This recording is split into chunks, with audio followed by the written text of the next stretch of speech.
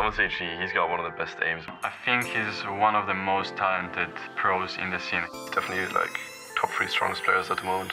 I've never seen someone with that kind of abilities. My name is Thomas and my IGN name is Thomas HD. I'm 20 years old. I'm from Denmark in a little city that's called Højslev.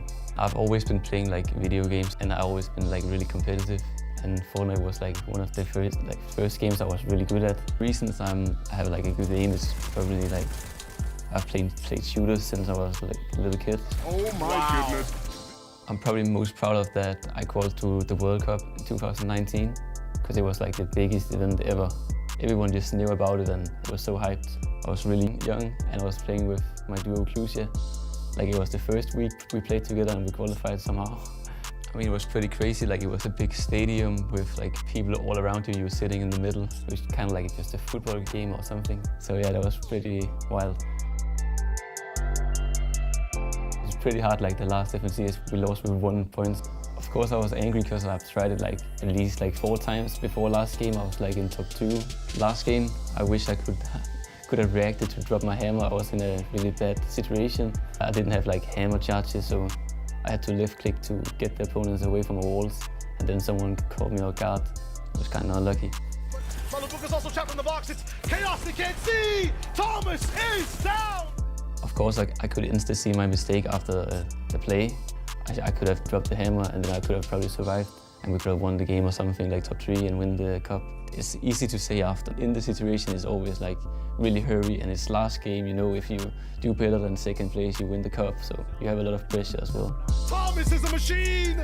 Doesn't miss a single shot. I will 100% feel pressure at the FNCS Global Championship because people are like saying it's like the destiny for me to win an FNCS in Denmark. In-person events isn't really like that different for me, but probably from like other like unexperienced players, they're probably gonna feel pressure. I've tried it several times, so I'm kind of used to it. You can say it's an advantage for me. Like these unexperienced players are 100% gonna be nervous. I remember my first LAN, like the World Cup, I was really nervous. I'm so focused at winning an FNCS. That's my main goal, yeah.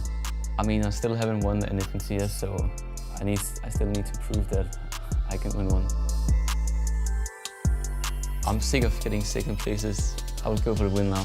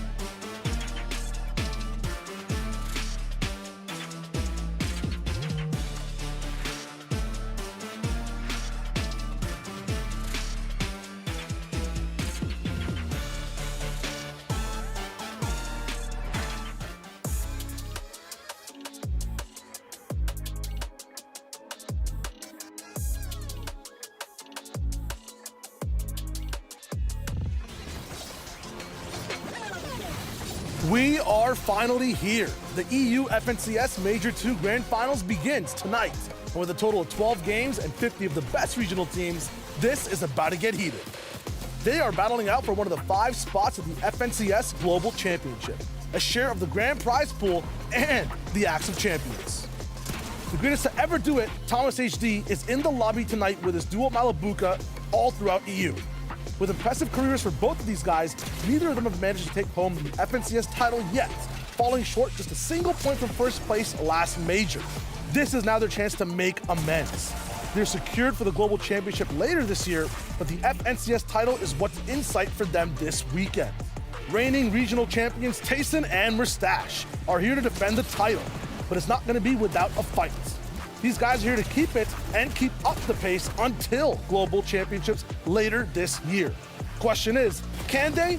We'll have to wait and see. One of the teams that are still yet to qualify for the Global Championship is Queasy and Vino. This S-tier duo has been at their A-game since 2022 and are not looking to slow down anytime soon. This duo is capable of anything, and you'll have to keep your eyes open without blinking to see exactly what they do this weekend. Many teams can make it happen this season as there are many runner-ups for the title. Who will reign victorious and who will fall short of the title?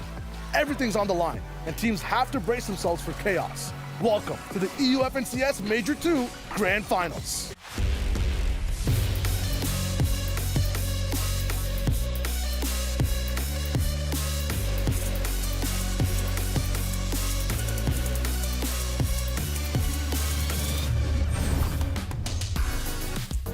The air feels kinetic, doesn't it? That's because 50 duos are ready and waiting to wreak havoc across the map and try and win the Axe of Champions. But who will do it? 12 games, $910,000 prize pool? It all starts right here. Hello there, and welcome into FNCS EU Major 2 Grand Finals. My name is Adam Savage, delighted to be your host. So much to look forward to, and you may have heard as well that there is a ranked mode coming to Fortnite. On May 16th, you can compete against similarly skilled players, and you can rank up courtesy of placement points, eliminations, and the higher the rank, the more tournaments will be available to you. There's also rewards for challenges. It's all there, broken down for you on the Fortnite blog. Make sure to check it out, but rank mode is coming our way. Now, they say that lightning doesn't strike twice in the same spot. However, this is FNCS, and anything is possible. Let's meet our electric analysts. It's Takata and Miniminer. Gentlemen. Oh, yeah. Back in business. Gentlemen. Come on. Get the doubles in. Yeah, love to see it. Love to see it. Guys, this is it. Grand finals are finally here. We're all kind of so hyped about this.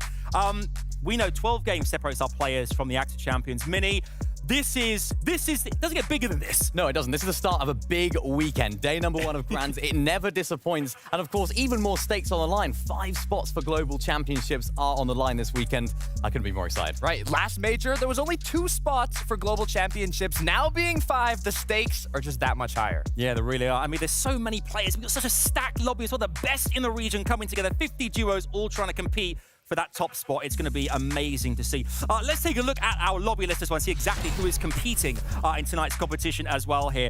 So many we could pick from this list here. They are just absolutely, it's just so big. Let's kick off there with Thomas HD and Malabuka. Takata, why are they so special? Look, I love this duo. They are a colossal duo in the European region, but what was a little surprising is they actually didn't perform as well as we would have expected in the qualifiers. But if you look back at Major 1, Thomas HD and Malabuka didn't perform too well in the qualifiers and got 2nd place in the grand finals. But the issue is they are landing at the racetrack north of Mega City and they're contested. The difference is today is that they are contested, which will throw a few spanners in the works for this duo. They're not strangers to being contested. They have been contested before by even Toos and Putrik, who will again be contesting them today. But for them, it hasn't quite been working out off spawn. Again, in that time when they were contested by Toos and Putrik, they actually lost 4-2. However, in the games that they did make it off spawn, they were very, very strong. They were going for those pulse rifles every single game. And today, I hope to see none of it. No different. I'm expecting to see the same. Totally. And even though qualified already for globals, I mean, they're going to bring the noise. They're going to bring it all for us. Yeah. We've also got another team we must take a look at as well here. We've got Mustache and Tayson here. I mean, again, Mini, These guys, I mean, such an impressive duo here. We know them so well.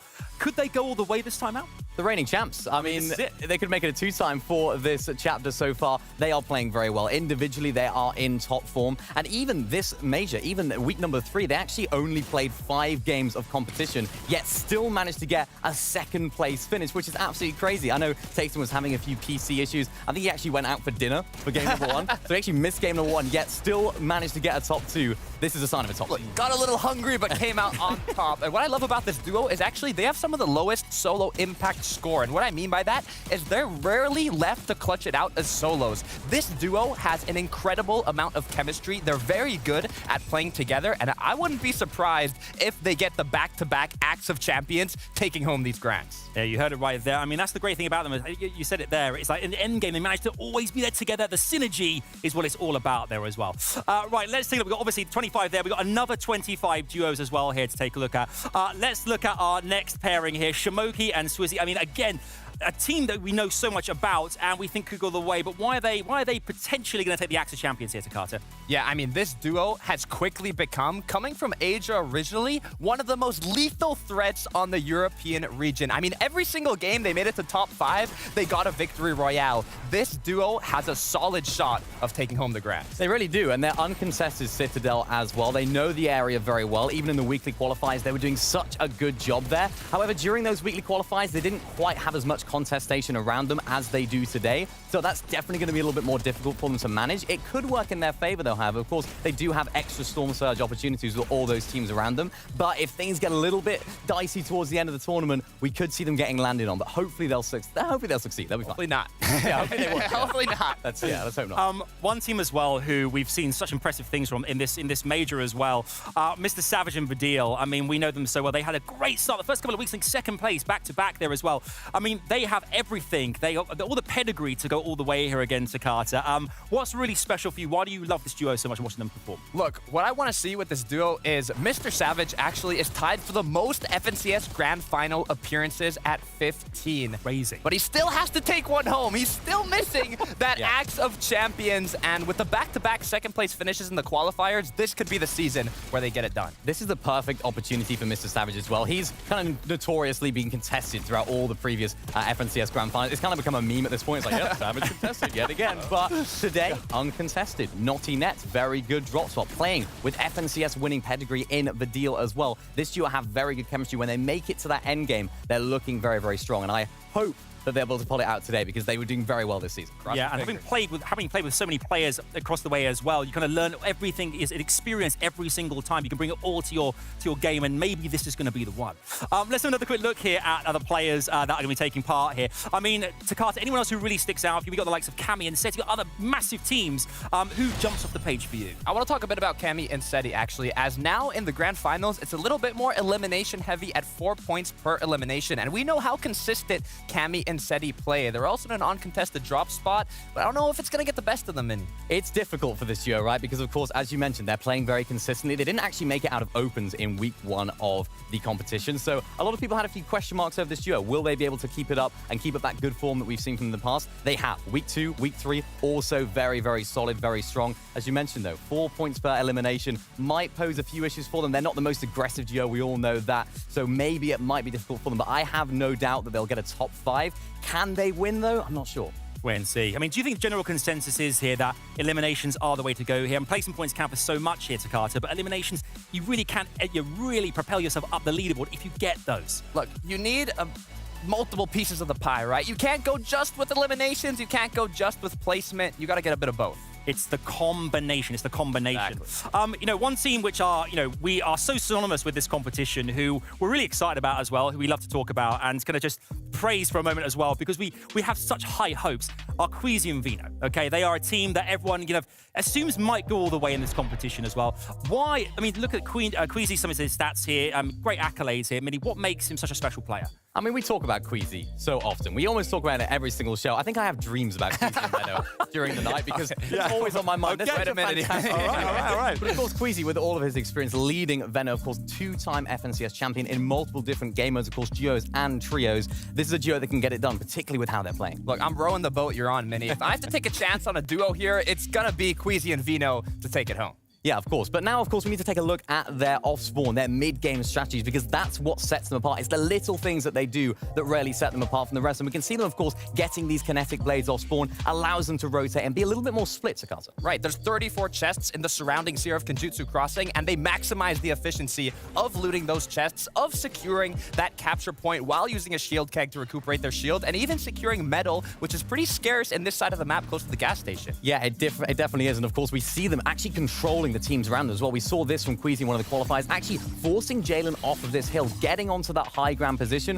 which then, of course, he used to his advantage, getting so many Storm Surge tags. And of course, getting those Storm Surge tags early on just gives them that freedom, that flexibility to rotate wherever, however, and whenever they'd like. And what I love so much about this duo is they're very smart about how they take their engagements. They saw a combat cache appear here and instantly went to get it, but a duo made it there first. And instead of going directly in for the eliminations, they stayed a few boxes away, taking shots, trying to do a bit of damage, but not getting overly aggressive. Their main goal of this engagement was just to secure that combat cache. This just screams confidence to me, because a lot of teams, especially newer teams, would think we have to take these players out to get that Storm Surge, but these guys know we have our Storm Surge strategies nailed. We don't need to get these eliminations. We don't need this loot, because as we see here, yet again, another example, getting a beautiful beam onto Perceive, but they're thinking, no, we're not going to get these eliminations. We're going to focus on the placement. We're going to focus on our positioning, and we can even see them setting up for success in endgame as well. Yeah, and because of this damage that they got early on, they're the first ones to rotate to the edge of the zone here. And with the spare time, they're always doing something. Here, they're fishing, might be able to play heal off later. They are always one step ahead of the game. Just setting up all of those win conditions throughout that whole end game. As it happened in this game, Queasy didn't even need to use them because, of course, it was just a perfect positioning, a perfect end game played out. They went for high as Queasy and Benno does. I don't think we even need to see the rest of this because we know what happens. Knows what happens. Everyone knows the story. Yeah. But of course, a great performance and a great little tactics that these guys use, the little things that make them different. Well, absolutely. I mean, obviously, previous FNCS champions, well, both of them in different teams and such.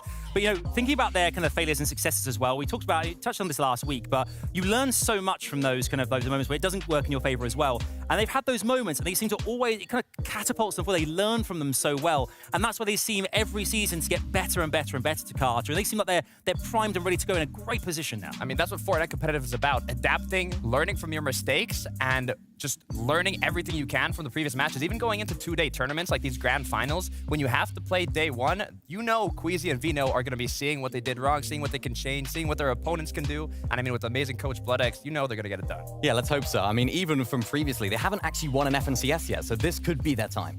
Will it be their time? Will Queasy and Vino actually do it and go all the way? 12 games is going to tell us exactly who's going to walk away with the Active Champions. Now, we touched earlier on about, you guys being electric analysts, lightning. We need to complete the weather front now and introduce a couple of hurricanes to the mix here. Let's bring out our casters. It's Shio Wager, 11-2K!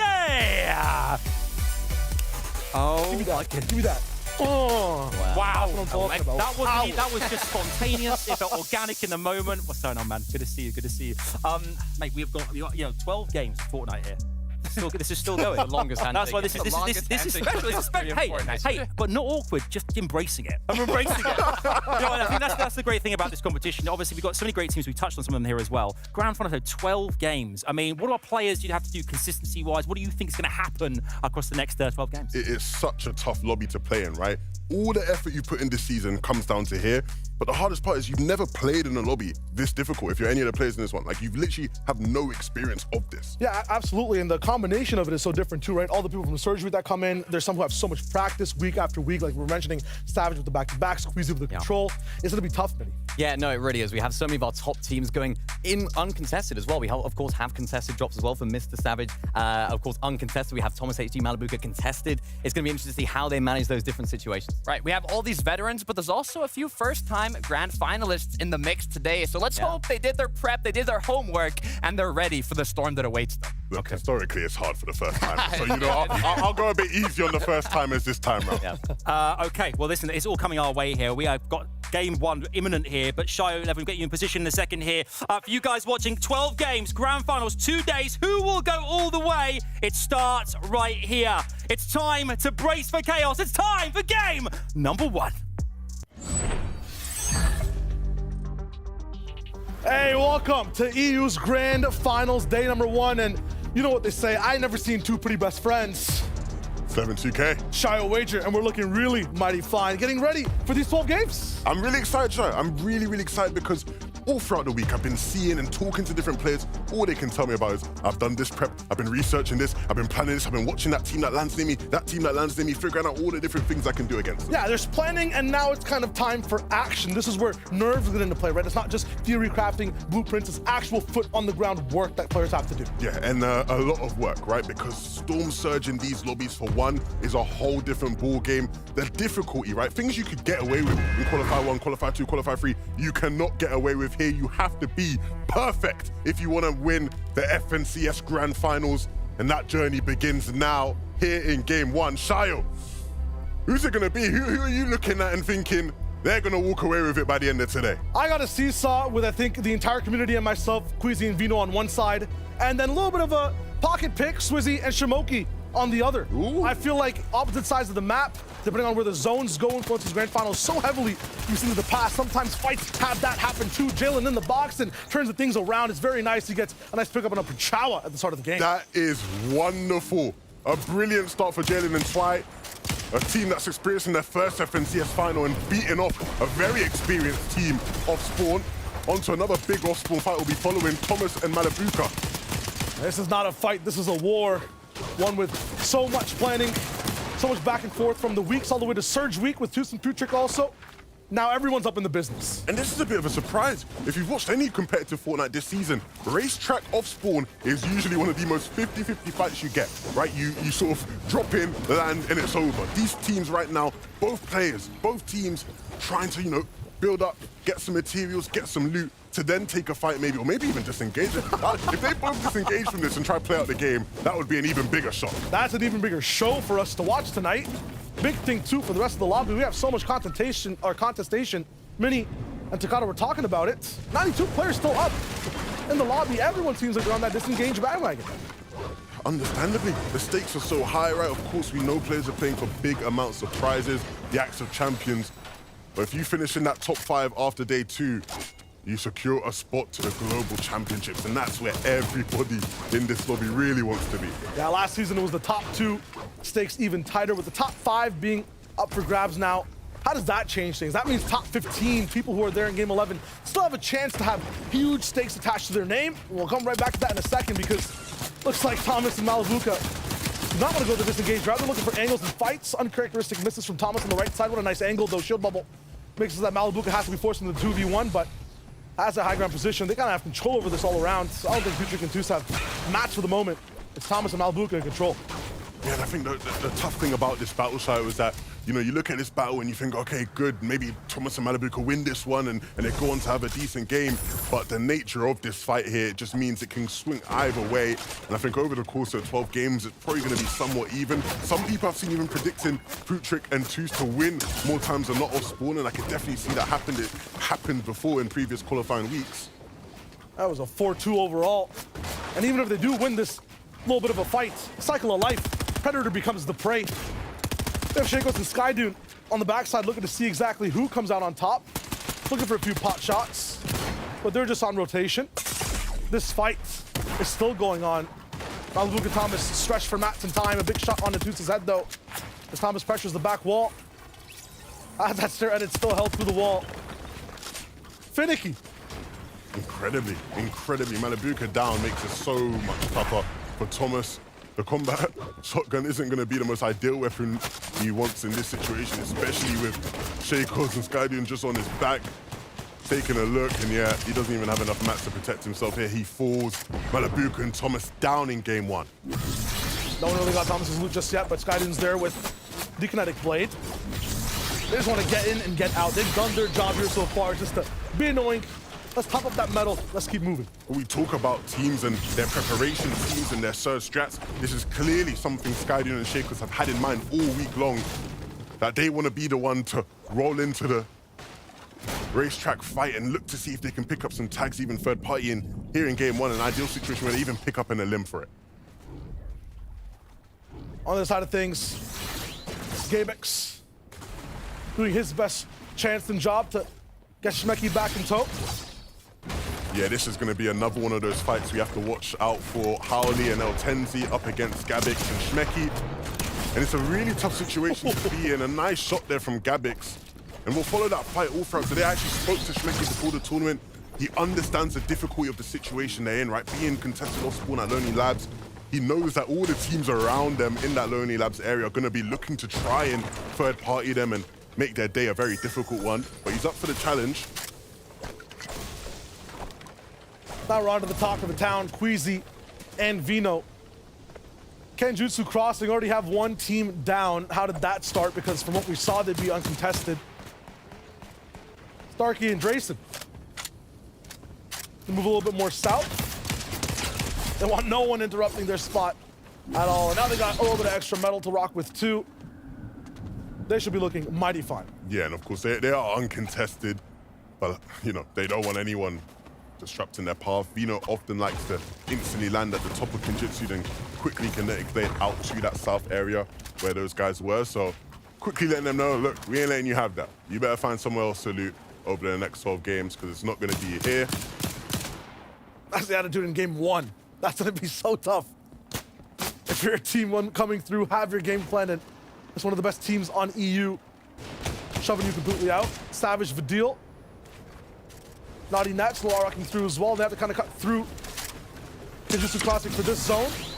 Have to be careful in this position. It's not possible to play like this. It's Queasy and Vino here that are capitalizing off of their positioning right now, taking shots from every which way. And this is a team that's been getting so much hype this season, and understandably, right? They've had a great season, had a great one. They're uncontested. But their surge strategies, in my opinion, haven't quite been solidified, and you're seeing them struggling here in the mid-game. Mr. Savage down, Vino's the one that's taken him out. And for Vidil to even do anything significant here would be a big surprise. If you can maybe just get the reboot card and get out, that would be that most ideal situation. Oh, Vino's got everything. He's like a metal detector on a beach, finding everything of value between the rough. No matter who is coming through on their spot, this man will find a way to turn it into points. Escapes through the ravine. That's what Vino does. That's what he does best. That's what makes him considered one of the best players in the world.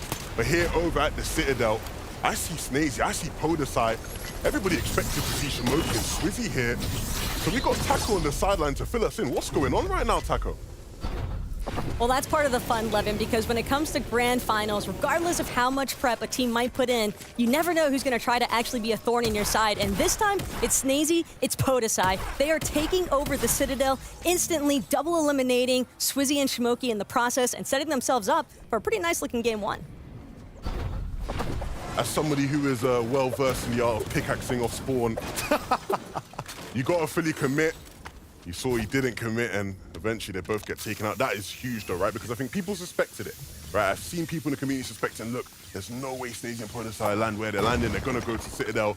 And here in game one, whipping out all the stops already. Yo, if I'm Floki and Clement, I'm happy. This is kind of uncontested. And that's kind of unprecedented for that team. Usually they're the ones who have so much trouble off spawn in rotations.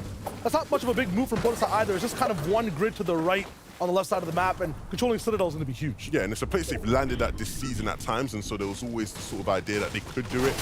I think the biggest losers in the situation, though, obviously Swizzy and Shamoki. This is a team that many people, including myself, believe could easily get top 5 uncontested throughout all the games. If they're going to have to fight off spawn 12 out of 12, it could be a whole different tournament for them. It's the Kryptonite. That's, I think, the biggest weakness for that team.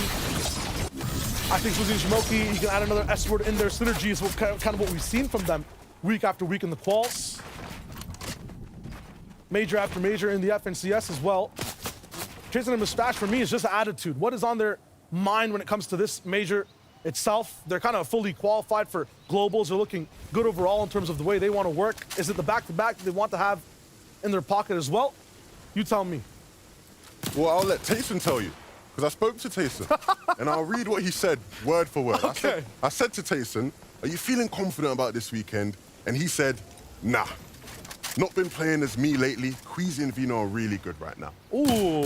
So he's aware of his biggest competition. He knows right now that they aren't necessarily the top dogs in the lobby, and of course they're the reigning champions, and it's Tayson at the end of the day. He could say that, and I still think he could come out and win the whole thing.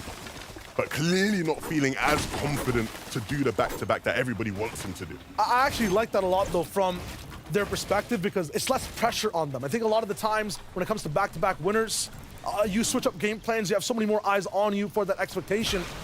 It feels like Queasy Vino have already won the last FNCS and the 20 that came before it on how much people are hyping them up. Yeah. With Taste and Mustache not having that pressure at all, that could be a good thing for them. That could be a huge, huge thing for them. I think they showed us many times this season that they are still an elite team. Even if Tayson doesn't feel like he's at his best, his 50% is better than everybody's 100%, right? He's the main character. He is the main character. Kyrie and Ping want to get to that point. One of the ways you guys can have main character power this season is getting some of these loot caches that drop down. That being said, with how jam-packed EU is, how many people stay alive, it'll always be a fight to get this free loot. It's not so free some of the time. Not so free, and understandably, right? If you have that cash, you want to make sure you fight for it. The loot there is so valuable. And so we often see everybody in the map sort of fighting for them. The best case scenario is you find one that's uncontested, no one's fighting for it, but you don't always get that benefit. The zone pulling towards the southwest, which is bad for some teams, good for others. I think the one team I definitely have in mind is Queasy and Vino. Of course, we mentioned them a bunch, but the analysts at the start of the day breaking down some of their best games. And one of their best zones is this one here. They've played it so many times, they're very familiar. I think it's because from Kenjutsu having those kinetic blades and just this type of mobility this season, it's just permanent renewal of movement. Vertical, any way that you want.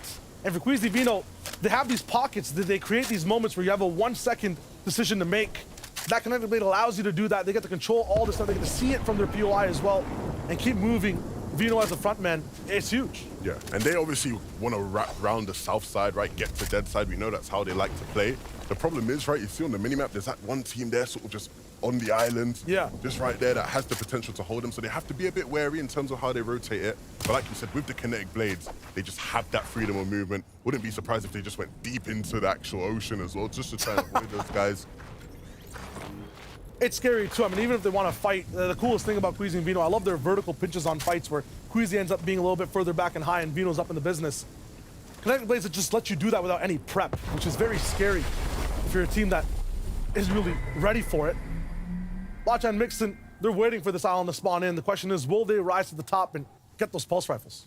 Yeah, I think the bigger story of today is going to be about which team is going to be claiming this game after game. You know, certain teams want a condition for it. My biggest fear coming into today was that Malibuka and Thomas would be able to get those pulse rifles for free game after game. We saw already how they started, and so that's not going to be the case here in game one. But right now, Blacktra and Mixon are the ones contesting for it, but will they be the only team contesting for it? I mean, from what we've seen in all quals and Surge Week, every time this island spawns, it's 2 or 3 teams that end up based. And this is one of the first times I've seen it so quiet. Might just be on where it is on the map, because a lot of the times, yeah, we don't even see the zone pulling in all the way towards the bottom left. Pablo Wingu, Bevy's up in the business. Aggression, is it starting now or is it ramping up over the 2 days? I don't know what I'm gonna get from this team, right? I feel like last season, we saw the highest of highs, and this season it's been a mixed bag, right? One day they're playing lights out, the other day it's nowhere to be found, and I think they were obviously able to make their way into this stage through surgery a lot later than I think many would have expected. I don't think many people will have them as, you know, incredibly high in their rankings of who can do well today, just because they haven't quite shown us that this season. On the opposite side, for some reason, incredibly low on the rankings for some people, Steady Cammy, but I feel like you don't agree with that at all, Levin. Yeah, I think this team is more than good enough to win the FNCS this season. I think a lot of people have stepped on them. The start of the season wasn't great, right? The start of the season was not great for this team, and so I understand why people are feeling like, hey, look, Cammy, so you haven't been playing as well and whatnot. That's been a narrative. But this team is the real deal in my eyes. I think leading up to the FNCS, we've seen their form increase and rise. They've been playing so well. And it's hard to actually imagine that, because towards the start of the season, Shai, they almost split up. A lot of people don't know that. My sources let me know, right? These guys almost split up. This was potentially going to be the last time Cammy and Seti played together. But I think a good performance this weekend will keep them going throughout the end of the year and at least into globals. And I definitely think a good performance is well within their reach. Let's see what they have packing soon. Zara, Zangi have to get the zone to interact with any teams, even the likes of Steady and Cammy. Storm Surge active, not in trouble just yet. If you guys are unfamiliar with what this means, why every team is kind of just going a little bit back and forth. It's all about doing damage and being above a threshold. You can see it on the right side. If you don't do enough and you're below that threshold, you start to take a lot of damage. So it's a mechanic that allows every team in this lobby to have a purpose as they're moving around, try to fight.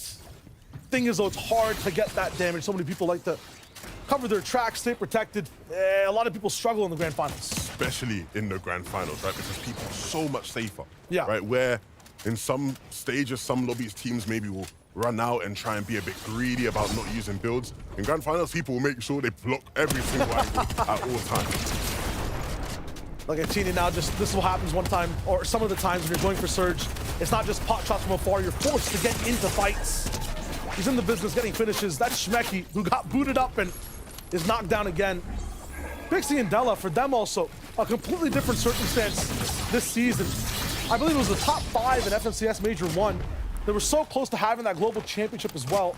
I mean, walked away with $60,000, but now I feel like this season they're ready to upgrade, stay inside that top 5, and cement themselves as a duo not to be messed with in EU. That would definitely be the progression I think many expect. This is a team that you can expect to see at high ground at some point today. That's a style that has worked very well for them. And I definitely would love to see that, right? Where, you know, maybe after such a top performance, sort of bursting onto the scene last major, quieting up a bit, but here in the finals, a chance to, like you said, get loud again and maybe secure that spot in the global championship. I feel like the meta works for them really well. You just are able to shadow a lot of the time the people around you, not be that loud foot, the loud noise on the server. Not going to be the case in this one. Somehow, the left pick on the kinetic actually jukes a few shots for Della. Few troubles with the edits, but it's so hard to make sure that you're protected on all sides where you're getting focused, and then also trying to get out. Pixie falling down, not able to protect the knocked body, but Della can finally find a way to maybe move out of the edges of Frenzy Fields. His mat count is so low. We're out of metal. He's running through brick, and he might be out of time soon. Ooh, 2 shots through 1 second on the builds. It'll be Vortex and Japco to get all his mats. It's a tough spot to be in. So many players in this area. So congested, and Reflection mixing with the pulse rifles, just causing havoc. At any given moment, you know those guys could be melting down your walls. It just makes it so awkward to fight here. Gotta be super careful. And for some of these people, even though it's an awkward fight, this is where they want to be. Vortex Japco not gonna have many chances to try to snipe people from afar. They want to get into a box fight soon. You can see on the right side, the damage threshold just 30 above. They need more damage. You want to be triple digits, 100, 200, 300 above. Yeah, but they hear those players connect blade in a way. They got to be looking at that, looking for opportunities to take shots at players while they're vulnerable. It's so tough to just be at peak in these grand finals. Even if you're getting rattled down, you have to be aware, as Levin says, as to what's going on around you. If you ever your entire checklist just worked out, if everything's good, you're like Mr. Savage. Look at this rotation. Bottom side from the left on Steamy Springs. This is where all the duels are. How he got here and is unscathed and has damage, it's so impressive. The problem is he hasn't got materials. Yeah. Materials looking really, really bad for him, and so he's going to have to look to try and farm up somewhere. But realistically, the best option for them is to just try and get a refresh of some sort. Take a fight with somebody, hope they don't have to commit too much in it, and hope the team they have a fight with is in a much stronger position than they are. If it's the first time watching since last major as well, you might notice on the bottom right, it's 6 out of 12 zones. By now, the zones would have been already moving. It'd be super jam-packed action left to right. Now, kind of zone 9 is where that action starts to begin. So for 7, it's kind of our first half and half. A little bit bigger for the teams to fit in. It makes it harder, though, for all the players. You have to keep using more and more mats for every single rotation. Like 3 more zones, basically, of mats to use. Yeah, it's one of the biggest skill gaps, right? Being able to conserve materials and being efficient in the way you go about that. For Podesai and Snazy, the priority right now is not just preserving materials, it's to just actually stay alive. Snazy has been knocked, and with this spray coming in, I don't think Podesai is going to get a chance to revive right now. He's going to have to hope they stop. He's trying to drop the team down, and even as he goes down, taking damage. Trying to find that right timing, and he might have just found it by dropping down 1 box there. Should be good, but I'm not sure if they have splashes to get fast heals back up. Podesai drops down. They have a little bit of time to mini up before they move.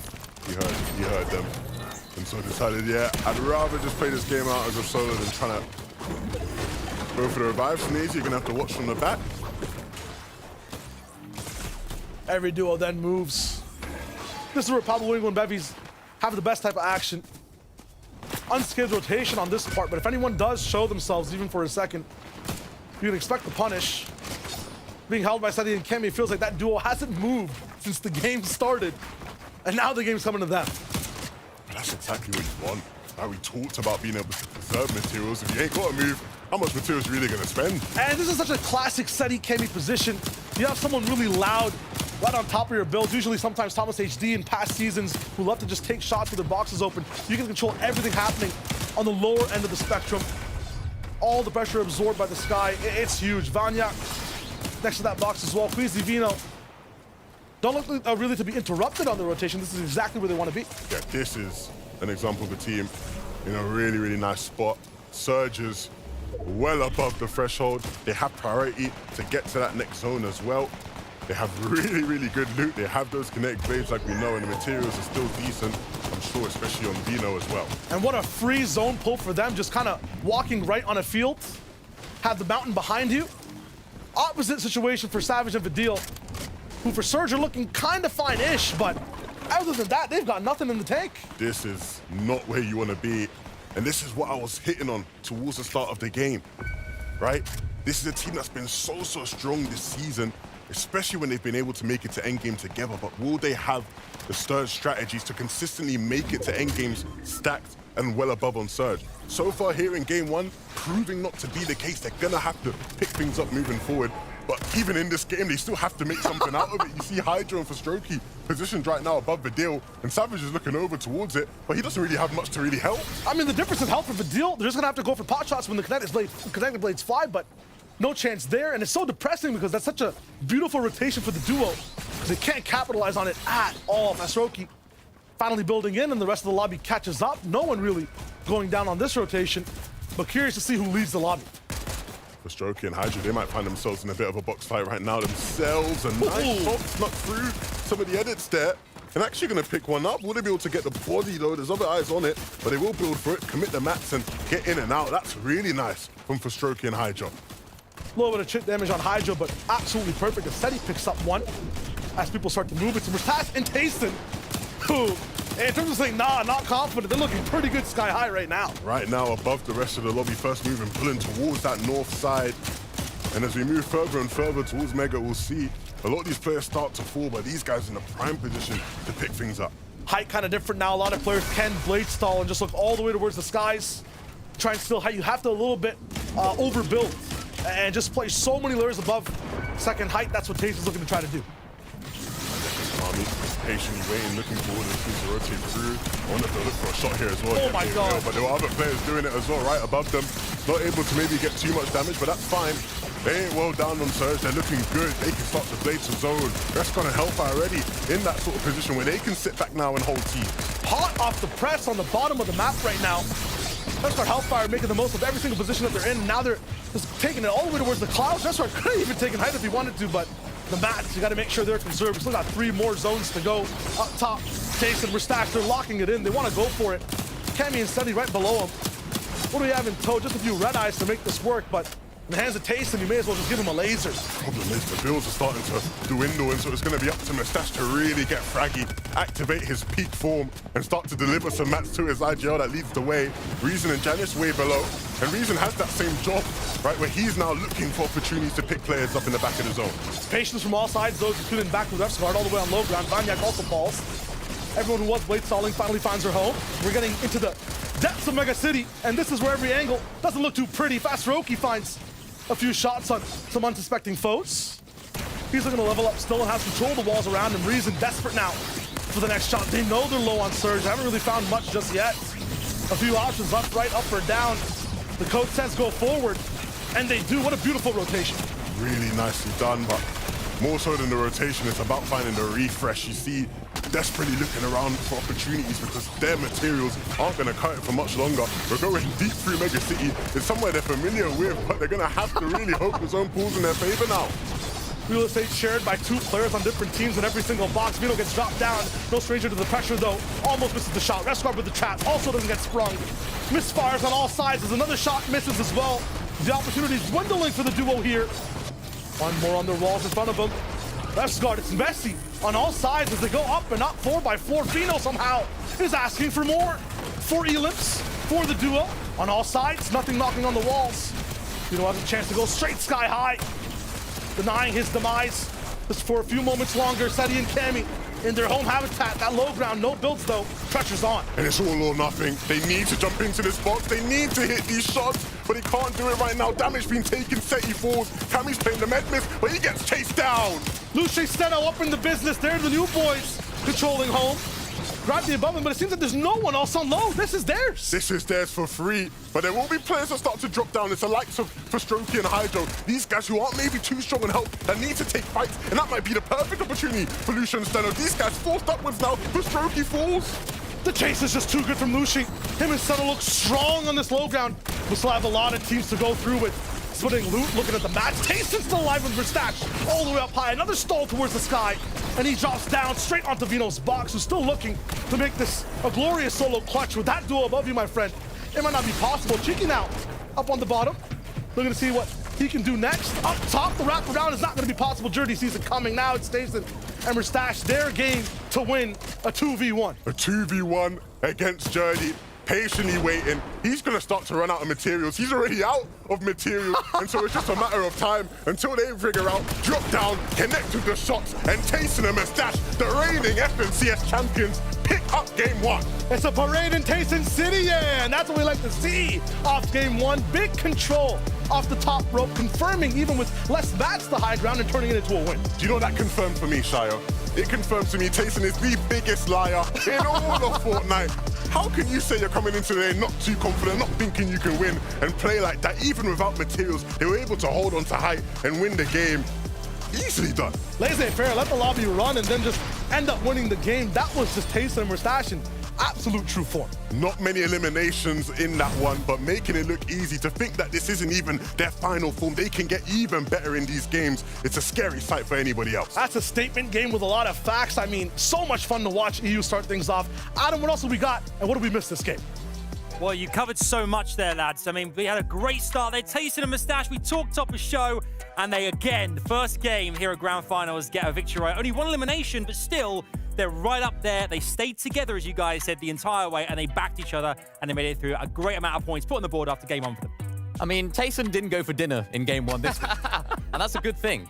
Because what a game from them. They came out strong. I think a few people might have had questions about them going into today. Can they keep up the form that they had from last season? If you watched any of their games going into this, you know they're looking strong, and they just proved it yet again. Look, they have the Axe of Champions in their arsenal, and they don't want to let go of it, okay? They say, that's mine, nobody else is taking it. You can see how they maintain that high ground, staying up with the kinetic blade, and I actually think Vino was the player under them, so not an easy competition, but really played by the books up top. And they took it at a perfect time as well. It was that 9-zone transition, they actually took it, and it was absolutely perfect. They still had so many materials going into it, even expending almost all of their assault rifle ammo to apply pressure down. They still were able to keep on top, and of course, a 2v1 at the end. You can't lose those. You can't. I mean, you said it earlier on as well, like, they just managed to have this cohesiveness that is so rare to find. They always manage to get there. I mean, this is no easy feat. Getting into this position, the first victory royale in any FNCS Grand Finals is incredibly difficult. But again, they just continue to do it again, time and time again.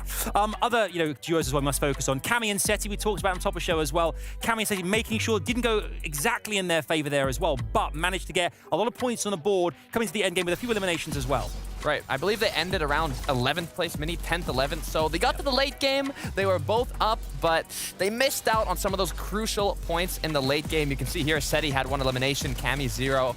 But, I mean, ultimately, it's about consistency. 12 matches to be played out. It's about refreshes. We can see Seti farming a tree in one of the final zones of the game. You know you haven't quite worked out the materials well enough when you're farming a tree at that stage of the game. They had Storm Surge worked out. Of course, we saw it earlier on. They were doing good, but, of course, see what it means to the standings. It's looking so far. Absolutely. I mean, it started very, very well. You can see here, Bose and Jurdy currently on 84 points after the first game with 7 eliminations. We can see as well here in 8th position, Blackov and Mixon as well with 7. However, it's those standings was the 56 points. They came incredibly well there to Carter and put themselves in a great position after game 1. Yeah, I mean, it's what we talked about earlier. Eliminations are 4 points per elim, so it's a little bit more elim heavy, which is why even though Mustache and Tayson did get the victory royale, they only had 2 elims to finish it off, so the number one duo was the one that got 7 eliminations. Yeah, that's all that matters when it comes to these endgames. How much can you frag out? How much can you pick up eliminations? One duo that was not a duo going to that endgame, Queasy and Veno. What a performance from Veno. Unreal. Queasy went down very early on in that endgame. Veno just did what Veno does, and all season he's been doing that as well. Queasy's been pulling his own weight too, but in this instance, it's all about Veno. Look, talk about solo impact points, Mini. Veno really capitalized on the situation he was put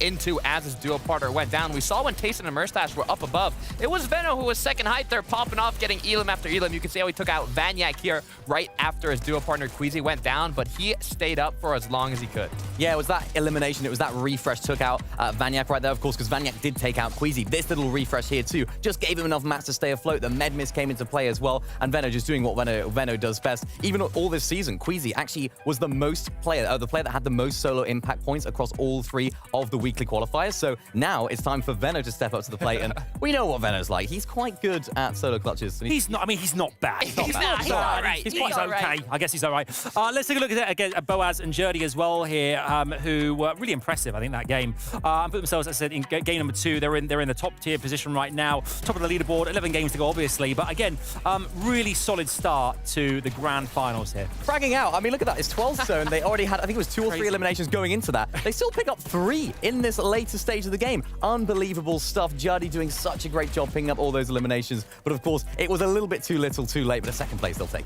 Yeah, I mean, we said they, but Jurdy has 6 eliminations himself. I mean, with that legendary loadout, he's got those legendary eliminations. And it was a 1 versus 2 against the previous champions from Major 1. I mean, if you're going to go against the 1 versus 2 Mini, I'd hope it's not going to be against Merstash and Tayson. Yeah, no bills either. No mats on low ground. They couldn't quite pick up the refreshes. But honestly, second place with eliminations to match, I think they got off to an absolute crack. They really did here. Obviously, these are the top 10 players. Let's have a look at the next page as well and see exactly who's 11th through 20th as well, because obviously it's a competition with so many big duos in. And we can see some points here. Who jumps off the page here for you, Takata? Who stands out amongst the mix here? I mean, we talked about them earlier. Here we can see Cammy and Seti. They made it to the end game, but they got eliminated at 11th or 12th spot. So they did have 2 eliminations. They got to the late game, and I mean, after game 1, it's not bad, right? At least you're on the second half of the leaderboard, but hopefully they can step it up a bit in the future matches. It's not bad, but that zone was almost ideal for them. It was right next door to Frenzy Fields. They had their surge done early, but they couldn't quite get the refreshes at the end. So for me, that's a little bit worrying because, of course, we know how well they play. We mentioned it even last chapter or last season as well, because when the zone is on them, we know how well they can manage those Storm Surge tags. So for them, Storm Surge, not a problem, but if they can keep getting those eliminations, keep getting those refreshes in endgame, they should be able to succeed. Yeah, they really should. We can see a Refsguard and Hellfire here, Twos and Putrick. So many duos who kind of really stood out for us as well. Lots of major highlights already, and this is only game number 1 here. I mean, Sagata, game 2, I guess, you know, you have a strat going into this competition, play out the same way, but you know, the likes of we saw, I think it was Jerdy with 6 eliminations. That kind of really gives you a lot of kind of like wind in your sails going into this next game, right? Yeah, I mean, it gives you motivation. It's going to be it's a marathon, right? 12 matches, 2 days of competition. So once you have the first game down, you can kind of hope the nerves are maybe a little bit more relaxed, but it really depends the situation if you're in, right? If you're contested on, kind of depends. This is grand finals. Nobody can be relaxed. This is not a relaxing situation right now, especially for Swizzy and Shimoki getting landed on game number 1. A few people might have suspected it, of course, with 2 of the French teams landing on that west side. They thought maybe one of them could veer off towards that Citadel area. So they're going to have a few issues to solve. Maybe try and look at the drop map and try and figure out how to play. Indeed. And you're right. This is grand finals. This is grand finals. What it's all about here. And we're ready to kickstart. Do make sure to put on your seatbelts, strap yourselves in. The battle bus is ready, and it's time for game number 2. Game number 2 of EU, and if it's anything like that first one, I'm not ready. I'm not relaxed. I'm not prepared. I don't know what to do. How can you be? How can you be? This lobby is so tough for these players playing. And one thing I always emphasize, right, coming into game 2 is game 1, you get a feel for the lobby. Game 2, very similar, right? There will be minor adjustments. Different teams winning their spawn battles will determine how the lobby plays out, right? So much can still change here in game 2. Yeah, we saw all the mysteries in that first game, you know, random contestations we weren't expecting. Queasy, you know, with the home zone we're expecting them to win from to be a little bit absent through. So game 2 will fix all those mistakes and we'll get a proper FNCS EU type of final. You say fix those mistakes, you might have more questions after game 2, right? You sort of never know what to expect out of the grand finals. What you can guarantee, though, is very, very high-level Fortnite being played, and I think the best of the best players always seem to strut their stuff on this stage. Absolutely, they have a second chance in this one, too. Reminder, too, it's not just the second game, it's the first day of EU, another day coming up tomorrow, but let's focus on that game number 2. Live right now, where will the zone go? We don't know. Where's Tayson? happy wherever he is, because after that first game, he's just looking hot. Yeah, I'm more concerned about you saying you don't know where the zone's gonna go. I think that's a bit of a lie, Shai. We all know you determine where the zones go for grand finals, my friend. You can't fool us. For the last 20 seasons, across 7 or 6 regions, I have controlled this. No, there's no way. Or is there? Deox and Alex. Will they know? Do they know? We'll have to see. Rocky kind of season for these guys overall, but they make it in 2. This is the main fight we're looking at the start of basically every single game. Racetrack, and Toos is ready. Thomas looking kind of steady, but I mean, after that explosion, this is about to be tough. Yeah, we'll see, right? Obviously, game 1, it was Toos and Putrick that came out on top. Or they do a little 2-0. Oh, they're pushing straight up. Putrick with a few misses. That might cost him a lot, but these guys have got nothing. Bare bones. And it's tough. Malibuca and Thomas have shotguns. But Putrick and Toos, they have some shotguns of their own. Putrick running away and they barely let him survive. 1 Toos HP. now firing. Malibuca's so low. Toos is low as well. Everybody down to a sliver of HP. 7-10 split. What side did they try to target first? Malibuca sees Putrick coming from the right side. Just a breath and he's gone. He has to stay secure. Thomas AC with a distraction. No shots hit. Somehow Malibuca forces another miss. And now Putrick at 35. They'll go for trades on the knocks. Not really. Thomas not even going for Toos' body. And that might be the blunder as Putrick wins the 1-on-2. Oh, man, you've got to think that's the play, though, right? Yeah. Thomas has to go for Toos' body there, but he doesn't. And it costs them 2-0 right now. Toos and Putrick together beating Malibuca and Thomas off spawn so far today. Wow. It's fiery on both sides, though. Like, that is not just a decided win. That was rocky for both teams. And a decision, although from hindsight, we can easily see go for the finish. Thomas hits 1 shot. I mean, he has a pump. Could have gone either which way. Lucy and Steno, I mean, their journey also starts kind of rocky overall. Huge shot from Lucia. I mean, these guys look so strong today. After last game, I think we know that this is going to be a team to watch out for here in day 1. They clearly have a good feel for things, and winning an off-spawn battle like this just gives you bundles and bundles of confidence. You see here, no materials left, but a shotgun in hand. Big damage, 2 massive shots against, you know, no easy players, right? No slouches at all, but making it happen.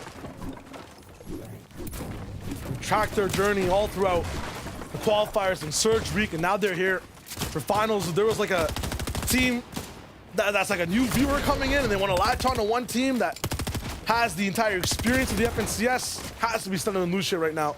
Looking so good after that first game, and then this one too. I drop in map. The main characters of some weeks as well, looking to have their own struggles in this first game between them with Anvil Square. Season ago used to be the main POI to watch for all the struggles. Well, yeah, iDrop's very familiar, right? He's been landing here since its inception. Of course, last season it was Mr. Savage he was playing with. And they couldn't quite get the job done, landing off spawn.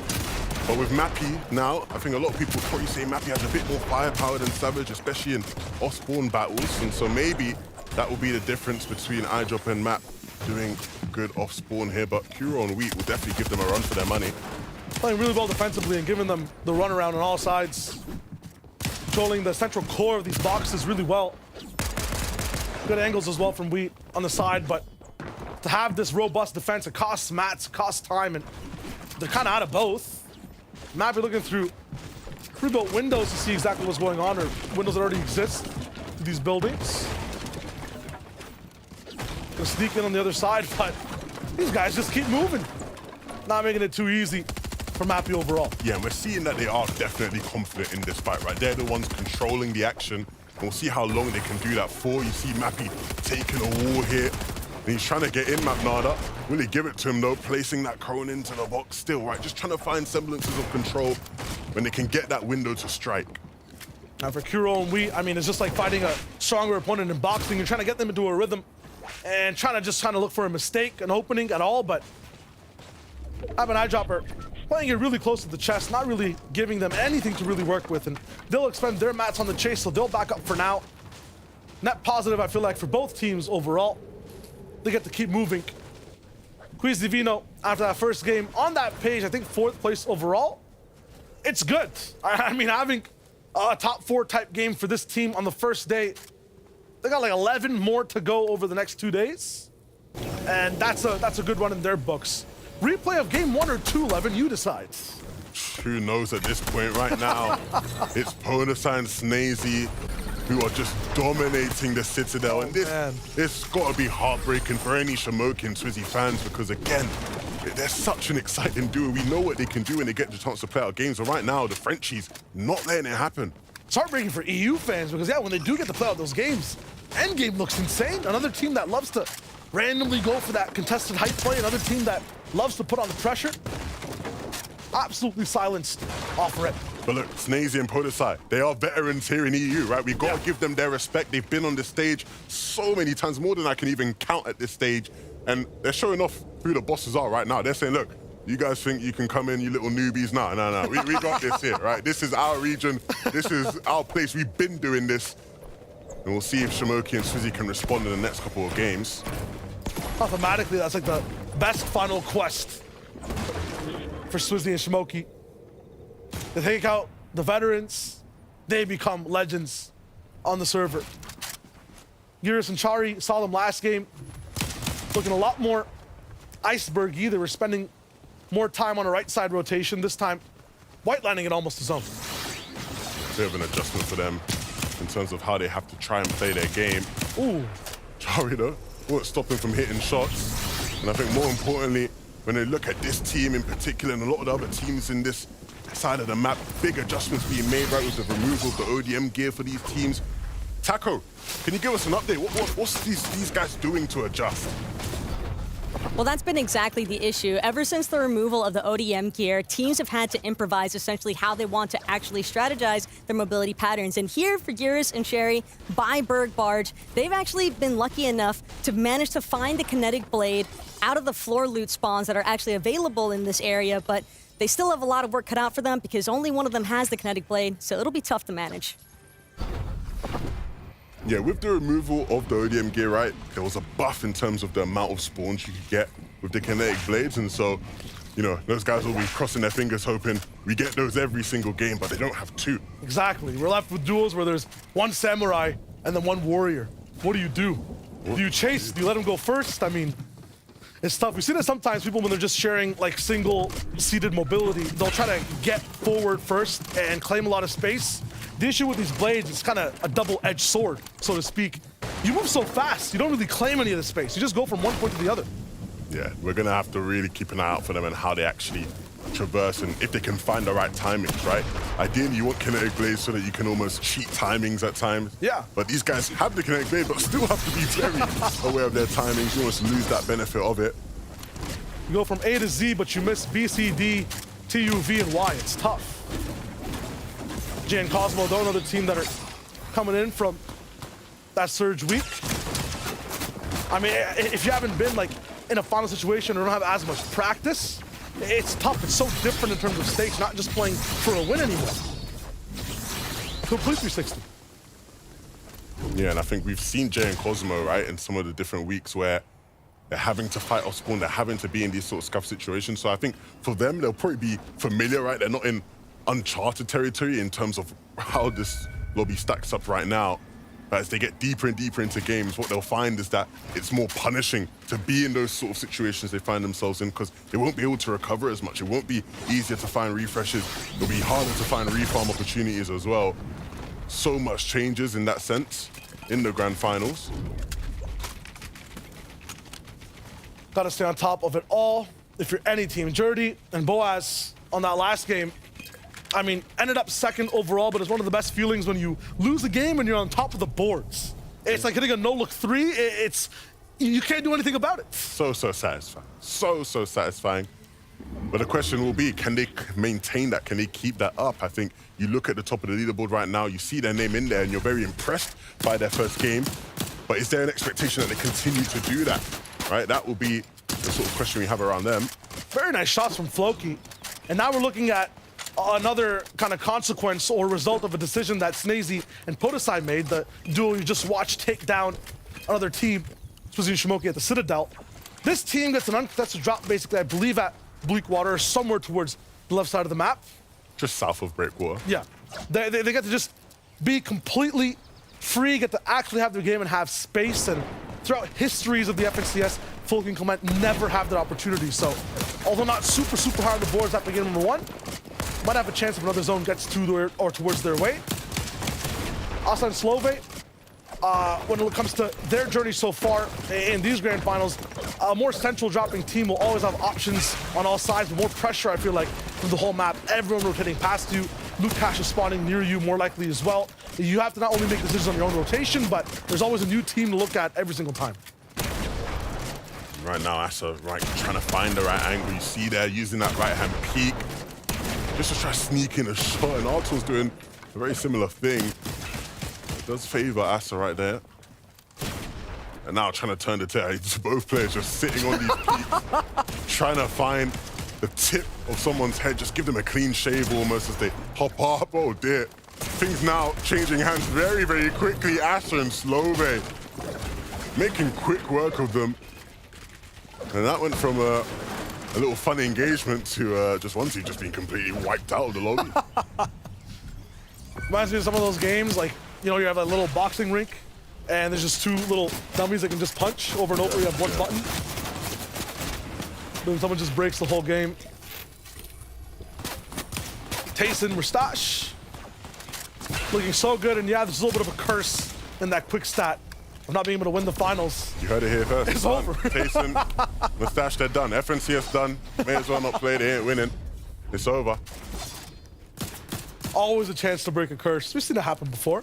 Well, look, speaking of curses, right? One curse that is like a really big one amongst the top players is you never want to win the Cash Cup before the grand finals.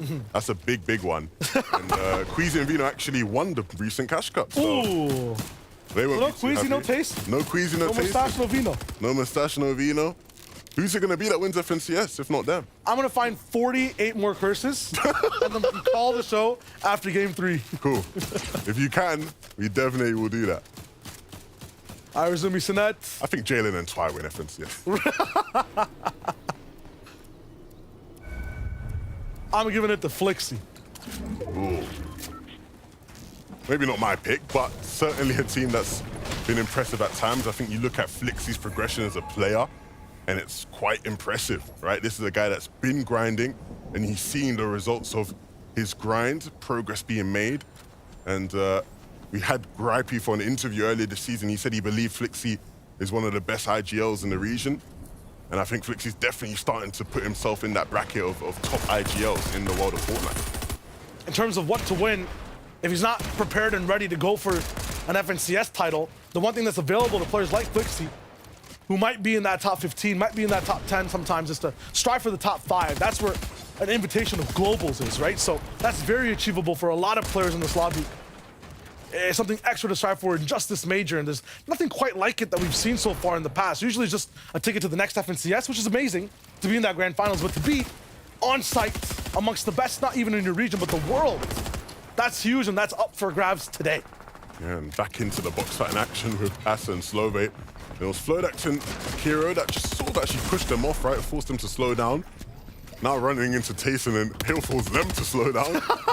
Seen the domino effects. It's so much fun watching people box fight Tayson because they'll do some damage, and it'll make it so that Tayson might have to move a step or 2 behind or rear to the wall. When Tayson looks at you, you have to drink a slurp. Yeah. If he lands a shot, you gotta drink 3 minis and talk to your duo about splitting mats again. Somehow you're out half your inventory. Again. Awesome. 82 damage or 78 damage overall. Do the math, someone. Yeah, not a team you want to take fights with, right? Because if it's not Tayson, it's going to be Mustache. Yeah. Now, Janice and Reason, we saw them in the last game. I think in their pocket, a little bit of a mid-ground layer, saw everyone around them. Surge an issue. Matt's an issue towards the end. Does this team have a chip on their shoulder, Shia? Ooh. Right? Last major, finished day 1 in first place. Surprised the world, surprised me, surprised you, I'm sure. Nobody had them in contention to win the FNCS. And they let things slip in day 2. That's something that sticks with you, especially when you're a player like Janice who has experience winning. Do they now come out this weekend and go all out to try and make up for that? I feel like this is day 3 for them. Not even a new day 1. Thoughts of that, might just be lingering overall. It's all about just maintaining, going for a top 5, staying consistent, because that was the problem towards the end. Mustache and Tayson find another. And are still looking onto the walls of Slow Bait. The Stormfire looks so clean. Mustache aware of every single player around him. The problem is, whether they come out on top of this fight or not, they're right now on the congested side. And this is where you want to see them. Once they get out of the way, there's going to be so many more teams that stop them from getting into the zone. I mean, the big thing is that the cover actually of the island above them. So a lot of these teams are focused on each other. Easy rift towards the skies. This is the tricky part. Just don't get beamed. Lots of action on the Tayson. Mustache finds a little bit more of a left glide to come in. And it's perfect. So many teams who should have been watching, somehow these guys find a glitch in the matrix and they go from a, yeah, you were right, very, very scary storm fight into primetime position. And they still need to creep into zone just a bit more, and then they'll be safe. Team who is in zone and mighty safe. Wow. Completely different game we're playing, right? This is the start of Dirty and Boaz. I mean, I love day 1 storylines that fizzle out and we never see them again day 2. But this might be one that has a chance to stick. A lot of the times, teams that don't have an entire community behind them riding and wanting them to win, that pressure not there, they're just going to play their game. Huge for him. Jerky. Ferdoxy are looking for their chance in this game. This man below and okay. Fast Jerky down. Now Jerky down. Oh, chance off the Ferdoxy. Up top, 101 below. It's just what can you find before you go down in the situation? Any more points on any other teams? Can you make it difficult for your opponents to keep rotating? Answer is no. Hellfire Refsguard. Look to be determined today. Everything I see this duo doing, absolute purpose. They're not wasting any time at all. Point A to point B, they're gone. Yeah, and I think one of the key things about this duo, and I say this in the nicest way, right, is that sometimes, right, there's a right decision, there's a wrong decision. And I think you look at teams and you think when they make the wrong decision, oh no, everything's gone bad. But sometimes it's better to make the wrong decision confidently with conviction than it is to make the right decision and you're not too sure about it and you're having second thoughts, right? These guys, like you said, when they do something, they just commit to it. They do it, no doubts, no questioning it. And sometimes that just works out better. Absolutely. It's always good to be on the same page. The worst thing is when your IGL makes a call, you're hesitant about it, but this duo, you're describing it, has trust. Yeah, Refsguard leads, Hellfire follows, and Refsguard himself has commented on how he's not the most confident IGL, right? He's still trying to develop that area of his game. He wants to improve in that regard. And we'll see whether or not, the hard work will pay off at the end of these 12 games, right? This is the best place to see it. That first game was looking so well. They were doing needle-threaded kinetic blade rotations on low ground in the 10th zone. Right beside Seno and Lucio, I believe, were the ones who just took them out towards the end. They keep moving. Kinetic blading all the way in. Dash is looking good. Mats, not so much. Yeah, this is, again, going to be a game where we're probably going to have to see them fight for low ground if they can even make it to the moving zones, right? We'll see them on low ground again with the materials they're working with. It's going to be tough. I feel like Seno and Lucio are a duo that really revolves around having structure, having resources. Not ones that can really make that game pop out of thin air. Especially at this point, Queasy Vino, they pulled, I think, one of the best zones they could have. This is such a nice spot, right? They just have a brilliant choke point. Anybody that wants to get to that side of the zone that they're on is going to have to walk through them. They can take shots at every single player. And it will mean that their next rotation is easy peasy. Easy as you like, as easy as it possibly really gets. What was Kyrie hunting for? What was he seeing? All right, Perchawa again. I feel like I see Perchawa get the most unfortunate eliminated type eliminations. It's so tough. Yeah, game 1, they went down to Jalen and Swide. This time around, they survived, but unfortunately for them, it's not going to be a game worth counting for. Andalex and Diox actually make it to zone, and to be fair, this is a home zone for them, right? You'd expect them to do well in this kind of a game. But down on Surge is going to mean that they have to start making things turn around for them quickly. They need to find weak players around them. I'm wondering exactly what they were doing, because not only are they down on Surge, but in a home zone, they're down on mats, which is something that you shouldn't have to worry about if the zone's pulling next to you. So this is dire straits for Andalex and Diox. They have to find something, and already 4 teams flying, not a single shot landed. The problem is you're not really ever going to find these kind of shots, right? You have to oftentimes look for box fight opportunities on players, and you see Diox looking down below. He's spotting an opportunity. It's just about whether or not they commit to it. Oh, and not found once again. the bittersweet part of this type of land, the fields, is that they're barren flat, so they actually go all in here, and this is exactly what they need to do. Find the knock, get the full elim, and another player on the right side might be his dual partner. That's Howley going down. Analyx trying to find him, but through the chaos, can't really see much. Yeah, L10Z gets taken out as well.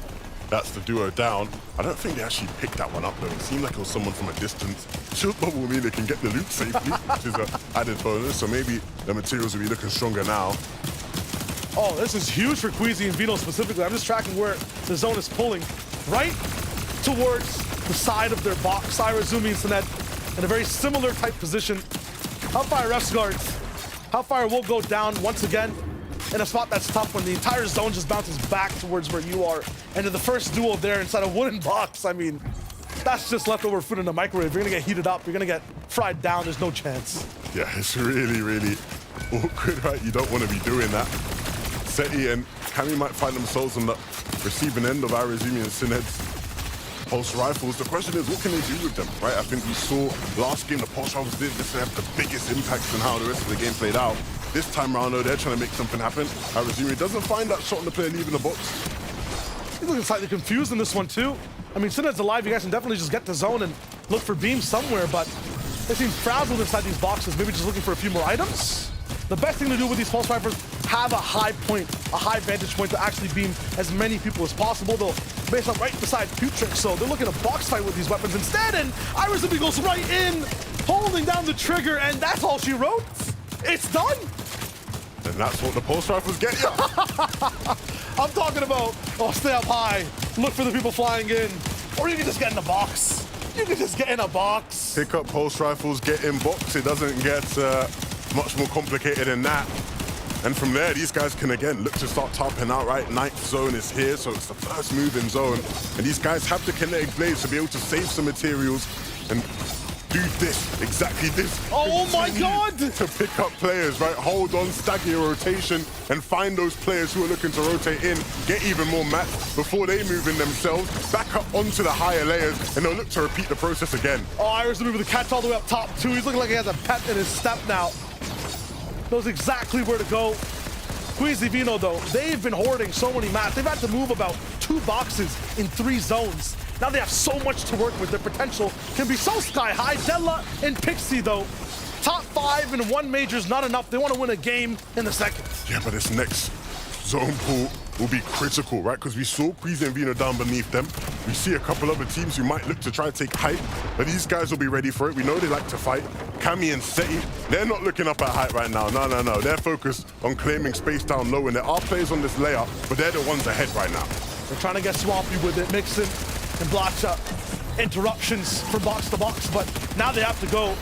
They found the refresh on the match that they need. Are they still on par to stay all the way up front and on zone? Kami Seti starting to clear out boxes down below. They have to kind of work overtime though. 150 below, still getting struck by lightning from the sky. They can hide down here, but the damage will find them. Surge stop for now. They'll go all the way towards the backside and Blade up top. And right now going up and over the rest of the lobby into that zone. Trulex and Chicho right now just trying to stay alive in this game. But you see Queasy and Veno, I knew it would happen. How? I saw them on second height. That zone pool was so critical. They had the perfect time and they looked up, chopped height and took it. I didn't even have to see it and I know that's what happened. And now they sit above the rest of the lobby. It's gonna be scary. They have so many mats to work with. Kami lost Seti. Can only trust himself to do the damage now and stay in the game, but he gets shot down. His journey from game 1 having an effect on the second. Then Reason and Janice were looking to be a passive voice in that first game. This time want to scream out loud that we're here to stay. Is their boss strong enough as we watch Dirty in this clutch? Looking on all sides, he has no more floors to step on. Let it on down, and all of his shots hitting so hard. Somehow he's found a way to be invisible inside this zone. What a big absolute alley-oop to the backside, and then he drops down again from where he just came from. Another shot on a scene that no one can see him. I don't know how he's still alive. Can he get that loot? I don't really think so. He's searching for it in the back of the zone now. How is he here? It's going to be really tough. You've got to think somebody's going to stop him soon. There's players right there looking at him, but he plays up right at the perfect time. right underneath Vino, so he can't actually get struck down. He's still allowed to be alive. Finally finds a few mats, but Zangi stops him. A bounce back for Vino and Queasy is huge. They have metal that's already locked down, and they're looking to shoot even more. And this is the time, and Vino's going to have to start dropping low, trying to take fights with all these players, right? You see him hunting with that shotgun in hand. First target might be Reason. Looking from box to box. No one on this layer just yet. Vino, the hunter. What can he find? Vixen and Bloodshot Prey weak all the way down below. And many teams will start to fall to this layer, so they have to bolster out fast. This is the last time you can actually just even look for loot. Janice and Reason start to go to ultimate low. Mixon on the backside of the wall, but so many edits, so much chaos in a blink of an eye. He's down. Somehow Reason has sunglasses on. It doesn't flash him at all. He actually falls too. Vino now is finding and putting down pressure on every single duo and just studying the needle so well from build to build, working in and out of the zone. Every angle just ends the game. Queasy Vino here to play. It's grand finals, but right now they are making it look so easy. I don't think Vino will have an easier game than that, right? Asked to drop down and cause havoc, wins the game. Didn't even have to do much. Everybody was doing the dirty work for him. Nobody had mats towards the end there on low ground, and so everybody just taking each other out. Vino can swoop in, Queasy up above laughing. An easy game for the boys. That game was a guaranteed stress-free. In fact, I put a sticker on them as a product. 0-0 worry in that one. Mid-game zone's perfect.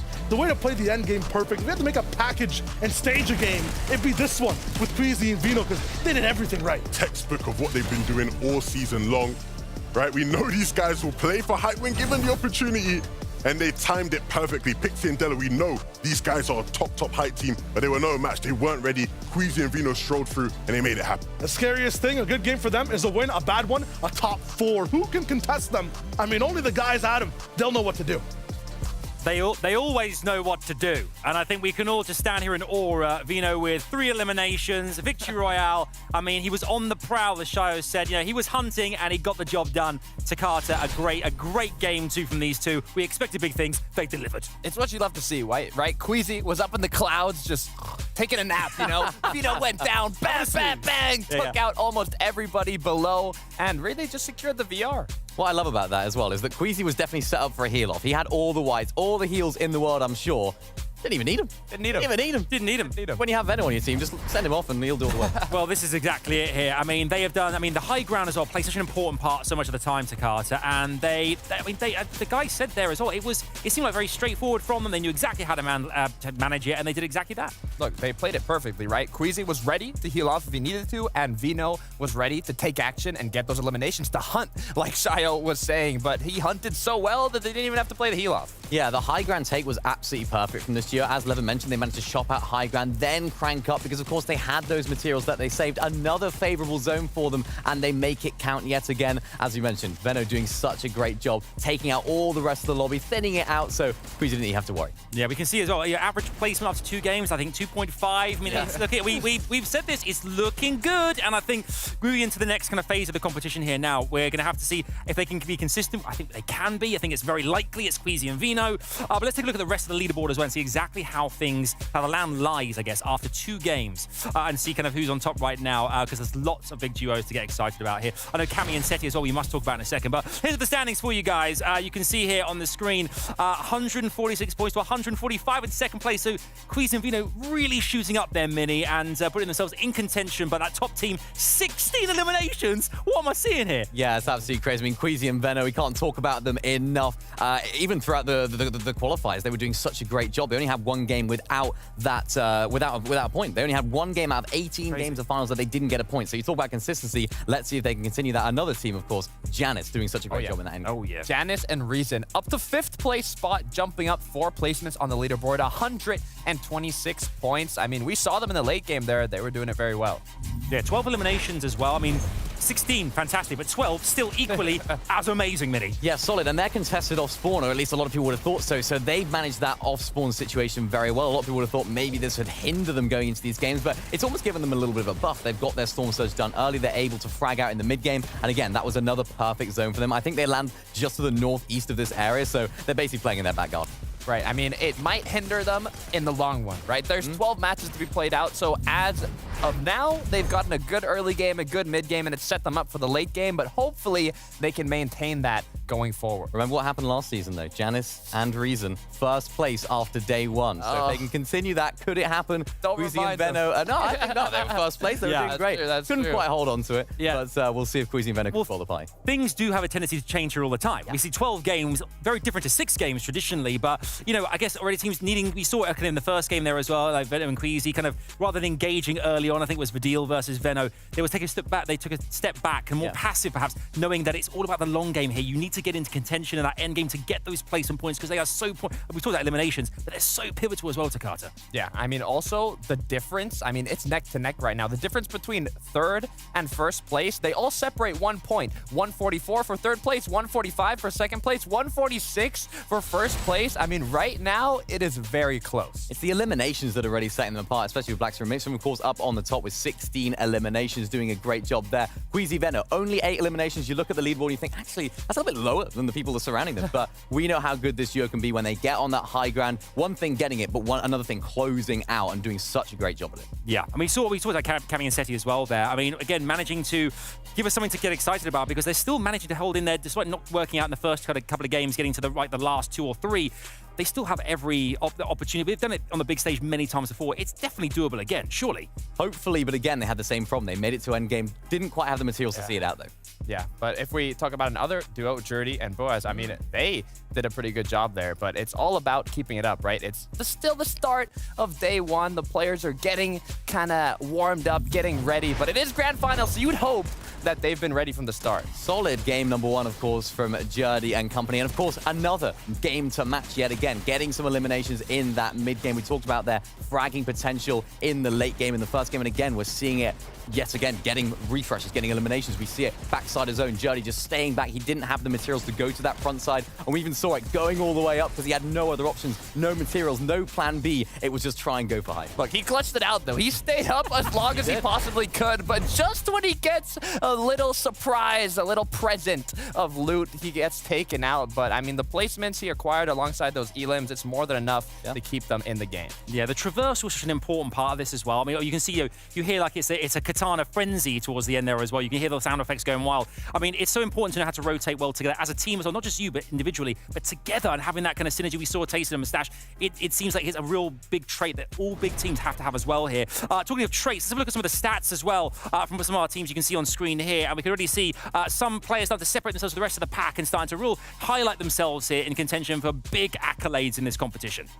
Venno, damage ratio. The amount of damage he's dealt versus the amount he's taken. He doesn't take damage, yet he deals it at a ratio of 3.17. That is unbelievable. And he seems to do it every single event, every single grand final. This guy is dealing the damage, but he's got even better at not taking some as well. The hunter that doesn't get hunted, it seems. I mean, he gets the eliminations, but he's not losing a lot of the HP. Also, Irazumi, distance traveled over 10K. I mean, it shows that also these zones impact a lot on what your rotations are going to look like going into the late game and how much distance you have to travel just to make it to those last zones. So depending on your drop spot, it could be a bit more difficult. But Irazumi, I mean, they've been holding on. Yeah, Minnie, who do you think next game? Who do you think we're going to have to see? We're going to start to kind of develop here in the game 3. Who do you think is going to really rise to the top now? Who are you hoping you're going to see pop off in this next game? Let's hope that Cami and Seti can fix their issues and get a victory out.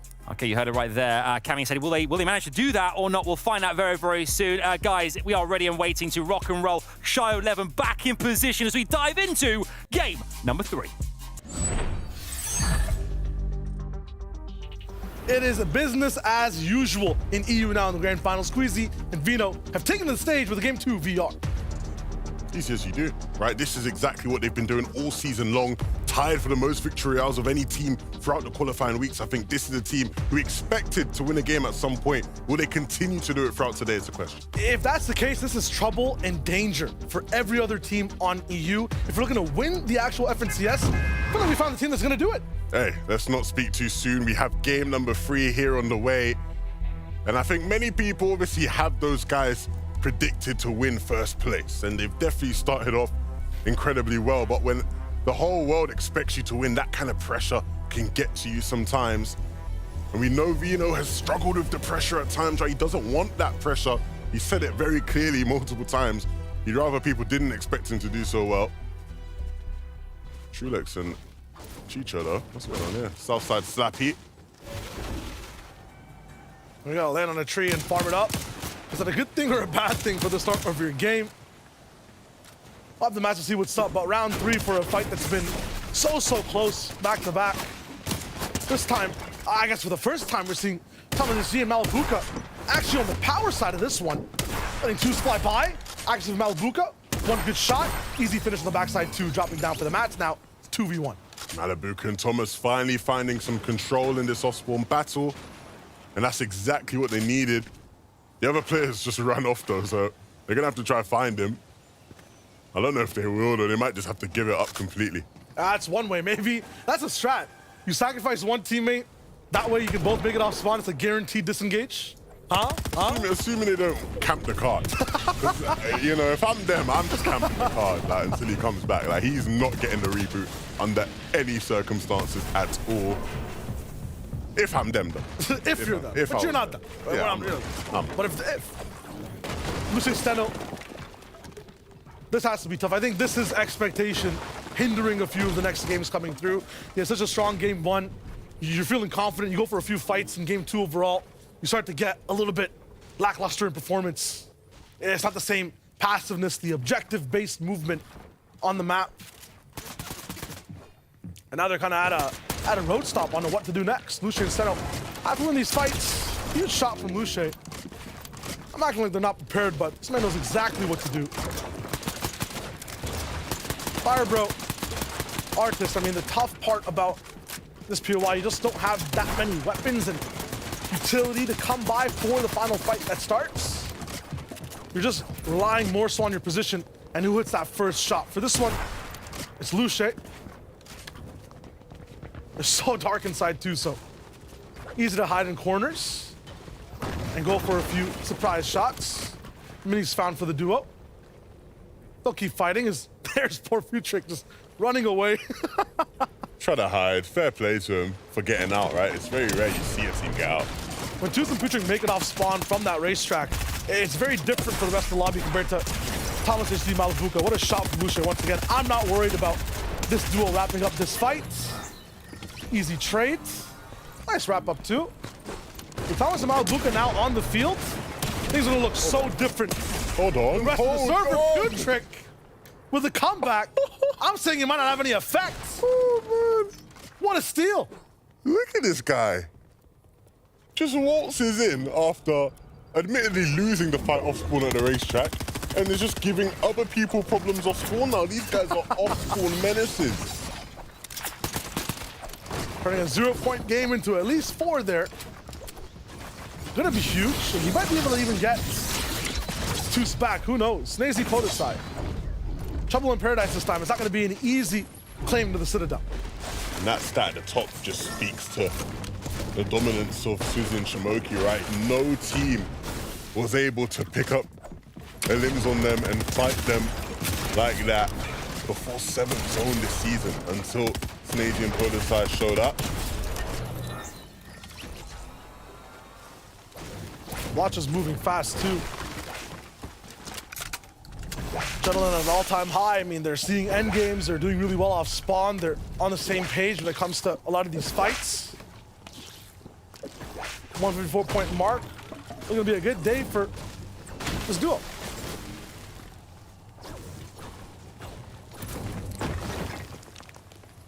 Mixon's to thank for that.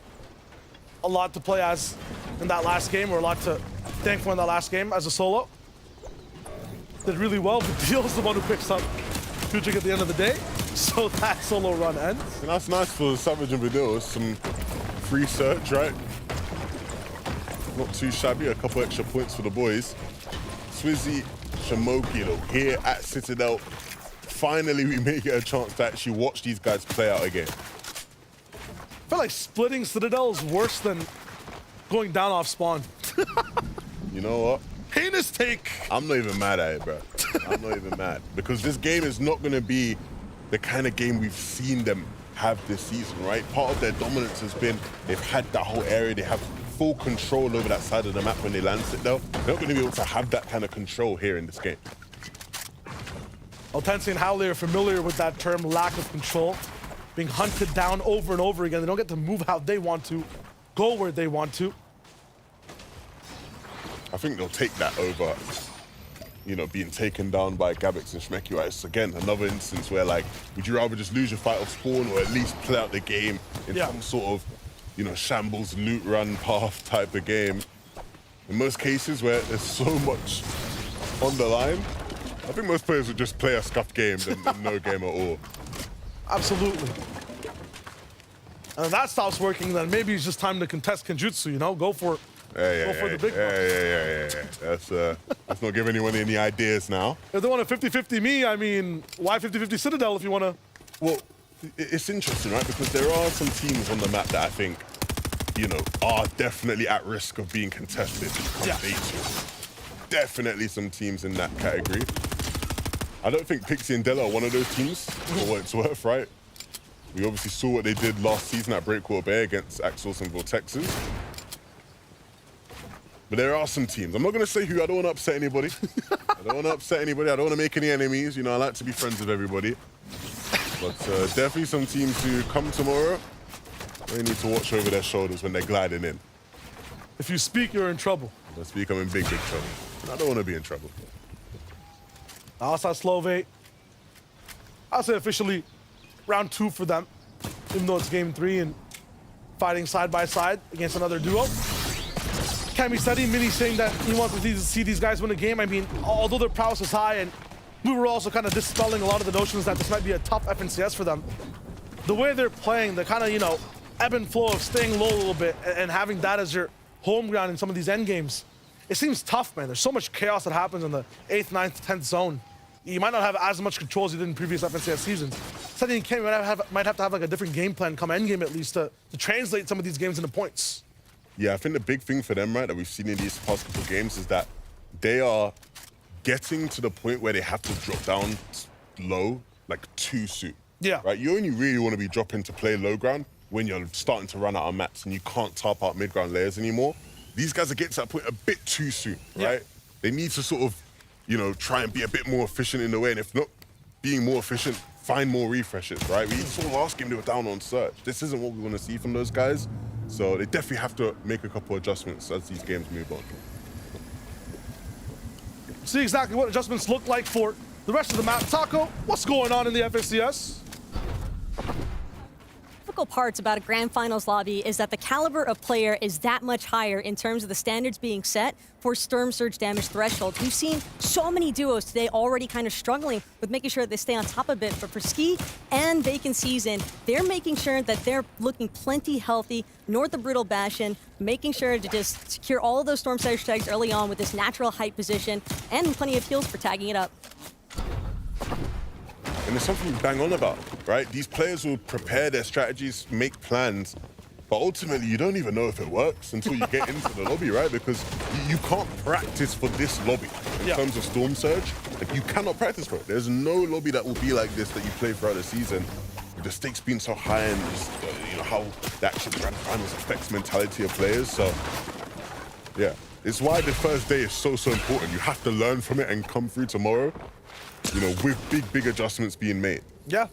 Even these 6 games of practice do not prepare you for tomorrow. It's almost a completely different lobby, right?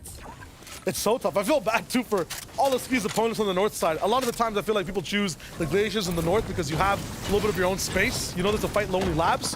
Suddenly there's a team towering at Bastion, shooting at everyone. That wasn't part of the plan. Yeah, and that area of the map is so flat and open, right? That, like, it's, you know, you can't really sort of, like, get out of harm's way. A lot of the time you're going to just have to commit materials to protect yourself.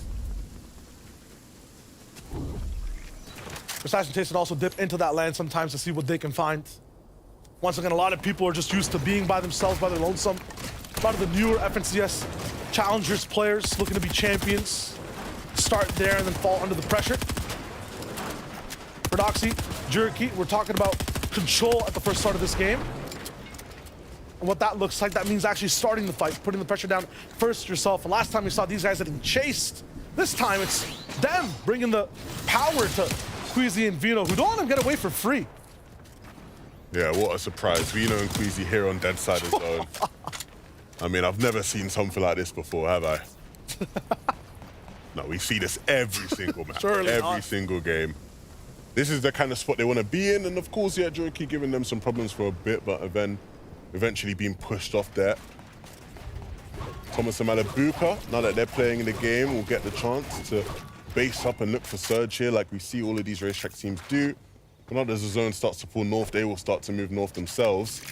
And I'm very intrigued, right? Obviously, we don't know right now, but I'm very intrigued as to how much damage they've dealt, whether or not they will be behind on surge. I think sort of playing for surge bases in this kind of lobby in grand finals, it's a very basic strategy. And if you hit the shots, fine, it'll work. If not, you know, all of a sudden, you know, the game's flipped on its head and you're desperately trying to find Storm Surge. Well, some of the things we've seen so far, Pitching and Toos have tried it, and when we tuned into them late game, they're having surge issues. Game 1, we saw Steady and Cammy try it. When we tuned in with them, they were 150 below in the 9th circle. So it looks like right now, you're definitely onto something. These bases not really finding too much. I mean, we saw Ski actually having some success. How much damage, though? That is the question. Boaz and Jerdy on game 2, same thing. High tower. Game 3, decided to do something else. Maybe it didn't work out for them too well. And look what we have here. Squeezy and Vino tried to move closer and closer into Slappy. Maybe they were looking for a refarm opportunity. They found themselves in a world of trouble. Vino's been taken down. It's Hydro who was able to pick him up. And Hydro and Fostroki now are really just going to cause issues for Queasy. Already derailing their game potentially with one of them being taken out, and now forcing them back out of the zone, back over towards this old loot here at this cache. He's wishing that Cash could spawn a reboot van or something. Gonna be tough for him overall. Thomas and Malabuka claiming the floating island. This is gonna be huge. Talk about making the most of the game you're allowed to play. But this is what they've been doing, right? All season long. They've been trying to condition everybody in the lobby to know, look, don't come up to the Rift Island and we're alive, because we will be there. And this time around, they get the pulse rifles for free. We know they can cause havoc with it. We know that they can be absolutely manic in end games and just taking out players. We've seen other teams do it, and these are two of the best teams in the lobby. And so definitely potential for them to have a massive game in. We can't get too ahead of ourselves. Oh, this is Ouch. this is something. Hydro and Fostroki really causing issues over at Southside Slappy. What do you even do against that? Hydro's surfing on Fastroki's head, dropping into the box. You have like, you know, when you're trying to sneak in the movie theater in the old movies, you have someone in a trench coat, one on top of each other. That's coming into your box, bro. No chance. Yeah, Predoxy had no answer.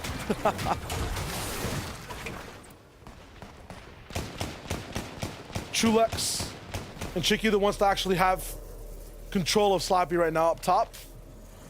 Mixon and Blotcha control of the whole lobby as they're 10 points ahead in first place, at least to start this game. So we're seeing what they can do. 6-point lead, 5-point lead. I can't do math today at all. What's going on? Save it for day 2. That's where it's important. A little bit of trouble in rotation paradise, and this is tough because not only are they stopped here, getting in, one team right in front of them, they're gonna have to fight if they white line it. And on the right and left, basically on all sides, there's a 3-pronged trident looking at the leaders of the lobby right now. You see on the minimap on your left, red arrows all the way on the left, a blue, and then pink up top, almost a flag looking at Blotcha and Mixon. And there's a duel in their box, it looks like almost. This is tragedy. Such a tough spot. And it goes back to what I was saying earlier. That area of the map is so flat. There's no ridges they can just sort of hide behind and use to get into zone. Unless they go all the way south and drop down out of this glacier area, it's just not going to happen. This might be a difference they weren't expecting in this game.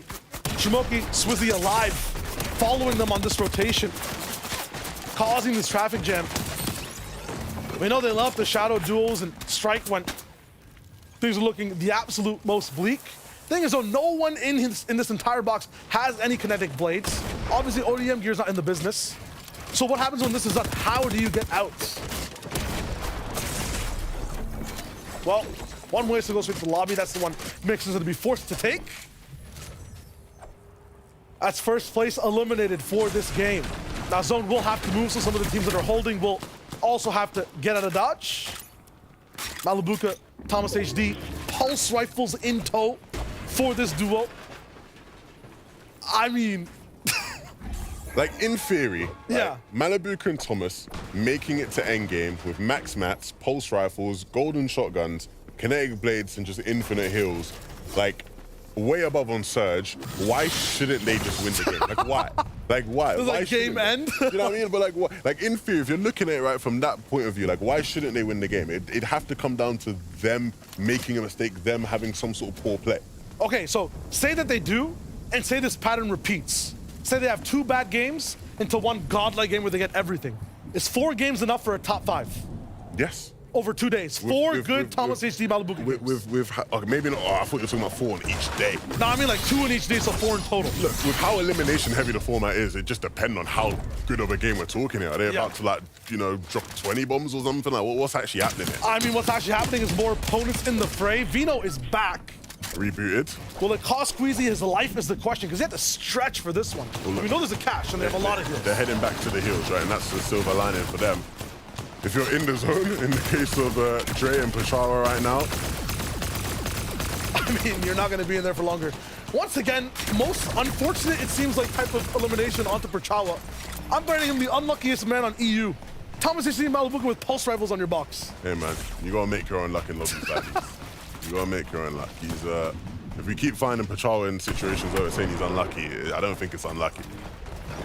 I'll still give him the benefit of the doubt, because this is just unfortunate. Flixie, though. I mean, okay, making your own luck. Reason down. One of the causes of why they had a little bit of a rough last game. But they're now in the business. Yeah, but rotation will have to be made here, right? In terms of how they move. Kinetic blades in hand, and they're probably gonna have to start going towards that left side. You see Vino and Queasy opting to do what the rest of the lobby isn't doing. Everybody's going towards the left to try almost white line their way into zone. These guys pushing and moving towards that right side.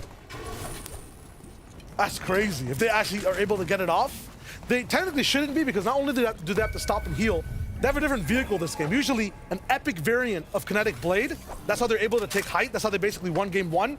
They're stuck on rare now. They're stuck on just 2 charges instead of 3. Very different game for the duo. Yeah, and that 1 charge makes the difference. Completely makes a difference. It's such a massive factor. Wow! Big refresh onto Juriki, a player they were fighting early in the game. They'll get his mythic shotgun as well. In the hands of Vino, anything is possible with that. But you see it, right? They went against the grain of the lobby, and it paid off for them. They pick up a nice little elimination. Let's see how exactly they did it, falling right into his face and cleaning things up. You saw his match there too. 100 wood, that's all Vino really had left. Everything from Juriki now back into the inventory. So that's gonna be huge, and just luckily enough, zone's gonna pop a little bit more towards that south side. Queasy and Vino at least given room to breathe. Trulix and Cheeky, we can see exactly what the benefit of being up top on Slappy looks like, how much damage you can put down, about 300 above the threshold. Everyone from the left side of the map not gonna be able to have such a good game. Flodax going down, Floki not being able to just hang around. And this entire build shot before Resguard even gets to think he's taken out by multiple beams from so many boxes. Yeah, and you're seeing now as well, team still fighting. Last game we had moving zone surge. So nobody's sitting still. Everybody's gonna be very aware and looking to try to get their damage up when the opportunity strikes. For Strokey and Hydro need to be careful that they don't find themselves on the receiving end of a team desperate to take a fight. Just beneath them is Malibuca and Thomas, so again, you don't want to get dropped down, don't want to get chopped out. Do they know? I don't think they do, but fortunately I don't think Thomas and Malibuca know that those guys are right above them. I like this from Thomas and Malibuca, just staying low-key, keeping the surprise of the pulse rifles an absolute mystery. What they're probably going to want to do is just let this zone lock in and then maybe look for a different chance at a higher box. Don't want anyone interrupting that whatsoever. Rynak and Karmi are the ones that kind of take the lead after Blatcha and Mixon go down in this game. Voxy and Kaizen also looking to cause a little bit of havoc. Some fire on the snow. Let the low ground melt, and then every single box perish basically in front of them. 226 above, they're still looking for a little bit more damage. Jay and Cause are not going to be able to see this one. It's Shimoki actually that gets an elimination, so we were wondering, how are these guys going to get out of the storm? They both have kinetic blades now, and they're looking mighty fine. Della going down. Queasy picks that up. Another big refresh, and that's Queasy onto Della. That looks like height might be free for them again. We'll see if they have what they need to be able to play for it, though. Even if they don't, We know how strong they are, especially this season, making improvements to their mid and low ground game. They're comfortable playing on all layers now. We're dealing with Mr. Savage though. A game where we finally get to see them in the end game. Unfortunately, not a game where it seems like they'll be able to do much. They're down on Surge. And I don't want to keep banging on about it, but this is what I was worried about. Will they have Surge figured out in the grand finals? And so far, it doesn't seem like it. That just must be so sad. I mean, the best part about this is that maybe Vidil gets to play with both inventories at least. No! The blunder from Vidil. We'll tune in still, Boaz Dirty, same situation. A lot of the boxes that were around Thomas HD, Malibuka, are suffering in terms of Surge. It was so quiet on that side. And they have to both move. And this is, once again, it just looks like such a good spot to be in, but they can't really reap the benefits of this type of rotation. They need to find a fight. You'd have to find one in quickly, right? We know just how restrictive it can be to your play. That one splash is nice, but it doesn't move the needle. Where are they gonna land? Down below, he tries to group up with his teammate, and they have to start getting creative. They know a team's right beneath them there, and yeah, they'll look for it. Creative play's gonna come out. They take the wall, but aren't able to get anything more out of it. This is just stress for the whole lobby. Over and over again, they're just getting pulled up into higher elevated ground. There are no bounce backs. Everyone's mats being tested. Boaz and Dirty do have a lot, and there is a team that can guaranteed fight, but they're looking to just skip it over entirely. Elect for the beam instead. And nope, being that exposed for Boaz, I mean, so many mats to use. He's gonna go down, and that's huge for Trulex. Pixie also left alone as Della went down moments before. It's Vacant and Ski, who we saw beforehand. Taco was hitting us with breakdown. Started up towards the ice, started on the Bastion, had control, had a huge base, and that base extends like a virus in the sky. It has claim on everything. And it's another game where we're seeing a team with a home zone doing incredibly well. They had the plan, the setup was there, and now they're trying to capitalize on it. Gonna drink them more than what can fill in their cup, though. I mean, they've had a very good game so far. A few more teams go down. Now they look good on Surge. They were looking bad moments before. This is an insane comeback story, though, in terms of just this game. Queasy, Vino, back in action. Matt's looking good. Cammy, Seti, in terms of Brutal Bastion, know exactly how to navigate as well. Especially if zones keep pulling in. Traffic jam. Trap played up, but Seti doesn't even get scathed at all. That could have went really badly with that player hiding in the corner. They didn't realize, but it doesn't punish them. They can keep moving. Looking more dangerous now because they're not electing to go to low ground immediately. They're just waiting to pull that trigger a little bit later. That's exactly the adjustment they needed to make.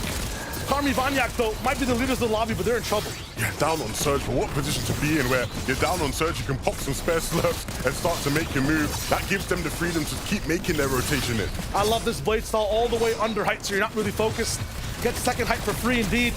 Thomas HD with a pulse rifle. Oh, man. If you're here for classic EU-type plays, get your seatbelt strapped in, because now he has high ground too. And this is why we said the pulse rifles in their hands are so powerful. They will just melt high ground and take it for themselves. Queasy and Vino still alive in this one, all the way down below though. Box to box, in each other's faces and picking up limbs along the way. They're gonna keep moving though. Kinetic blading now towards the front of the zone, but taken out. And Vino falls as well. Both of them going down in a flash. Made Mess look organized, but just did not have enough time to keep seeing out the rest of the game. Chicky and Trulex with a shot on the Vanyak. That's the lobby leader. And they'll be able to keep moving on this high ground layer. It's been so tough to maintain, but this duo somehow has stayed side by side. You see, oh my goodness, Thomas melting everybody from above. If you go up, you will fall down, and not by your own mercy, not by your own might. They will be the ones to chop you out. These guys are on a tear right now, and everybody in the lobby is feeling it. 500 damage in 2 seconds. Left click's not stopping. Trigger's not being held back. We're stashed now, left alone after one big jump. Not much else to say or do. No one can really fly sky high. And I know this guy is capable of solo clutches, but this one's going to be difficult. The chunk splashes will give him a bit more time in zone, but the builds aren't there. He needs to start thinking about using that shotgun and putting it to good use. He has to get up over this glacier though, has the kinetic blade to do so, but once he does get into zone, you've got to start worrying about all these different players around you. Finds a clear layer for a second, but there is a player down beneath, and he misses that shot, can't afford to miss many more. Ooh, it's a whole duo. Gonna be Link going down. PKR left behind. Mustache gets exactly what he needs to keep playing the game, but once again, he tried to go to the sky. It's owned by Thomas HD. Malabuka beside him. Those pulse rifles just pack such a punch, and no one can really have any type of breath in the air. It's so easy for them, right? They see those players blading in a straight line, and they just have to practice, and we know their aim's on point. Shaykos and Skydoon down below, gonna try to do something, but we see the story, the script's been there. Thomas and Malabuka on an absolute tear. The anti-air turret now has to go for a fight on the ground, but give Thomas a pixel, he'll give you 132 damage. Oh, and then another pre-fire. 1v2 doesn't need teammates. Thomas HD ends the game. We said, you give these guys a chance to play a game, you give them pulse rifles, they're gonna have a big one. It doesn't get bigger than that. Double-digit elimination game here in Game 3. Called by Zone 6 basically for this team, and they make it work. That's them just being allowed to play one game. That's them with the weights off their feet, moving at maximum speed.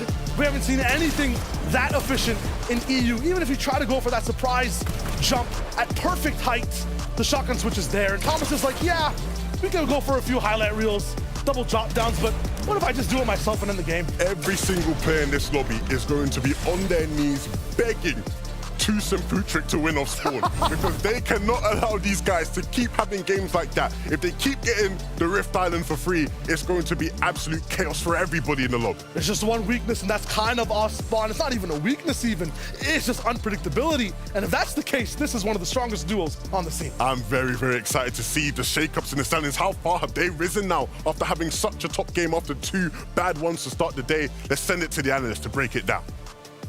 Woo, so much to talk about. I mean, packing a punch with the pulse rifle, that's exactly what happened. Breaking the elimination record this season as well. I mean, Thomas and Malabuka delivering the goods for us there. 13 eliminations. What an incredible victory royale, Mini. So great to witness that. That's the power of the pulse rifle. That's the power of taking big risks. And that's exactly what this duo are all about. If you watch any of their games so far this season, when they have been contested, they have had some issues off spawn. But when they make it off spawn, when they have those pulse rifles in hand, when your name is Thomas HD, can't miss. Look, that's the power of Thomas HD. He's just bop, bop, bop, bop, elim after elim after elim, almost double-digit elims just for Thomas HD. You can see here, he does not miss a single shot with the pulse rifle in Thomas and Malabuka's hands. I mean, the whole lobby, Levin and Shia were saying it, like, they're in danger. Yeah, they are. Thomas has eaten a good breakfast this morning. I think he's really feeling good. And so is Malabuka as well, leading the way up on high ground right there. No duo had a chance. No one even had a chance. Right here. I mean, look at that. It's just shut down completely. Absolutely incredible. And the way that Thomas closed this out was absolutely splendid. Yeah, we can see, I mean, Thomas has had his eggs and seconds and thirds this morning. Lots of breakfast going down here. Amazing scenes there, and we can see they are such a dominant force here, dominating the skies. But let's have a look and see exactly how this affects the leaderboard here as well.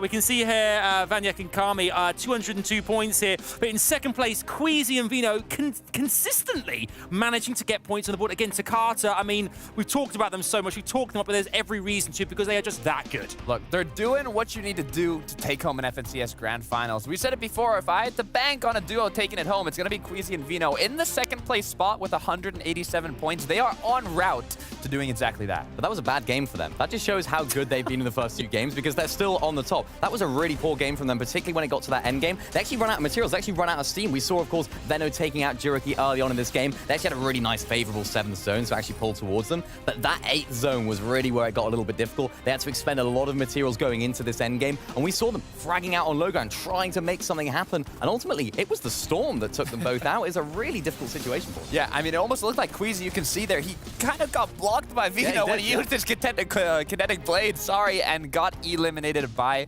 the storm. So, you know, it happens. A little unfortunate, but they're still in second place, so they can't really be mad at the moment. Yeah, well, let's take a look at the first place team right now as well, with 202 points, courtesy of 18 eliminations, 130 placement points. Vanyek and Kami, I mean, this duo, you know, after 3 games, in a great position right now. They're kind of atop the leaderboard. A great game 3 for them, Takata. Yeah, I mean, they did exactly what they had to. You can see them getting tags when they need to, being positioned in the zone, quicker than their opponent so they can look back, get that damage, get that Storm Surge, and not have to worry about it later on. Yeah, because of course we saw Blatcher and Mixon going down earlier, our previous first place team. This has opened the floodgates wide open for Kami and Banyak, and it's if you can take advantage of those situations, is really what separates our top teams from maybe our middle ground teams, because they did it, and they did it with a plum. Yeah, they certainly did. You can even see here, I mean, Malabuka and Thomas HD, they're coming in 10th position, up 40 places. 40 places in one game. That is how things change here in Grand Finals. It can happen in a heartbeat here. One of the great things, of course, about a Grand Final is we get a chance to chat to some brilliant people in the community as well, and someone who is a familiar face to FNCS right now. We're joined by the almighty Reddish right now. It is so good to see you, Reddish. How are you? You're watching Grand Finals. What's the experience been like for you after the first 3 games? How are you enjoying it so far? I don't know if she can hear me right now, but hopefully any second now she can. I can't technical difficulties. We'll come to Reddish in just a second time. What we'll do now that. Oh, we're out there. We're okay. Hey, Reddish. Hi. I'm there going, Reddish, amazing to see you. And I thought you were blanking me. I thought you were blanking me, and that was it. I was getting a bit worried there. But Reddish, it's good to see you. I can hear you. Great. What's up? Good. It's so good to see you. How's Grand Finals been for you so far? I mean, Malibuca just won, so I'm very happy. I love that, of I'm course. so happy. Of course, you played with Malabuca a lot as well in some of the tournaments that you played in. What's that like? Give us a little insight. What's it like to play with a Tier 1 pro like Malabuca? It's great.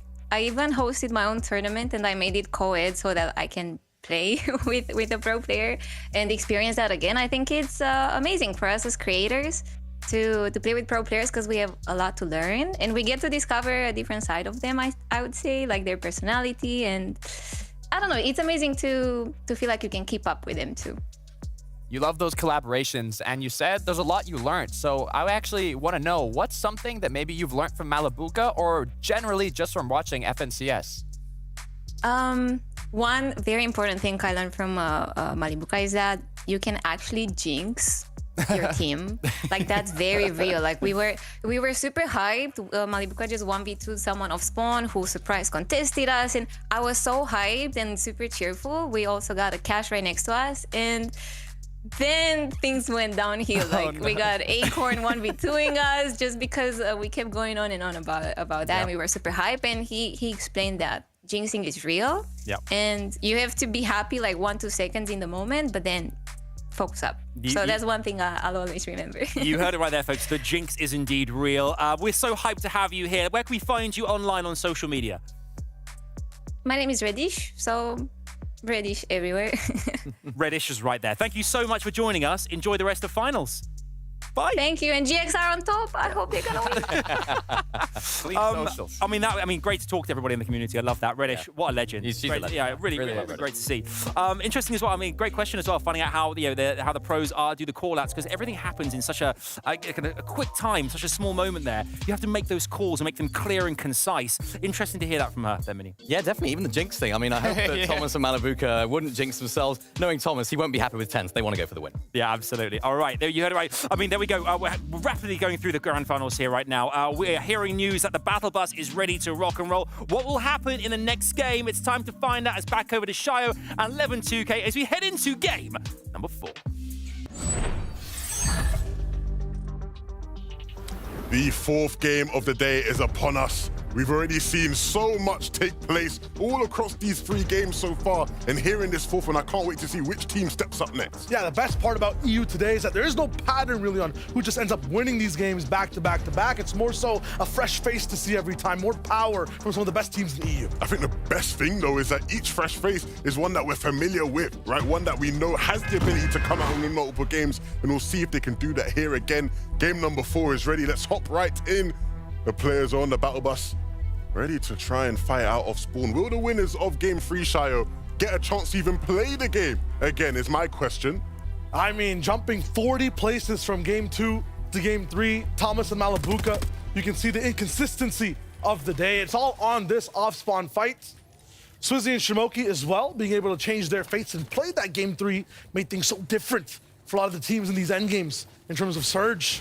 Put aside Snazy also in a little bit of trouble because they didn't have their guaranteed 200 damage to play with. So everything's starting to change a lot faster in EU, this major. These are some of the fastest adjustments we've seen in, I would say, just the history of FNCS itself across all chapters. And Thomas and Malabuca landed once again one of the hottest fights to see. It changes the entirety of of how the day looks like, and they don't like to be in a power position like last time. Toos and Putrick get the slurp truck as well, so they have so much shield to work with. Malibuka has position, but he needs to land these shots. Another one sky high, he's focused, but with Toos and Putrick alive like this, might be over for Thomas too. This is just absolute tough scenes. Toos is lower, Thomas is up close. Wrap it up though, this will not be a game that we see the powerhouse duo strut their step once more in EU. These guys are even getting third party themselves. Who's that? It's Bevies and Bevies. What are these guys doing it? Everybody wants to get in on the fun. They're saying, listen, if Thomas and Malibuka are allowed to play the way they like to, maybe it's about time for us to look like we're in tip-top form as well. Change landing positions, calibrating, go find team. And instantly, they're up for the charge, for the chance. Bevies finding Toos, and Putrick, you can't get away. You will be hunted too. This is very tough.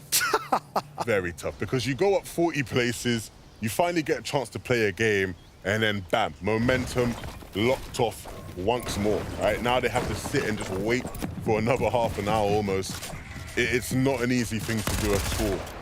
And the way Racetrack is set up, there's no way to disengage really even have a substandard game. I mean, the only people we're seeing on the map who got kind of interrupted at their spot, were contested, and then changed their fates are on your screens right now.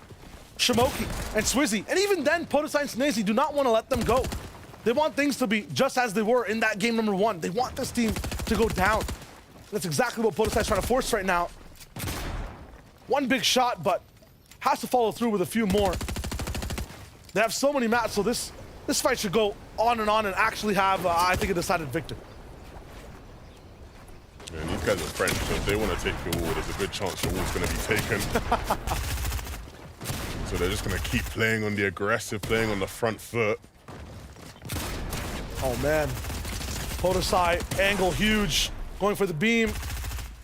Few misses will prolong this fight. We're down to no mats from Shamoki and Swizzy. About to see an all-in, and Podosai's by himself, so this might be the best chance. Snazy going back up to maybe find a few mats or be in advantage position. 3 mats left for Podosai, so he has to do something here. Just 2 more left now. Ooh. Big shot, I like that. Another one.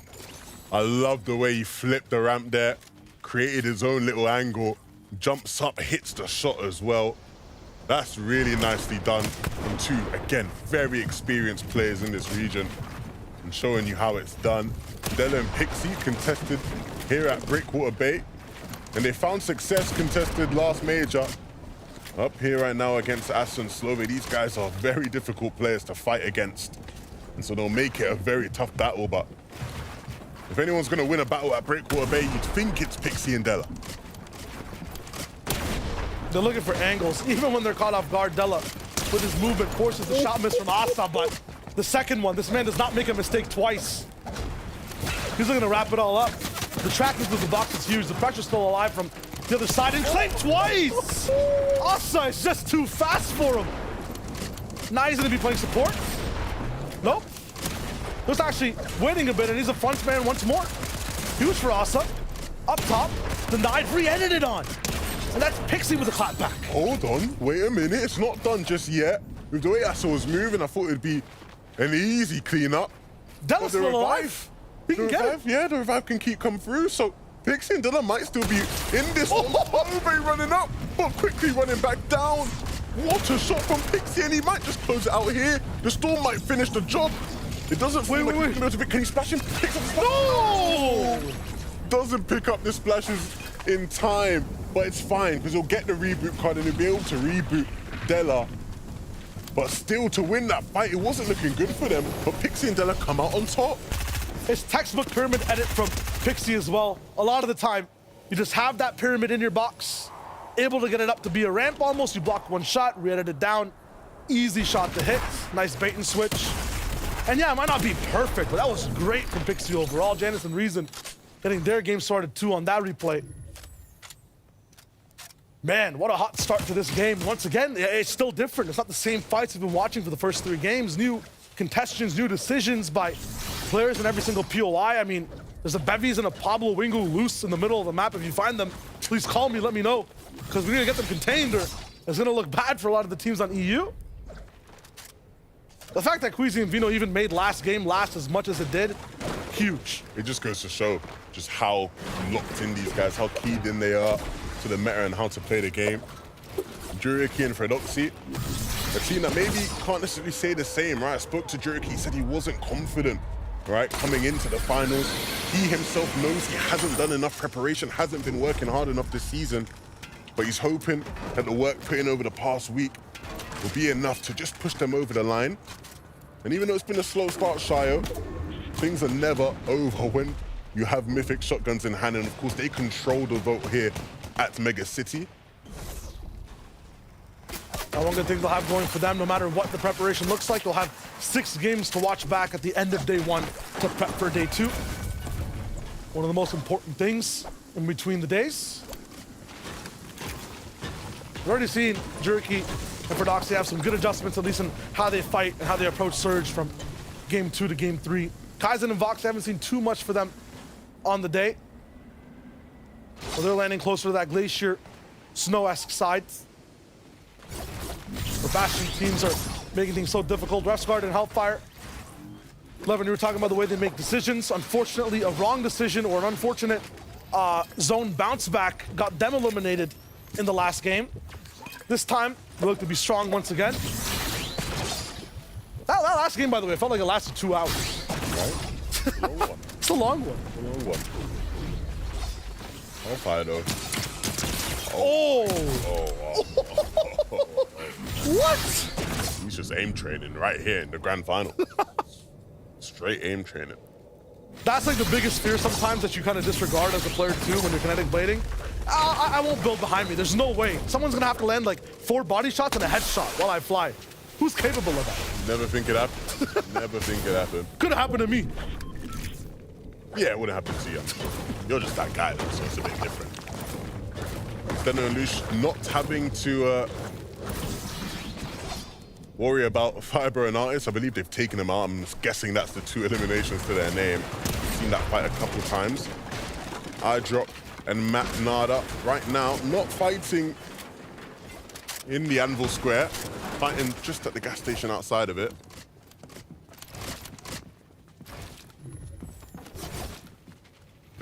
Butrick at least is making this last a long time. A lot more teams will fly by. He'll have a chance to breathe once again. I'm not sure if he has Tusa's card for the moment though. He's been able to go back to that racetrack, but it's in zone, so might have a chance. Unfortunate thing though, so many people are going to be basing around you. I think that reboot might not be a possibility here in game 4. Over here you see Glubsheet and Cheaton in the zone at Brutal Bastion, and we have Mini Miner here to fill us in on what's going on at Brutal. Why are all these teams still in the zone? Yeah, we haven't really seen too much from Brutal Bastion so far, but it's Glubsheet and Cheating that are actually managing to pick up this vault almost every single time. They're off the back of a 10th place finish right now, so going into game 4, hopefully they can use these mythic pump shotguns, the Havoc pump shotguns, to find some success. At the moment though, the off-spawn's a little bit of a stalemate. They're not trying to go for those early eliminations. Neither team is really going too aggressively, so hopefully they can use those mythic pumps later on down the line to pick up a better place. Thank you so much, Mini Miner. You know what's better than a legendary pump? What? A mythic pump, and that's exactly what these guys have. Mini's facts, Mini's rights, and hopefully that power will pack a punch towards the end of the game. Vidil Savage, a little bit of rocky start to the first half of games of day 1. Seem to make it towards the end of the game, but they're antisocial level. They're not interacting with anyone. They're not getting any shots off. We can't have that in EU. You have to be talking. You have to be shooting. You have to get that damage. Where they're playing from right now in Naughty Nets, it's such a difficult area to get Surge, right? Like you have to have, for a moment I thought Default's cam was off. I was like, why are we even showing this? He's playing in the dark. He literally, when nothing's happening on the screen, he's just in the dark. Fair enough. Everybody likes to play their own way, right? Focused in, no distractions. I don't even know what I was talking about now. I just completely lost my train of You're talking about Naughty Nets, Mr. Savage. Yeah. Tough place, tough area to get Surge from. They're gonna have to put in a lot of work tonight. A lot of work. Because when those two get to endgame, really strong together. They can get to endgame together really, really strong. I've loved what I've seen from Mr. Savage and IGL this season. I think he's improved so much. But they need to get there, and they're struggling to get there consistently. They have like no options at all, right? It's not like Eurus and Howley and Chari have so many teams to fight. Going back and forth right now. Nice shot from Chari. Make the most of what you have.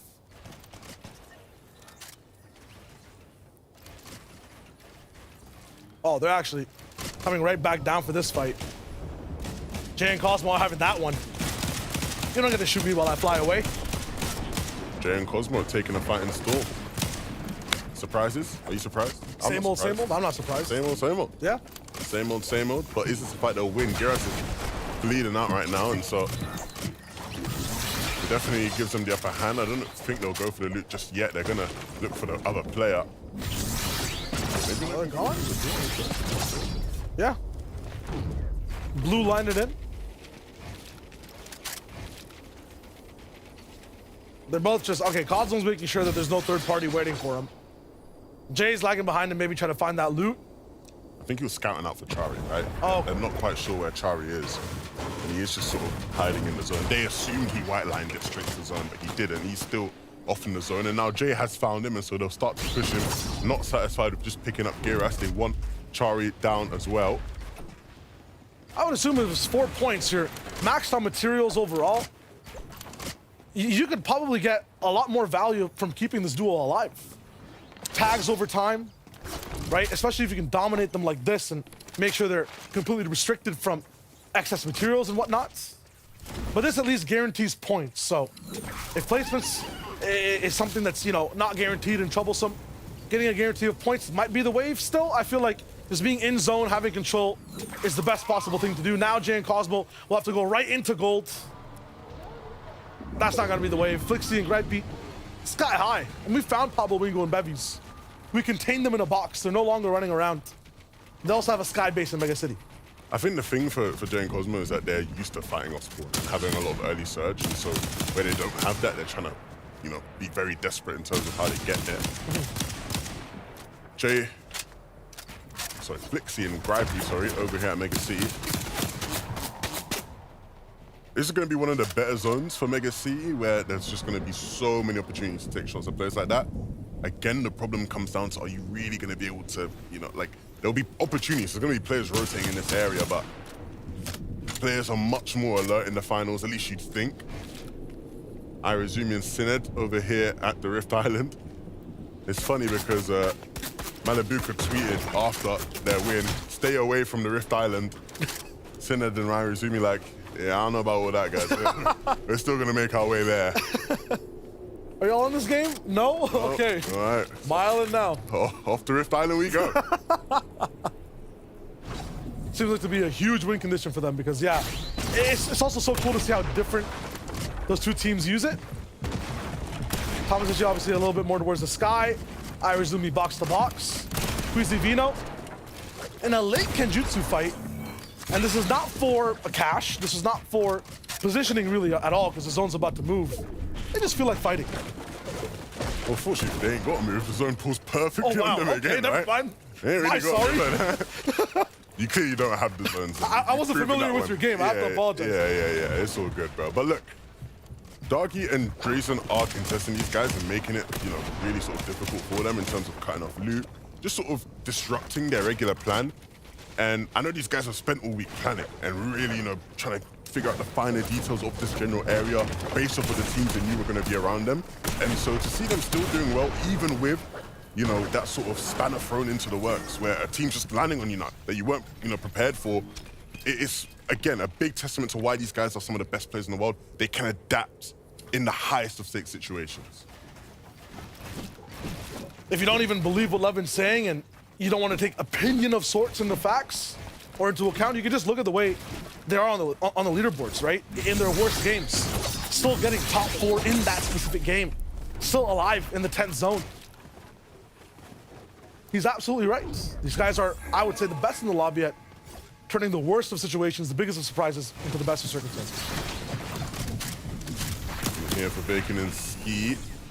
Not going to be the kind of game they could play last time around where they just base up in their area and look for easy tags. I mean, it might be just at least the first part of the game going exactly that way and helping them for the rest of it.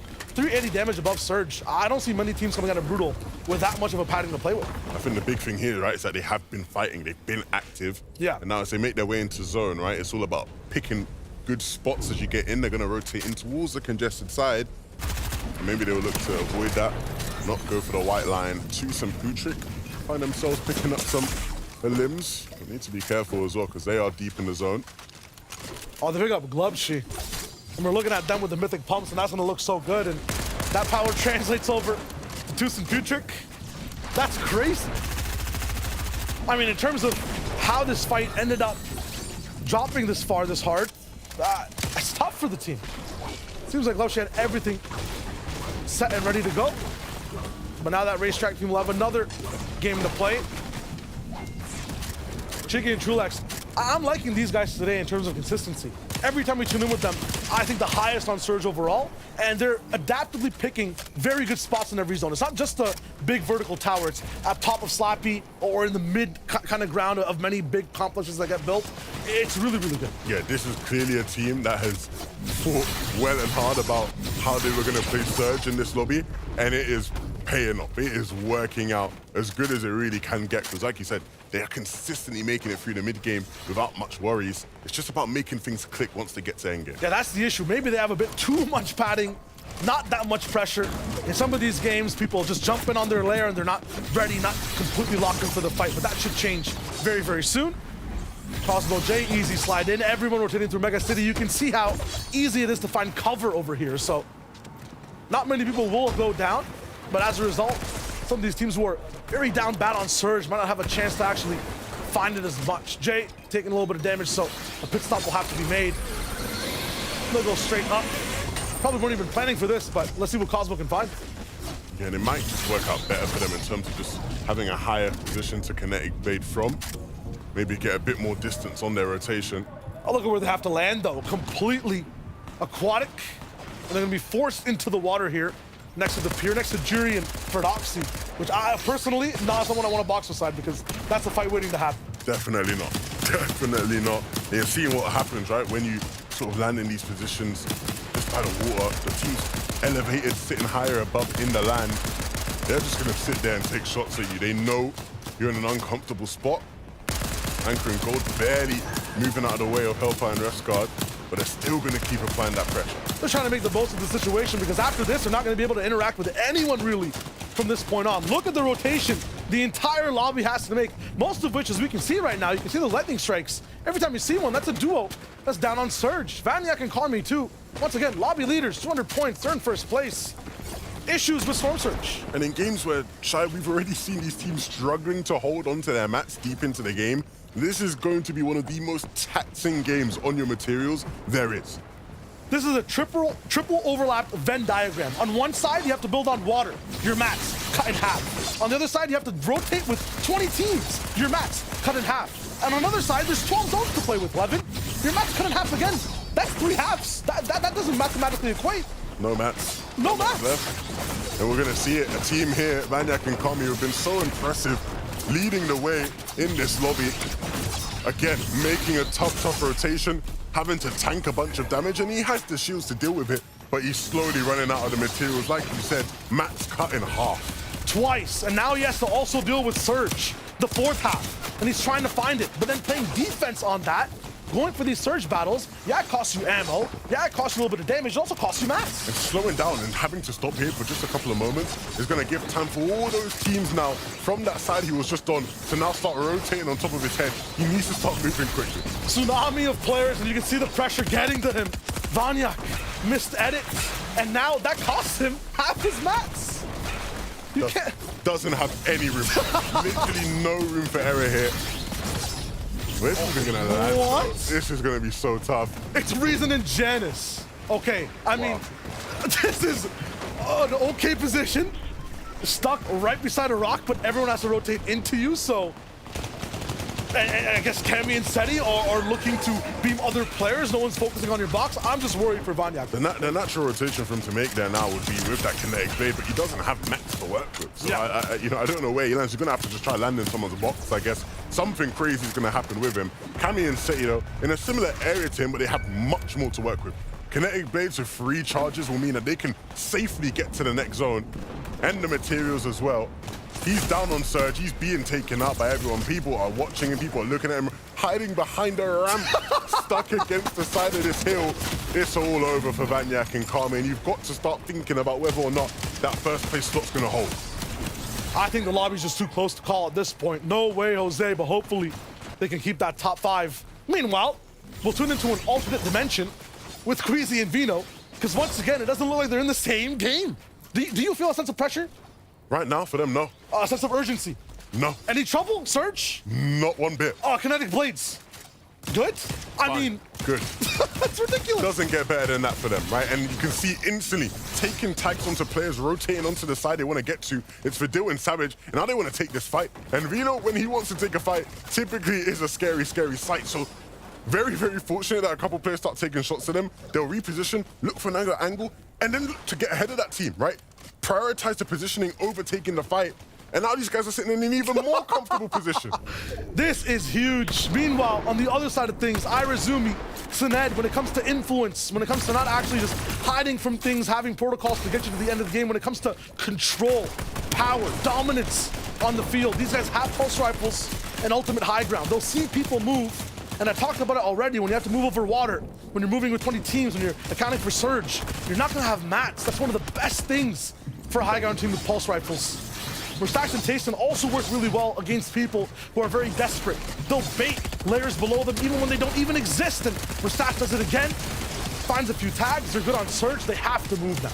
And even their materials in this lobby look fruitful compared to what a lot of the other players will be looking and working with. These players who are trying to work as soon as they get out of their box. I mean, for Mr. Savage, he tried to move Irazumi from up high, those pulse rifles, one second a beam, he's gone. And we know how powerful they are. Vidil, having to play this one out as a solo, but I've seen so many great solo moments from him this season, and we might just get another one in our hands, putting that SMG to good use. Tayson Mustache, though, still alive, haven't quite hit the heights of their Game 1 win, but now trying to make something happen, blading their way through onto zone, and ahead of all these other teams. Oh, I see Queasy rising above. You can kind of see his fin like a shark above water, going for high ground. Not really collapsing on it just yet. This will be up against Irazumi, against double pulse rifles. It will be tough. Meanwhile, Vidil, really good solo clutch in the makings right now. Has that slurp ticking, has a spot a little bit closer to that low ground. Check out Sky, they're going to be pressuring him. They're going to go all in for that box. It's going to be very tough for him to live. Vidil on the bottom side, Flixie going up towards the Sky too. Vino looking to actually claim it and hold it. Is anyone else going to challenge is the question. Sit up on the backside. Gets challenged, knocked down. No one's trying for it. They have it again. Pushing people off, but still looking now to make sure they solidify it. Cammy and Say are down below, and they still have some materials. We're going to have to start thinking about how to get some more. Playing low ground in this lobby is much, much more difficult. With it going over the water, they need it to start pulling towards the islands. Not an option for Cammy and Seti yet, which means basically no points to accumulate in terms of eliminations. Reese and Janice, kind of in that same circumstance. They want to be able to dip to low to at least have a little bit of a chance to breathe, but that's not going to be possible, so they will get chipped away as they rotate towards their next box, their next layer. Now side by side against boxes down the wood. It's going to be tough. Mustache finds another as him and Tayson get split apart. It's up to him to solo this game, and he goes back and forwards into ground that doesn't exist, into the water, and somehow still finds himself alive. The zone keeps pulling over water though, so these mats are just going to continue to be burned through. Vidil's making it happen though, running into a box, picking up Sined, and looking for even more. He's picked up Pandelex now. Vidil is on a tear. He has the pulse rifles, and he has a pathway to the zone. Power in Vidil's inventory, but what can he actually do with it? Some mats to use as well. I drop map down low, bounce back. How does that look in this claustrophobic layer? On all sides, the mats are dwindling, running low. The corners of your screen turning dark. You're not sure exactly where to shoot. No one's making the first edit.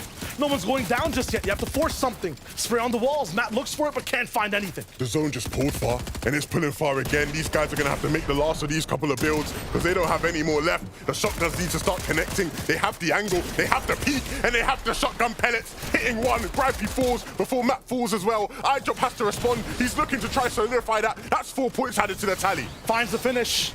An enemy swims right below him, and iDrop can't even see. 29 HP to work with as just a few more duels left alive. Reason going to be his next target, and he strikes from down below. Trapped Will he have a chance to breathe again? He's just trying to outlast things, play for that placement. 4 more duels gone down. Huge decision from iDrop. Mixon now back in tow with his duo. Him and Blotcha have a chance to win too. Mixon just focused on staying alive. They didn't quite realize, but now they do. They know he's below. They'll drop down, try to take him out. Don't have that full. Wall chop it. iDrop will try and respond, but he's no match. Mixon and Blotcha have it easily. Vino now dropping down. He wants to close out the game. He doesn't even want to give them a chance to breathe and realize it's a 2v2. He drops down, picks up one, looks for the other, and it's done.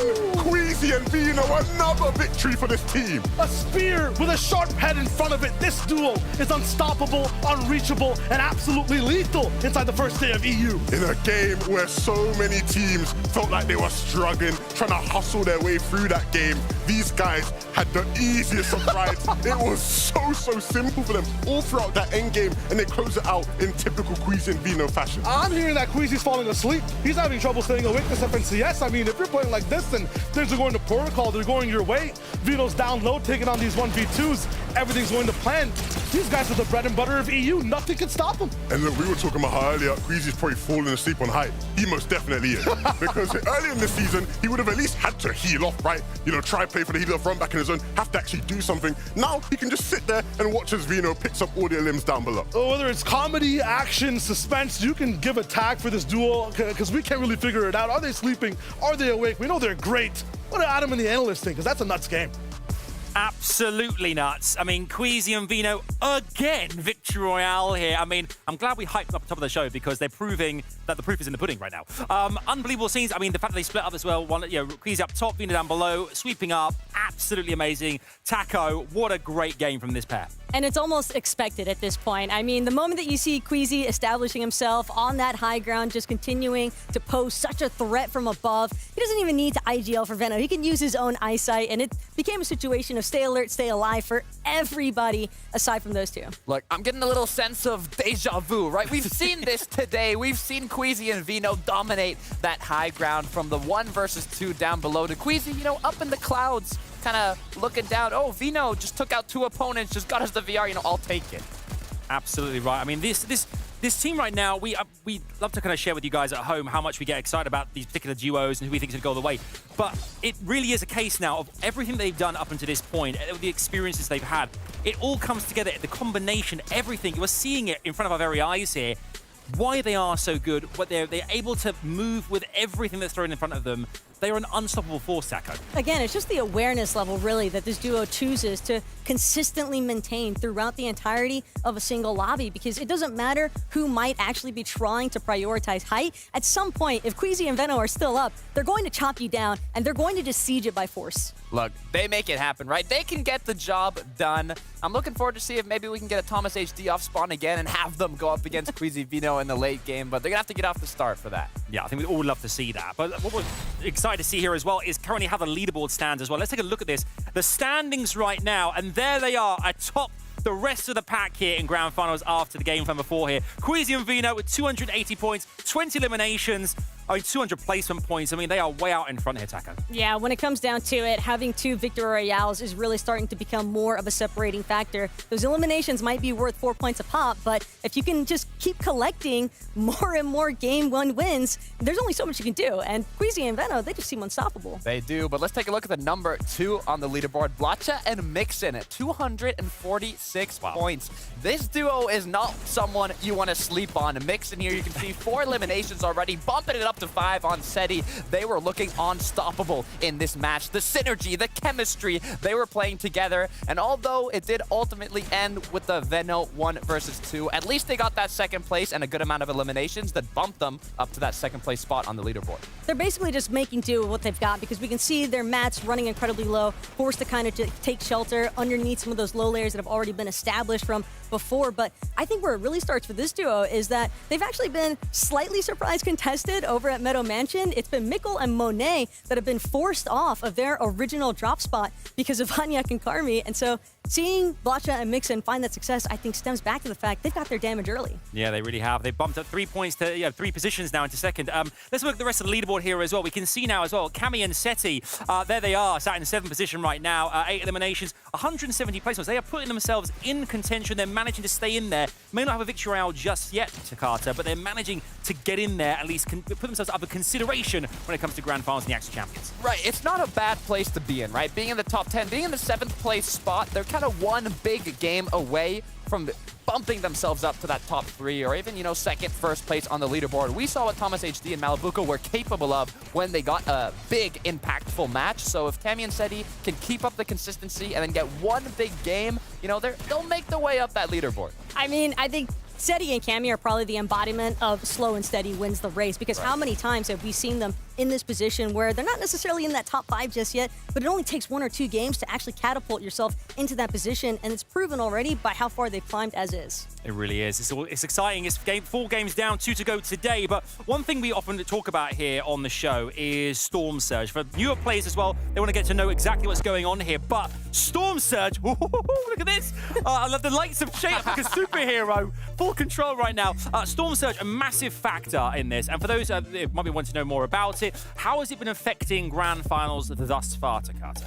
Yeah, so let's take a look here. We're on the southeast side of the map by Mega City, and if you look at the left side of this zone, that's going to be the congested side, and that's exactly where Vaniac and Karmi positioned themselves, but on a hill, so they're elevated enough to see all those duos that are rotating in through the POIs to the congested side of this zone, where the contrary dead side by Naughty Nets and Kajutsu Crossing and doesn't have a lot of people. Now they have a lot of options from all these players, all these duos rotating in to get that damage. And what I really love about this from Vaniac and Karmi is that this is key adaptability here, something that you kind of expect from a duo that's consistently made it into Grand Finals 10 times combined, because Vaniac, Karmi, they used to be able to depend on Mikkel and Monet at their original drop spot south of Frenzy Fields, but since they pushed off Mikkel and Monet from trying to directly 50-50 them there, this is their adaptation. By choosing to take sites instead towards that congestion over by Mega City. Granted, it didn't pan out for them. They definitely had their struggles, but it's the thought that counts. It's the thought that counts, but I mean, they got a good job done, right? They got a great job done. I mean, I think the Storm Surge, I mean, having to not think about it when you get those tags, they're so pivotal as well. I mean, everything's to play for with 2 games left today and a whole day tomorrow as well. We are going into our next game very shortly. Who will top the leaderboard by the end of the day? 2 games left to find out what's going to happen next, but I feel another storm brewing right now. I can feel it in the air. It's time to jump into game number 5.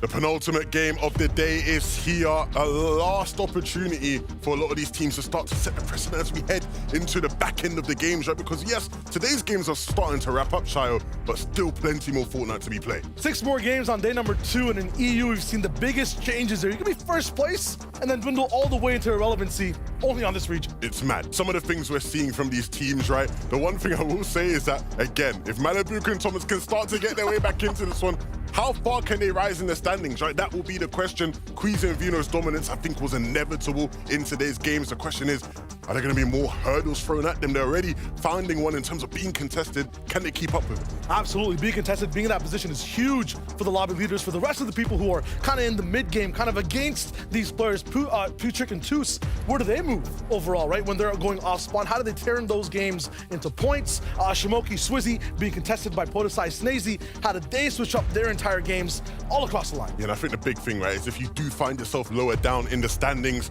there are still so many more opportunities. You have to keep a good mental. You have to start being observant, right, of areas and things you can do to capitalize come tomorrow. Because again, it will be a whole different lobby in feeling. Same players, but it will feel very, very different. And you can use these last 2 games to start to figure out exactly how you can benefit from that. We're seeing the players glide on in here. Trulex and Cheeky over on the south side, Slappy, Tayson and Mustache on the north side. But here at the racetrack, it's Putrick and Toos against Malibuco and Thomas for the 5th time. Featuring Bevies and Pablo Ringo. I'm going to add that feature now onto this track. Race or not. Thomas HD, Malibuco are on a timer. Seems like Putrick and Toos always get the slurp truck and have so much shield to work with. This would have basically been almost an elimination onto Putrick, but as Malibuca's shooting, Toos knocks him down. Thomas HD forced into the same jump. I'm looking at my memories. I see deja vu, and no one's winning here at all. Because from the backside comes Bevies. Thomas HD finds one, is able to get the finish. This could be huge. Toos in front of him, and he gets that siphon of materials into the trash can, 13 HP, and actually blocks Toos getting out. Thomas, the adaptability, forcing Bevies to shoot Toos. and they'll have a few more shields and mats to work with. I think that, yeah, Thomas will finally go down to Pablo Wingu. And these guys are the winners at the end of the day. It's ridiculous. It's ridiculous, right? Because they just can't do anything about it. Pablo and Bebbies are just gonna roll on through. They hunt him down. And again, you know, some people won't be happy, but this is exactly what they needed to do. Pablo Wingu and Bebbies, they needed to look for somewhere vulnerable around them. They found the most vulnerable fights. And that was one battle between those two teams you've been watching all day. I don't know how you'd count it now, right? Because again, it was 3-1 to Tus and Putrick. That game, both teams get taken out, right? So it's still 3-1. It's 1-0 actually for me. It's one team qualified to globals and one not. Oh, okay. I think that's what we're looking at here at the end of the day. Definitely. And I think that's part of why Malibuka and Thomas will stay and continue to fight. They want to condition Racetrack. If Racetrack's going to be in the game, you never know what's going to be in the game by the time Global come. We could have a whole different map. You never, know at all, right? But assuming Racetrack's still in the game, they want to be the team that lands it. They don't want anybody on any region to contest them, and so they'll continue to fight for it, you've got to think. Tus and Putrick, they know exactly how to land it at least. They have won a majority of the time, so if they even get remotely unleashed, remember, it's just top 5 in any of these, or at least in Major 2. I think there's a few more spots available than in Major 3 and a last chance squall. If this team slides through, that's trouble in paradise for Thomas HD and Malibuka. Meanwhile, for a bunch of these other teams, you got to be looking at now, what are we really aiming for here at the end of day 1? Where do we want to be points-wise coming into day 2? Are we striving for an FNCS championship here? Is that what this franchise is all about? Or do we want to hit top 5 and make it a globals? Well, for Janice and Reason, I think either would be ideal for them, right? We obviously saw how their story ended when it came to FNCS last season. Finished day 1 in first, dropped off to around 5th place. Was it 4th? I can't actually remember exactly what was it. 5th or 4th? Might have been 8th overall, I don't even know. It was one of the two. It was around 5th or 4th. It was one of those two. I don't know nothing. This time round, though, they have the potential to finish there, but not if they get snuck up on like this. Cosmo didn't quite hit enough from behind. But Janice is still alive, but not working with much HP. And now they're going to jump in. Reason is here, though, and the truck smashes come out to help him. That's almost really, really bad for the Germans. Did they hear like 4 splashes? Like, all right. We'll back. I don't want your life story and all that. I'm out of there. Smart disengage, wise dodge, I'd say. I hope that actually just... Okay, another chance for Ferdoxy, actually. Hold that thought. I'm sneaking in. And unfortunately, Fastroki can't catch the rope. I think Hydra might have just used it to get all the way sky high. Oh, man. Not like this. Not like this. Oh, yeah. Yeah, that's exactly what it was. Only one person can kind of go all the way up top on that rope at a time. Everyone kind of using everything in terms of what they have at their disposal. This game's theme is sneaky tactics, I guess. Crouching, waiting, going for a shot as everyone's kind of in the rhythm of their drop spot. Jurgen and Ferdoxy will be able to just play their game. Zone moving fast and away from at least the bottom half of Kenjutsu. Maybe towards the top left side of the map right now. Vino and Queasy separated to try to get as much loot as possible and get ready for their games. Almost around 40 points ahead of the competition. For them, I mean, I asked the question at the beginning, what does everyone want to do at the end of the game? 1, Queasy and Vino want to just be on an island of their own, separated from the rest of the lobby. High points. Get as many points per game as possible. Look at this fight we have here. Vanek and Kami, they were lobby leaders at one point today. They lost that spot after going down last game, and they'll try and regain it, but it is such a messy situation here at Steamy Springs. You can see they're starting to rotate out of the way, but they're going to start running into Jalen and Twy. Kefi and Pachawa there as well, still up and alive. That's interesting to see, right? Jalen and Twy, Kefi and Pachawa, both still alive. Both those teams are contesting each other, fighting off spawn throughout the day. But with both those teams staying up, Boaz is in the mix. Like, there's so many different teams in the Steamy Springs area that are just making it such a tight spot to move around. You get bottlenecked almost if you don't get out fast. It's very tough, and we've seen the effects of that. The unfortunate story of Perchawa, 7CS, in the storm. Fortunate so far for Tayson and Mustashliv. had a game under their belt. Every win so far has also just looked really easy for the team that's in control at the end of the day. Cool pattern to notice. Zara's Angie also not too bad overall on day one. 13th place and very close in points to the people around them. One good game could boost them into the top 10. Definitely can. And I think what we've seen from them throughout the qualifying weeks is that they have that big game potential. I was actually quite impressed with a lot of what I saw from that team. And so I'm hoping that even if it isn't today, we eventually get to start to see some of their best play come out tomorrow. They're exactly where they need to be. I feel like if you're top 15 at the end of day one, you have a chance at being top 5 at the end of the day 2. Definitely. Even lower down than that, we've seen Really? great comebacks. Yeah, that's true. We've seen some great comebacks, and with the point format being how it is, 4 points per an elimination is massive. You have one big pop-off game, you know, we see an up arrow and 40 next to it, right? We've already seen that today, so we know it's possible. The top 5, very different in this FNCS. Gives you a spot at Global. The Global Championship is happening towards the end of the year. You're not just competing against the people in your region, but across all 6 that are active and playing right now. Jason and Mersash, they will be there. They will be there. They've already picked up 1 FNCS win so far this year, and potentially a second on the horizon. They sit in 3rd place in the standings, and that's a nice spot to be in as you head into the 2nd day. Of course, they need to do well here and in the next game to maintain that. But considering that they themselves necessarily weren't too confident about their chances, with how well they're doing, I think it goes to show that this is a team that, come global time, are definitely going to be big contenders to win the whole thing. And these guys on site, in person, look so good. And I would say an up-and-comer that can translate kind of their beginnings into absolutely dope success at the end of the day on EU. Della and Pixie came out absolutely swinging in Major 1. I believe top 5, top 6 finish. Took home a lot, and today looked really good in terms of starting games, starting end games with good protocols, good spots. Unfortunately, they're fighting Queasy Vino, which is what happened in the last FNCS as well. They have to overcome the hardest boss in EU. Asa and Slove come up against many different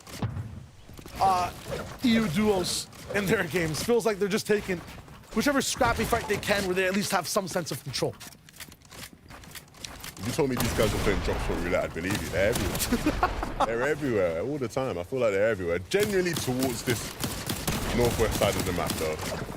The thing is that it feels like they know exactly what they're doing in all these new spots over and over again. Well, they know what they want to do. Yeah. And that's fight. And they feel very confident in fight. You see Acid trying to take angles. They want to track Pincer Podesai in here. That's exactly what they'll do. They just keep claiming space, keep trying to force him down the wrong corner. Oh, hold up. Emi and Misha are very close by, and they might not know that. They have to be careful. They might get snuck up on completely. Teamy just patiently waiting for the shot, and they don't have a clue.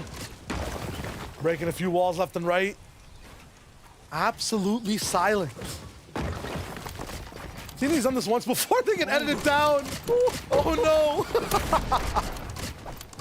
Gotta make sure your cones stay cones, and because of that, Teeny Misha found out, and it looks like they don't really have the speed or confidence to really want to take this full fight. They were just looking for that damage, and then they just wanted to get out. But Teeny's gonna lock into this one. May as well. You gotta get your surge somewhere. Yeah, this is gonna be a huge fight for them, and the one that they probably will need to take now. Switching hands, right? We go from getting snuck up on to trying to sneak up on people. And yeah, Teeny and Misha getting out of the way, not without taking a bit of damage, and I'm sure Asa would have wished he could have got a bit more out of that. The shots definitely were lined up there, but only getting 34 damage out of it. Yeah, I like how you just let him run for that extra 2 seconds. Could have beamed it a little bit. Giving some schmecky between them with them a little while ago. They were looking good in terms of getting in the zone, but bad on Surge overall. So the South Zone pulls still giving them big tests to overcome. Lots of teams ahead. I'm surprised we're not watching like that pitfall game in Game 5. A lot of the times people just start to really key and switch things up before having a stoic last game. Everyone here is just still locked in EU. Yeah. We're very, very used to seeing these Game 5s be a bit messy in their nature. Cammy and Seti as well. Up inside of base, Frenzy look good, but why are they set up for success in this game? Mini has the answers. Lots of reasons indeed. Cammy and Seti doing the little thing to find success and hopefully set up for success for the rest of the game. Actually, Seti here using the dumpster diving augment to hop inside of one of the haystacks nearby. This actually gets him maximum ammo to use later on down the line, so hopefully now they can use that for those Storm Surge tags. And they've actually secured themselves a combat cache, getting them so much gold loot and, of course, those slurps as well. Hopefully they can use them to find success. Oh, they say, one man's trash. Another man's medium ammo. I didn't expect it to get you that hard. That's crazy. Oh, man. But that's good. I mean, an insight to see exactly why they have so much ammunition, why they're looking so good towards the end of the game. And one pattern I've noticed, these mid-game analysts that come in, whoever they're doing the piece on, 50-50 success rate of them getting top 5 at the end of the game. Interesting. So what you're saying here is Cammy and Seti win this one. Possibly, 50% chance. Don't source that stat that I just said, by the way, too. It's just a feeling I have in my heart. You are the king of fake stats. Like, you are actually the king of fake stats. But they sound good, don't they? Like, you want to believe them. We need a stat about your fake stats. That's what I want. You won't find those. You won't find those. What you will find over at Brutal Bastion is two teams going at it for an eternity here. I feel like there have just been no winners out of Brutal Bastion in terms of just like overarching success throughout the season, even though it has the vault. You think it's very powerful, very strong, but all teams just desperately fighting for it, and it just ends up being nobody comes out on top. No one has their stamp on it yet, which I feel, yeah, it's exactly why. It's like an emerging POI. It's kind of how things were in the old days when no one really had a claim on retail, so to speak, at the start of every season. Even though it's established, you know how to play it. So many teams would scrap for it over and over again, stay inside the zone. Same thing with the Shark. This season is Brutal Bastion. This is completely anecdotal too, but a lot of the time I feel like this spot itself becomes the hot spot in a lot of these games. Well, yeah, 100%. So many of the teams in the area know if we need loot, go Brutal Bastion. Yeah. If we need Surge, there's gonna be people Brutal Bastion. Like, everybody knows, like, you could just go Brutal Bastion and there'll be something there. If you're looking for something, something will be there, whatever it is. That makes it that much more sludgy, viscous, and difficult to actually navigate and get out of. You get trapped in there like quicksand, even though you're running on snow. Flying Jalen, jumping into the zone. So must have a cache of sorts or something left. Maybe it's just for mats, and then they get back in. Yeah, and these guys haven't had many opportunities to play out a game like this, right? And so I want to see them make the most of it. Because again, this is a team with no Grand Finals experience. Jalen and Swy making their first Grand Finals, and I think they've got a lot of people rooting for them, and understandably, their journey, their run so far has been incredibly impressive. But it's all about using this first day to figure things out, right? It's your first Grand. I don't think anybody ever expects people to do well in their first Grands. It's such a hard lobby. It's very rare you see a team do well in their first Grands. So hopefully they can start to pick things up over the course of the next 6 games after this one. At least they're on the same page with all their decisions. That's doing well, step 1 in a lot of books. Vino Queasy, I love this position. A lot of the times when you're defending from really high vertical fire, you expose yourself to low ground angles and mid ground angles. So anytime the island shoots first, Queasy Vino might have a chance to land free shots on people, getting those builds down. Anchored in the zone, I feel like has had trouble, just like many of these outside landing teams, of getting in. No stranger to fights, 298 above, but in terms of overall positioning, I mean, these guys are just chasing more and more and more in terms of just trying to get some fights down rather than position inside the zone. Yeah, and they've had their fair share of surge problems throughout the day, and I think that's pretty why they really want to deal with Fire Bro. Maybe at this point it's got a bit personal, right? We've seen that happen many a time. Lucia and Steno, they have their own surge issues to deal with. 30 above is yeah, it's above, right? And you want to be above the threshold, but it's not comfortably above. And you see instantly, right, where now they are a bit below, having to use some of their shields. If you're tuning in at the end of the day, you don't know what Storm Surge is. Every time we say Surge, Threshold, you don't know what we're talking about. It's as important as the mini-map. It's the number right above it on the right side of your screen. It's why people fight. It's why Chulex is getting pushed right now by Lucy. And Steno, you want your number to be above. Any number and then above, just like it's switched there for Lucy. 128 above the threshold. If you're there, you don't take damage periodically. It's great. If you're not over the threshold, lightning strikes you down. You take 25 damage, 25 damage. It's not good. And because of this, you'll see Lucia go into these boxes, getting this damage down. What a shot on a Chicky. Yeah, it was tough, right? Because it looked like Chicky was actually just opening up to be able to kinetic blade out and rotate. Yeah. And then boom, somebody just drops right in front of his face and stops that one from happening. I saw a moment ago Tayson going down in the feed. We're seeing now what's going on here. With Stash having to pick up the pieces. He's trying for it. And there's so many other duos who are in the business. Quickstat too. Yeah, in terms of mid-game segments, no one's winning. But the claim was they're doing well. Like, they're doing well, you know? Like, 9th, 10th zone.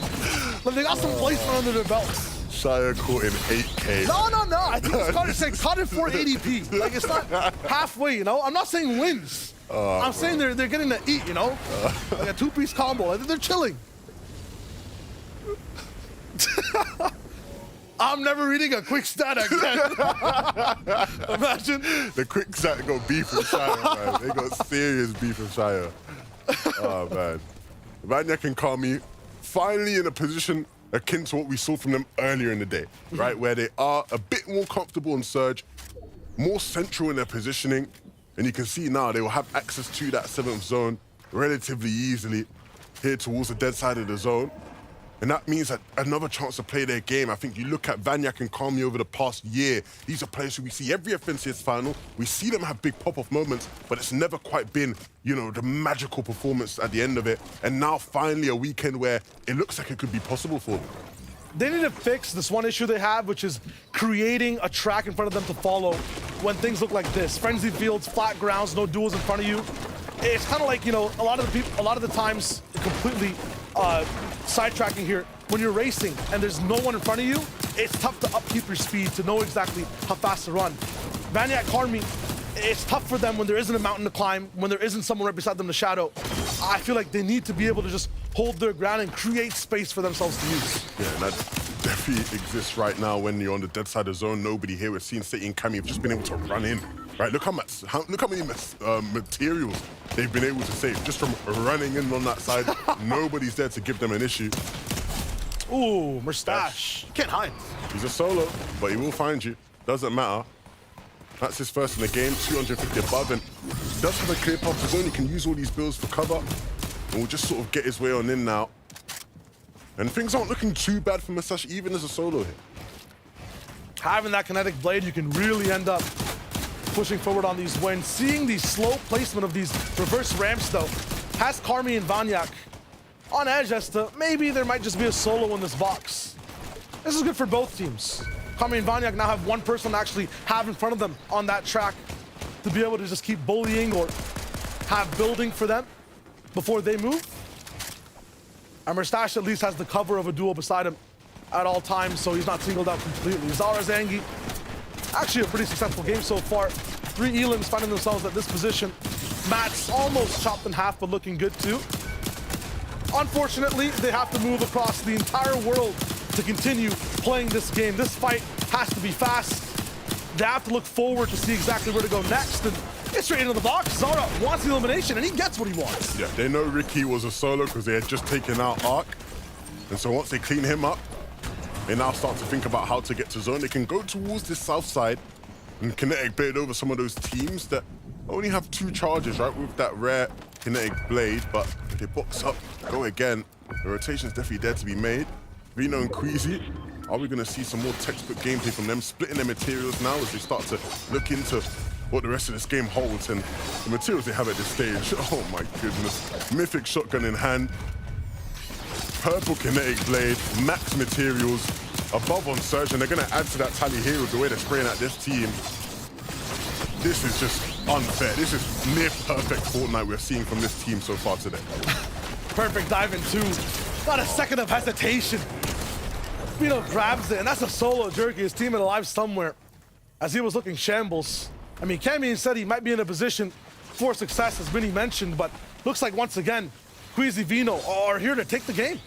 But if anyone's going to rival them, these guys definitely can because they have a brilliant setup themselves. We saw how good their materials were, how good they still are, and their loot situation is looking nice. Their surge situation is even nicer. They have that setup Mini-Man was talking about, and we know they can execute on that. This is all about have they expanded their strat book.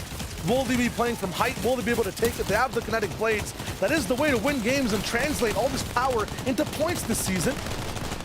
We'll have to overtake Queasy and Vino to do that. We'll know that they'll be waiting to take height from whoever tries to go for it first. They're really good at just having those types of heists and retakes in the sky. PKR and Link look to be the ones who are the most elevated, but will they hold on to this position?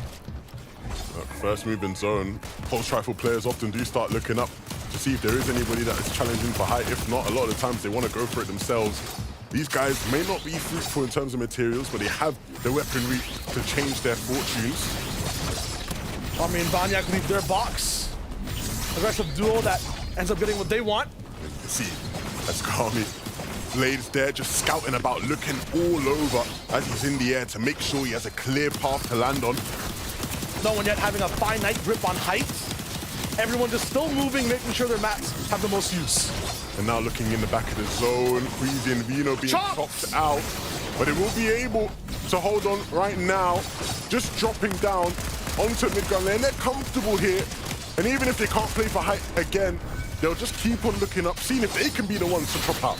They'll have a 1 second pocket here in just a moment as two different squads are fighting for height. 500 damage above. Their only goal is just to try to win this game, and there it is. As Asa tries to build, Vino goes for it, but chooses to just let it linger for a bit longer. They had a chance. They won't try to bite fully.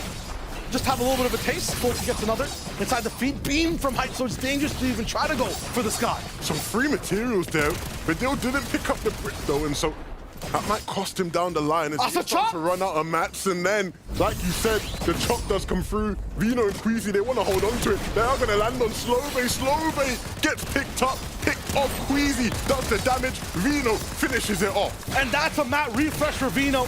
That's more time available on height. That's dominance from a team that's won almost 2 games today. It's huge for Queasy and Vino. Trying to go for the third. Camiseti on low ground. Yeah, they had everything set up for success, but it's just so hard to be consistent on this type of layer. While those guys were fighting for height, these guys were fighting for positions down low, and so many mats being expended as a result of it. Another instance of a team trying to take their high ground from them, Shayo. Vino's not going to stop. Him and Queasy have set up shop here on height, looking to buy all real estate inside the sky. And they might not have pulse rifles. They have the red eyes and they have the aim. Vidil going for a few chops of his own on the left side. A solo trying to get as many points as possible here in game number 5. And he's doing a good job staying alive, beating out duos in this stage, but he needs to stay alive a bit more longer. We're heading into that top moving, and so there will be opportunities. Cammy and Saito, they're finding some for themselves. Here's where they start to actually get into hot action. 2 eliminations, but they need to finish with at least 5 to make this position. All this power worth it. No points yet, just placement. They need those elims. Bebe's Pablo Wingu getting ready to be spinning top inside these boxes, looking for any shots all around. Haven't found much, so dip in the zone, and then Kinetic Blade sky high. Look at Queasy and Vino. They're playing a different game. And Vino is dropping down. How many times have you seen that today? How many times has it led to a victory royale? These guys are prepared, pistol in hand, taking players down, and all the players beneath them running on bare bones, just left with wood. Some players without anything at all. Seti and Cammy now popping their slurps, popping their heals, trying to stay alive, trying to pick off someone from the deep in zone. Bebe's probably on low. Seti Cammy in the business with Queasy and Vino on height. Looking at 3 different duels here, and Pablo Wingu was on the wall up against Seti, who was then getting just bullied by Vino from the top ropes. Pablo Wingu down to no shields, just 1 more shot to take. Bebe's on the other side, he gets dropped down. It's Vino up against 2. Another one blocked him against Seti. He's taking out all of EU, but he gets taken down. Doesn't matter. It's Deja EU again and again and again. Queasy and Vino win games. 3 victory royales in these games on day 1. Have we ever seen a team be the clear and obvious favorites in a region so powerful like EU and then come out and just completely stomp through it? in just 5 games. It feels like they just ran the whole 6 and had 3 wins. They still have 1 more to go. This is such a strong team. No one's really stopping them. Vino's playing 1v4 and making it look easy. This is the first time I've seen Queasy move a finger. Literally, the only time today where Queasy's actually had to do something in the final moving zone, and thank goodness he did, right? Vino did just drop. Seti was down to a lick of HP, and so it wasn't the hardest of fights for Queasy to win. But nevertheless, right, they did win that fight, and they win the game. These guys are just unstoppable right now. No one's really on their level, and a few duels at that time tried. That was 3 different height retakes, and they don't even look like they were scathed at all. The scary thing is, it's not like it's just completely easy for them. They've been challenged off spawn. They've had hurdles thrown in the way in their mid game. They've had people try and take their high ground, and yet they still win these games. What can you put in front of them to stop them? I have no clue. It's a duo with no weakness and superpowers. Adam, what do we do? I don't know what we do at this point. This is unprecedented. They are steamrolling the lobby, and may I say, a stacked lobby. The best teams in the region at grand finals here. 3 victory royales. Taco, I mean, they just seem like they cannot be stopped right now. It's looking like another day at the office as far as Queasy and Veno are concerned. And man, they honestly do just make it look easy. We're talking about 50 of the best duos in EU, but this team is just clearly making sure that that skill gap stays established. Look, you can see even earlier on here, Vino, Queasy know how to capitalize on every situation they're put in. From like Levin said, getting contested various times on the high ground to ultimately claiming it. They were so high up, it looked like they were playing their own LTM in the sky, just dominating the rest of the lobby, and then they get another one, and another one, and another one. 3 victory royales for this duo. I mean, they are looking unstoppable. They really are. I mean, they claim the high ground. It looks like so effortlessly as well. Obviously, this being like grand finals, every team more than capable of doing exactly that. But what is it that separates them from the rest? What are they doing differently, which is always giving them that vantage point? Again, it's just the priority refreshes. I think that Veno is doing such an excellent job whenever he does drop to those lower layers and making sure that he picks up the refreshes. He picks up the mats that he needs to. You're not seeing him miss a single mechanic. Every single move that he makes is strategic, it is tactical, it's intended. And that's something that I think a duo of this caliber has really set a different kind of standard here today in day 1 for Europe. And we've seen Veno in the past. He's made his name Veno Day 2. Yeah, I mean, they're not making mistakes. We can look at the standings here and show just how dominant they actually are. 365 points. Second place has 248. That's more than 100 points, Adam. They don't want a Day 2. That is absolutely extraordinary. I mean, considering we've played 5 games out of 6 on day number 1, there's another entire day to go. You make that much of a gap. That is a statement, Tack. You're making a statement there to say we are the ones to beat in this region right now. And eliminations, I mean, placement points as well. They already surpassed 265. That is extraordinary. But the other thing that they've done, aside from establish a massive lead for themselves, is it's become a mental game now for these other duos involved. Vanyak and Karmi in particular, you see them sitting in that second place position. But again, 248 points in comparison to 365. That is such a steep hill to climb. And you have to remember, it's not like Vanyak and Karmi have been slouching throughout any of these lobbies so far. Look, Vanyak and Karmi are starting the sprint that Queasy and Vino have already, finished the marathon, basically. But look, they have a lot of points now, but remember, we've seen 5 matches. We've got 1 more match until the day concludes, but there's going to be another 6 matches tomorrow, and anything can still happen. But looking up here, if we, take out Queasy Vino, 2nd place 248, 3rd place 246, Seti Kami 242, Tayson Merstash 235. It's pretty neck to neck. Yeah. I mean, look at this as well. Consider this. Global Championships at the end of the year as well. Okay, we're looking at top 5 spots go through to that. So there's lots of places up for grabs here. So even the top 5 in general, you want to break into that just to qualify for later on this year, which, as you can see right now, is really competitive. Between obviously the 365 that Queasy and Vino have, but even down to Mustache and Tayson at 235, that is still one of these things that is achievable for our players. Already you can see Zara and Zangi here bumping 8 spots in that last game. I mean, you want to break into that top 5. Well, the thing is, though, with Mustache and Tayson having already been qualified for global championships, even if they finish in the top 5, that could be a saving grace ultimately for teams that might find themselves in that 6th place position. Granted, that's assuming that this leaderboard doesn't have too many alterations heading into day 2, or the conclusion of day 2, I should say. But with the way that things are panning out, when there's already a 40-point disparity being controlled essentially by 5 very consistent teams. Right. I want to bring up Kami and Seti, though. Yeah. Currently in the 4th place spot in qualifying range for the Global Championship. Are FNCS Invitational Champions are not yet qualified for the Global Championship, and they're in qualifying range right now. So although it doesn't look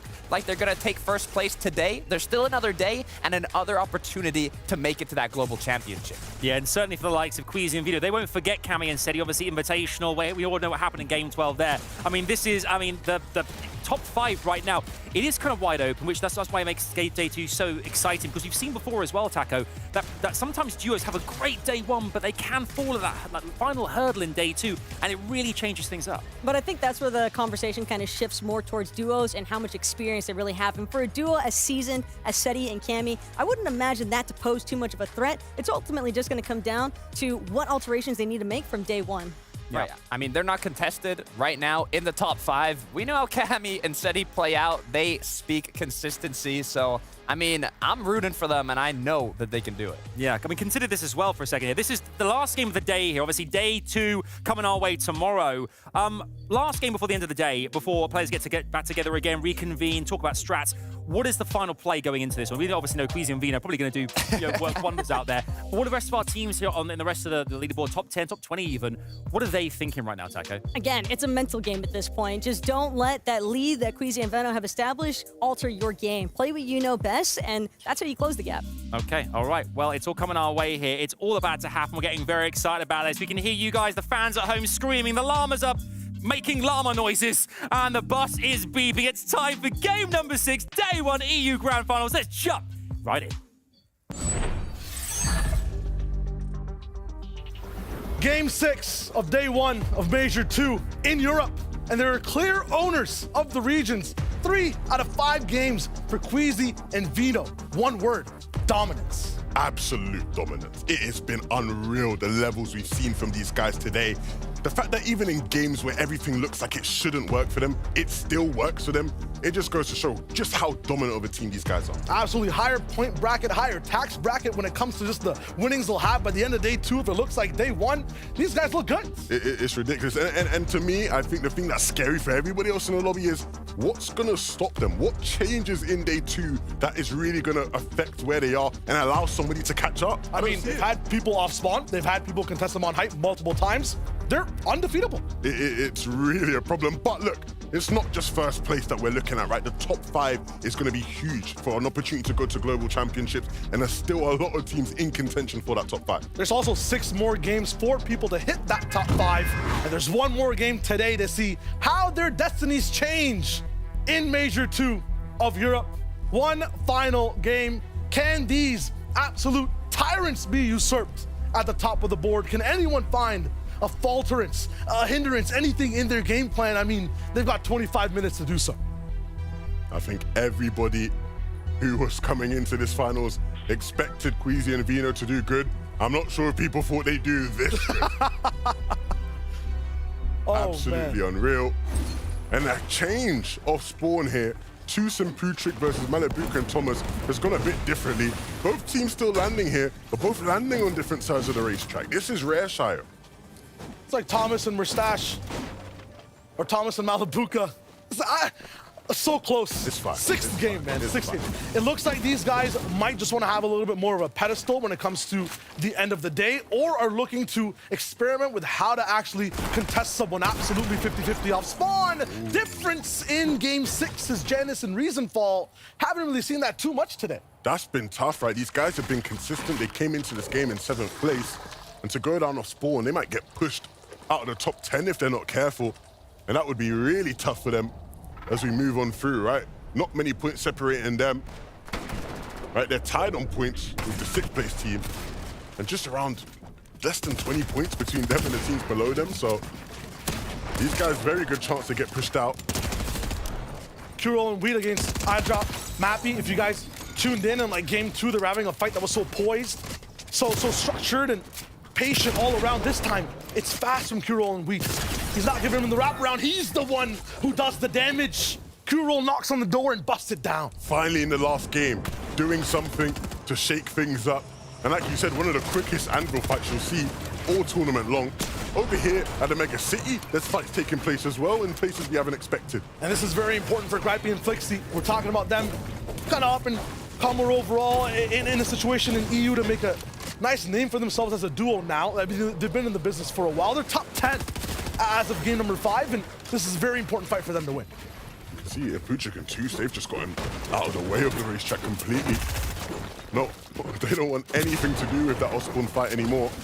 But they are still going to be taking a fight over towards a team they've had to deal with the past 2 games. It's Pablo Wingu and Bebies, with Skyboon watching in the distance. These guys are just an absolute maelstrom of a duo. Get into boxes and make it look like a tornado passed by, both in damage and in messiness of the builds. They're really good at just forcing you out of your own box and expanding your defensive structure. Absolutely balling Toos inside the cone, and again, twice from Bebies. The disrespect, the third shot on the Puchik, he's making it look easy. These guys have nothing, almost a collateral in terms of pump damage. They're on collectively 11 HP, and he's still chasing him. Build after build after build. You cannot stop Bebies. The only key he has on his keyboard is W. He just walked straight at them, ran straight at them with shotgun in hand, and hit every single shot he needed to. That's not an Unreal player that got coned twice. That's Toos. That's the Toos. You don't do that to Toos. Apparently Bebies does. That's wild. And that's a game where it looks like they might have had some space, a little bit of rest to be able to play and see what they can do. A difference off spawn, not going to be capitalized in this one. Vino, in that first game, he got challenged, he chased, he conquered. In this one, shot a little bit, jumped backwards, kinetic bladed away, wanting to play this game safe. Malabuka Thomas HD, same thing. Besides Steno and Lucian, are trying to get whatever they can in terms of materials to stay alive. The builds, the blades, they'll come soon.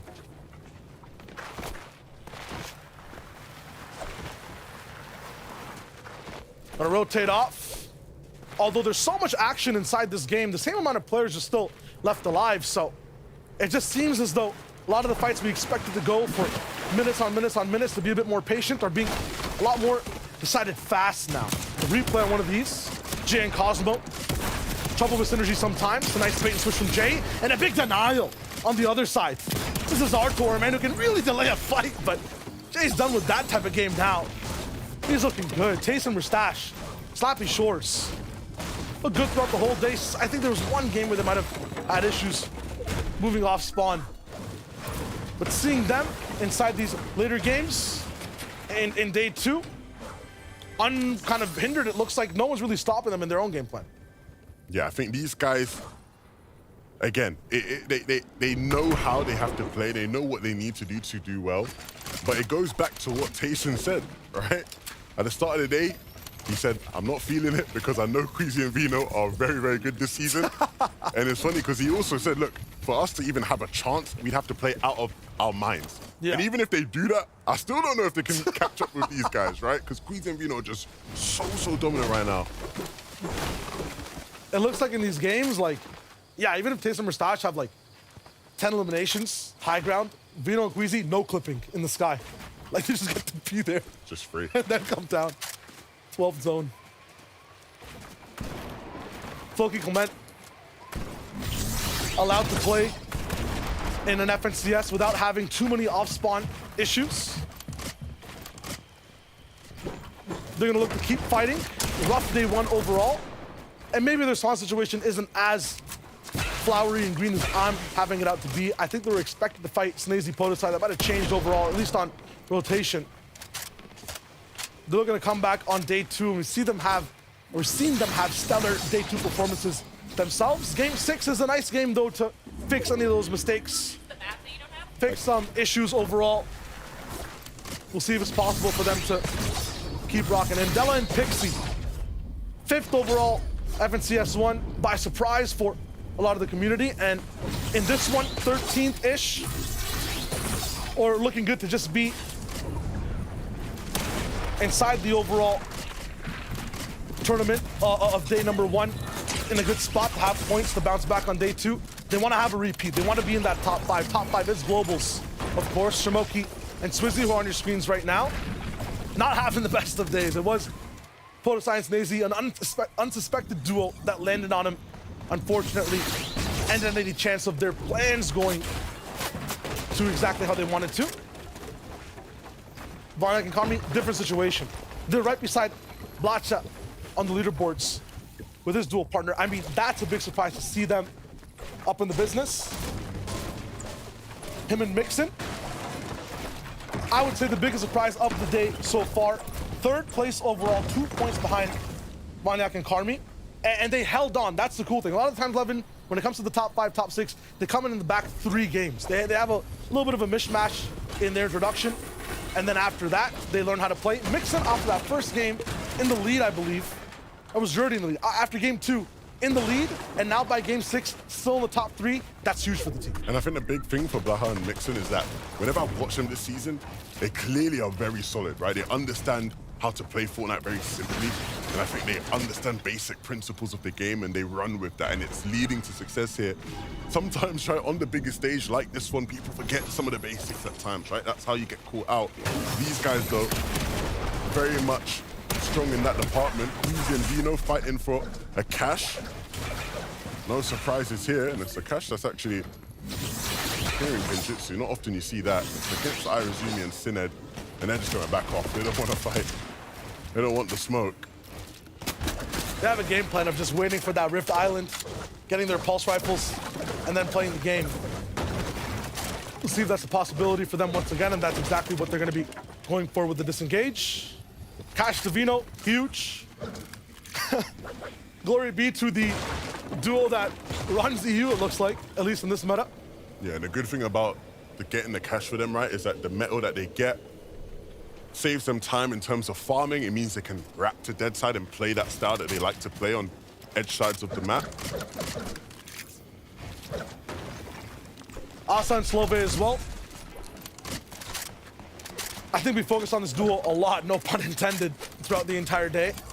And they've been really good at showing us what gritty fights look like for someone coming in and not having complete ownership over their spot or an identity overall inside the finals. They've made it pretty clear, though, that they're not going to be going down without a hard fight, and they've looked to capitalize on a lot of box dives and 2v2s in fast record time, being really good on Surge for the back half of their games.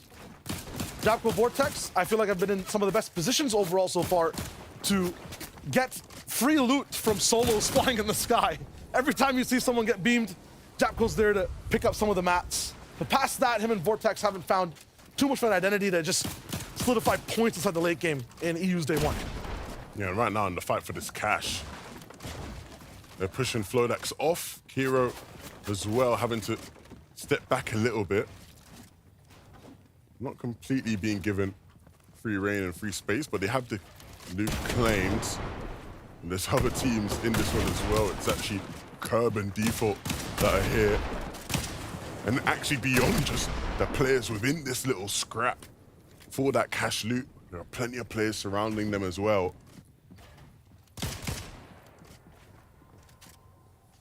It'll be a little bit of a standoff between all these teams. All of them just wanting some type of points to elevate them, push them across the line. Flodax, Kiro, trying their hardest. 37th place right now, but if this fight goes well, if this game goes well, they can elevate themselves close to the top 20 even. Move up 10, move up 15 places. Once again, what's in stake for all the teams that aren't Queasy and Vino, that aren't really in first place? It's global championships at the end of the year. You need top 5 in EU. And in terms of having 6 more games to work with tomorrow, and this one, 7 in total, definite possibility for anyone that's on screen. Yeah, and you want to be there, right? The biggest and best competition in the world of Fortnite. If you don't make it, it can be heartbreaking, right? I've spoken to so many players over the course of the last year. A lot of players who didn't get the chance to go to Invitational feeling heartbroken about missing out on that opportunity, and so wanting to do everything in their power to make sure they're at Globals this year.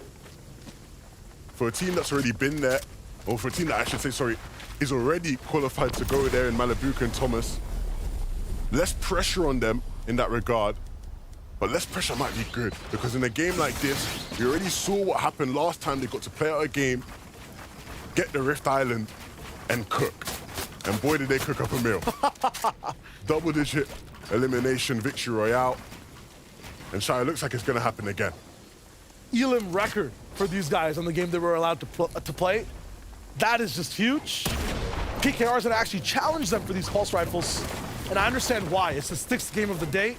Not gonna get a chance to have the best options for loots. They'll settle for just the vault that's down below. How? I just don't get it. I don't know how these guys get the pulse rifles so free. Like, I watch other games, I watch other regions, you know, even in lobbies in EU where they're not there, it's just a mess. Absolute carnage takes place. But when they're up there, it's like, oh, no, I don't want any problems with it. It just goes to show how strong, how powerful that duo is.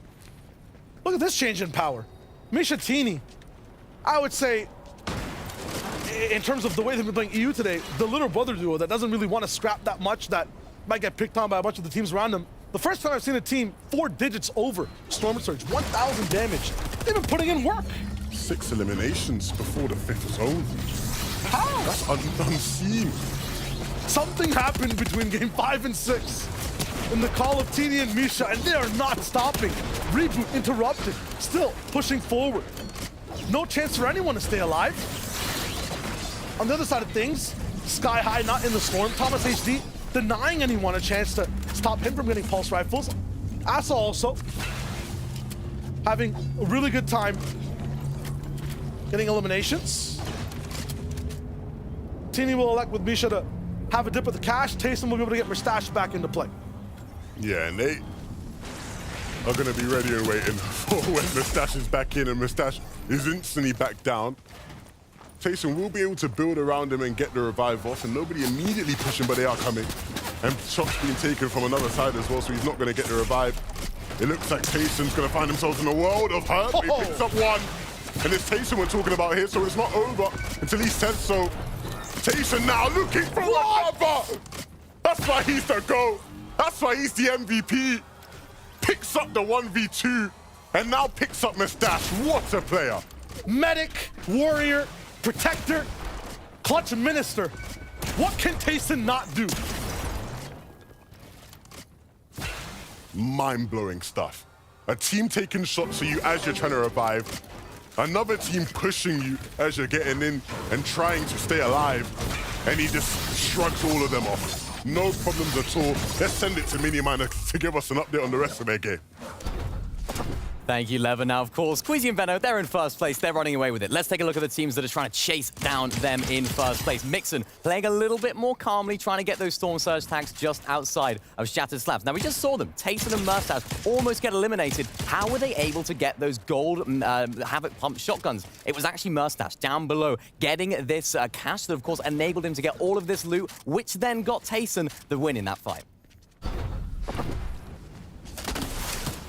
Quickly following all those other teams, right, that are trying to play catch up. And again, I don't want to speak too soon. I don't want to be that guy, but it might just be a case of like, we're starting to get towards that point, Shai, where it's like, let's just focus on second place and below, right? That top 5. Focus on globals. Focus on globals. Focus on the top 5, because one team right now is running away with it.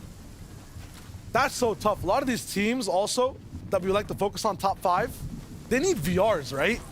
And you're basically faced against looking at Queasy and Vino in a different exosphere every game, or Thomas and Malibuka, who are allowed to play and then don't even let you fly. These teams that are so reliant on these last-minute game 7, 8, 9, 10 wins are not going to have that opportunity. They're going to have to get all their points in these situations, in these box fights. What a situation this is. Lucian Steno charging into this box. What? That is just relentless aggression. And that's how you deal with your Storm Surge in a lobby like this.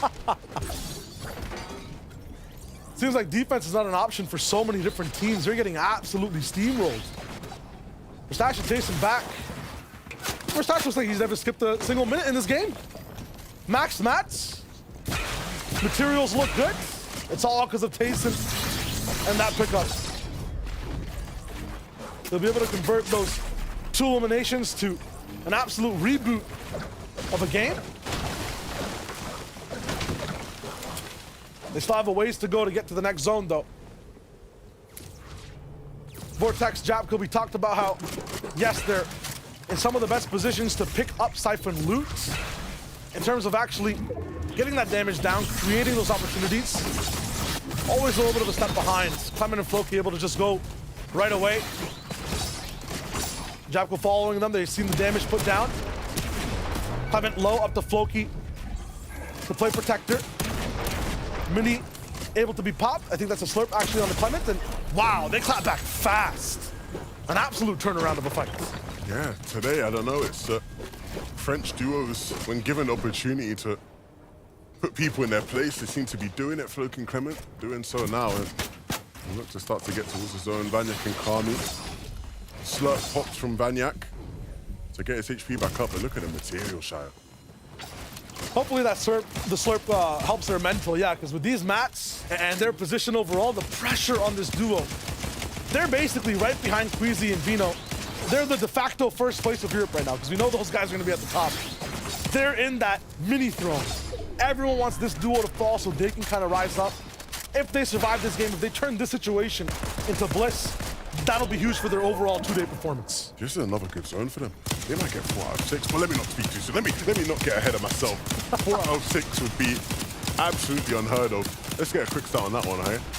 Vanyak and Kami, though, in their pursuit to keep their position high in the standings, they're not sitting in a bad spot. They have access to rotate down towards the south if needed. Thomas and Malabuka are going to have to start forcing their way through.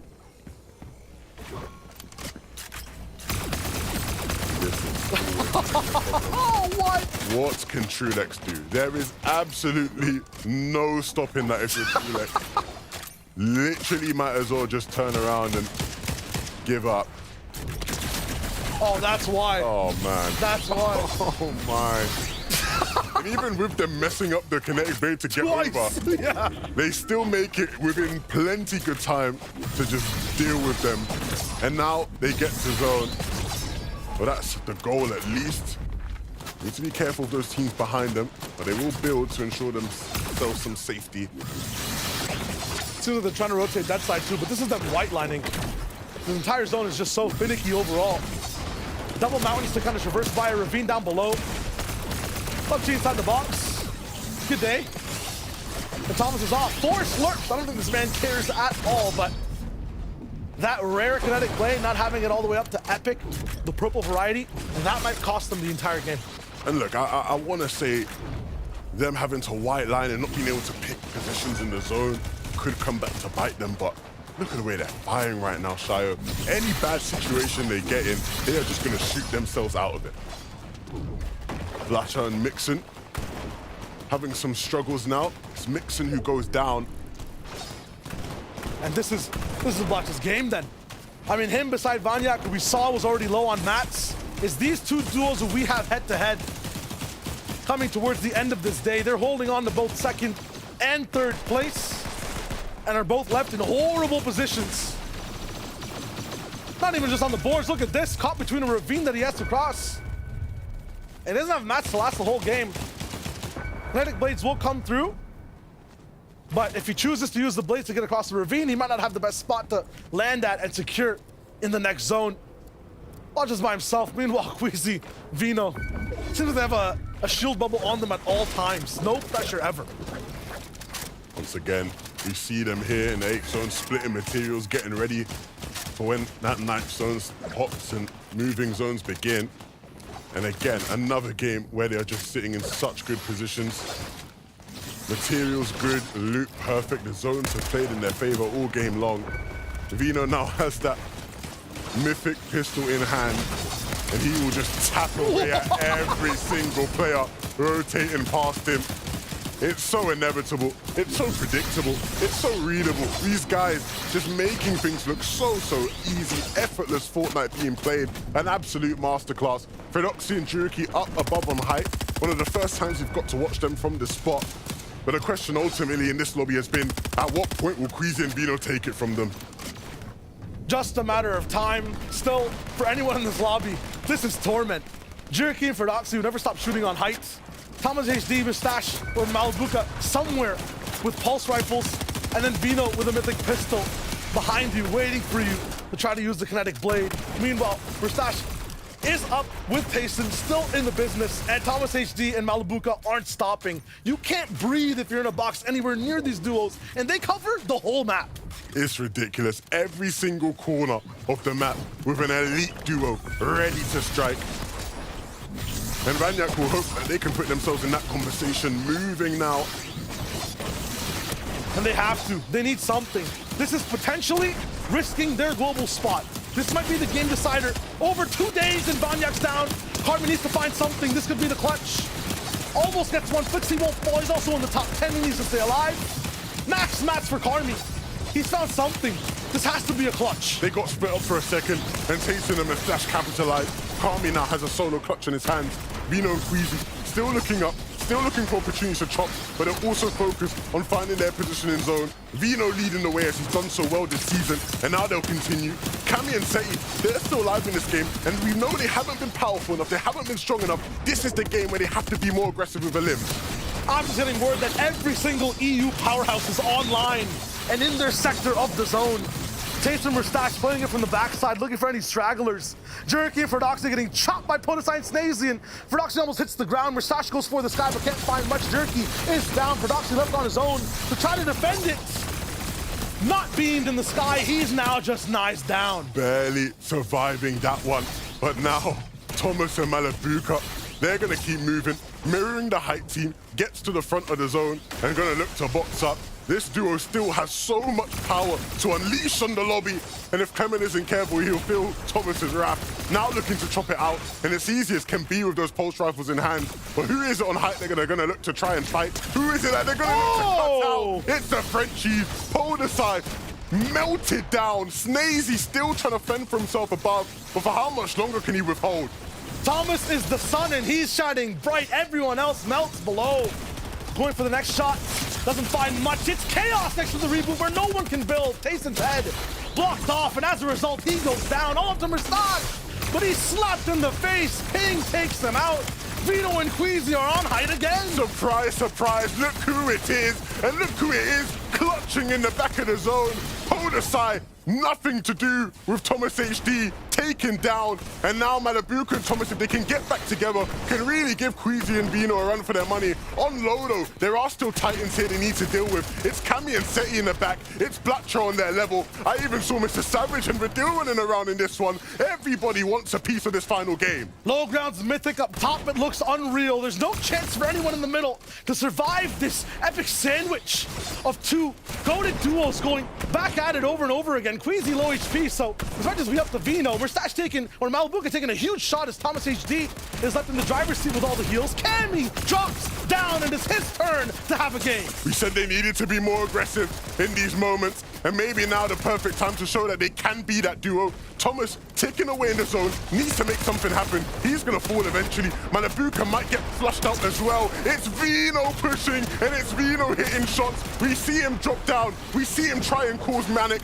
We see him try and cause chaos, and that's what he's doing here. Queasy now following as well. Full health, the duo side by side, 2v2, 4 games on day 1. The potential, but they have to face against Seti and Cami. And it's the rematch between these two duos. We saw it already earlier today, and Queasy and Vino came out on top. Well, Cami and Seti let it happen again. Keep it going. They keep moving in the zone, and Vino is an absolute monster. He takes down one. Can Queasy pick up the other? So low on HP, but he'll make it happen. Seti and Cami fall once again at the hands of Queasy and Vino. 4 victory royales out of 6 games in the grand finals of EU. This is a team that cannot be stopped. 60% of total games. These guys are just absolutely nuts. I have never seen the likes of this in EU. Vino and Queasy make it look easy, and they're absolutely feared by every single duo in front of them. Even when you think there's a chance they might lose, no shot, no way. From the moment these two began playing with each other, everybody said it was unfair. How can the best fragger in the world and the best IGL in the world come together? They couldn't quite pick up an FNCS. It's been almost a year now, but finally, it looks like they are well on their way to picking one up. This is absolute domination in its purest form. Perfect Fortnite we are watching today. I want to apologize to anyone who wanted to tune in and watch the EU FNCS today. It's the Queasy and Vino show, honestly. It's mad, absolute madness. And I think there are no surprises about who's going to be in first place, but yet we will still send it back to the analysts to break down everything beneath that. Yeah, I mean, I'm wondering who's going to be at the top of the leaderboard at this point. I mean, 4 victory royales. I mean, I wonder, but let's just put this in context for a second here. Not only the first duo to get 3 victory royales in an FNCS Grand Finals day, now 4 victory royales in an FNCS Grand Finals day. This is absolutely incredible. And Queasy, the first player to reach 20 victory royales in the region as well. I mean, 21. This is a ridiculous Fortnite we're seeing right here, Takata. I don't know what to say, right? Record-breaking territory for this duo. The most victory royales in an EU Grand Finals day. They look unstoppable. It's the fact that they were able to establish this kind of record in a single day of finals. And not just in any sort of lobby, but a grand final set lobby where it almost looks like child's play with how controlling Vino and Queasy have been all day. Yeah, we saw Cammy and Seti there. We touched on them as well in this, in the last kind of few games. But Queasy and Vino, when you got a duo like this in the lobby, what can you possibly do, Takata, to counteract? This seems like they're almost invincible right now. Look, it's scary, right? We see Vino go down. Queasy likes to play up above, get the secure route for the heal off, but Vino again and again and again and again. 4 VRs, Elim after Elim, dropping below. You can see 442 points, 4 victory royales, 28 Elims. I mean, they are just on another level. They really are. It sounds obscene to even say that. It's crazy. I mean, I'm putting it out there now, but if this continues into tomorrow as well, we're seeing the greatest performance in Grand Finals in the history of FNCS, right? I mean, I think that's what we're seeing right now. It's absolutely unreal. But let's see exactly how their victory route affects the leaderboard now as well. Let's see the standings, how things currently lie. As we can see here, they're the first team to reach 400 points, 442 points with 28 eliminations,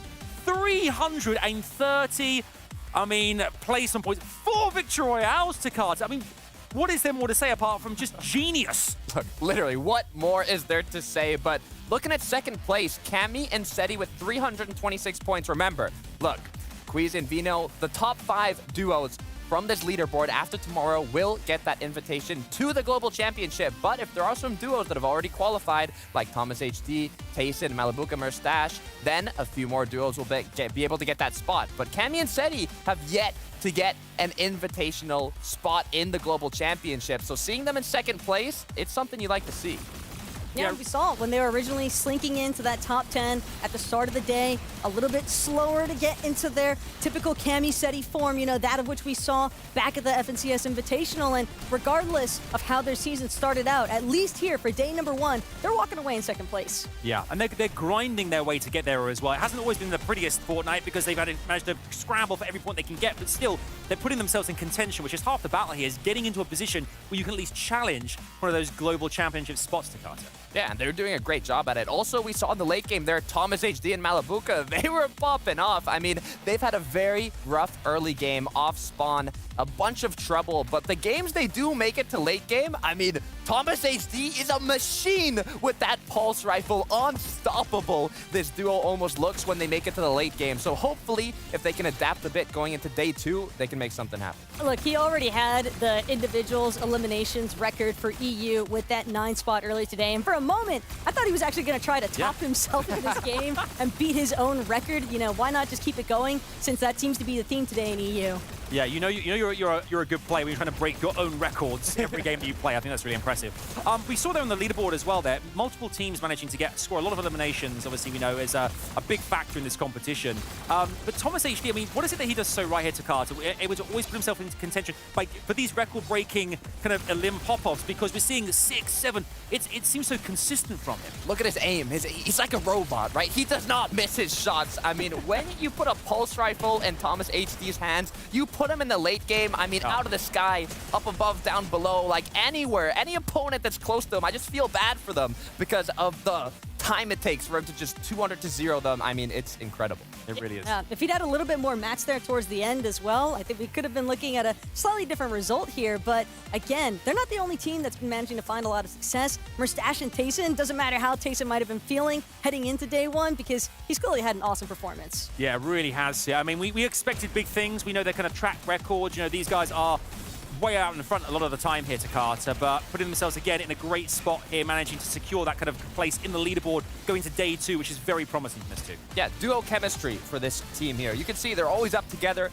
They're playing as a team. The synergy is at an all-time high. It's why they have some of the lowest solo impact points, is because they're always up together. They don't get forced into those solo clutch situations as often as some other duos. So if they can keep that up, I mean, they already have that spot in the global championship, but it doesn't hurt to get another big FNCS on the board. Yeah, there's a couple of things to highlight for you guys as well. You can see here, talking about placements and how every game matters here, we can see again, Malibuka Thomas HD rising up 14 positions after that last game because of that pop-off at the end. Put him in a great position here on this leaderboard, but also the likes of, we have here, Black and Mixonet, 31 eliminations. We talked about, talked about Vino today and how he's able to get so many of them, but 31, like the leaders it looks like going into day number 2, that is seriously impressive from this too as well. Yeah, I mean, eliminations are also key in these grand finals, being 4 points per elimination. So if you're able to rack up a good amount of elims, you know you're taking the right path. And they're going to need a lot of eliminations as well. It's not just Botcha and Mixon either. That's got to keep it in mind, because again, the build-up that's really taken place here as far as that lead from Queasy and Veno is concerned, day 2 is going to require a lot of eliminations and probably at least 1 or 2 victory royales if you want to keep pace. Yeah, absolutely. And with Queasy and Vino out in front of the moment, tomorrow is really going to be exciting to see the grand, who goes to the Global Championships later this year. Maybe top 5 spots there. That's going to be really exciting to see how that story unfolds. Let's look at the broadcast schedule as well here for you guys watching at home, how it's all happened for you and unfolded across this last few weeks here. You can see week 1 through 3 happened. Surge Week happened last weekend. Here we are, grand finals. May 13th is officially done. We have had our 6 games today, but tomorrow 6 more games, making our 12 in total. And who will be the victor at the end of it? I mean, it's going to be a very meaty day number 2 here, Taco.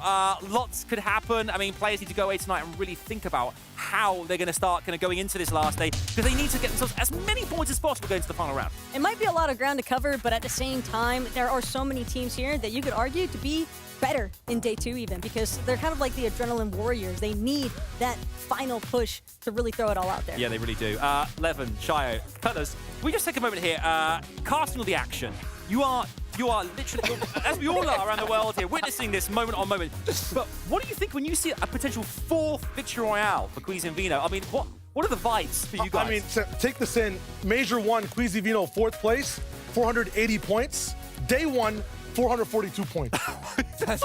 Like a major 2. That's disgusting. That's all I gotta say. Like, It's a business job. That's what they do. I mean, nothing special.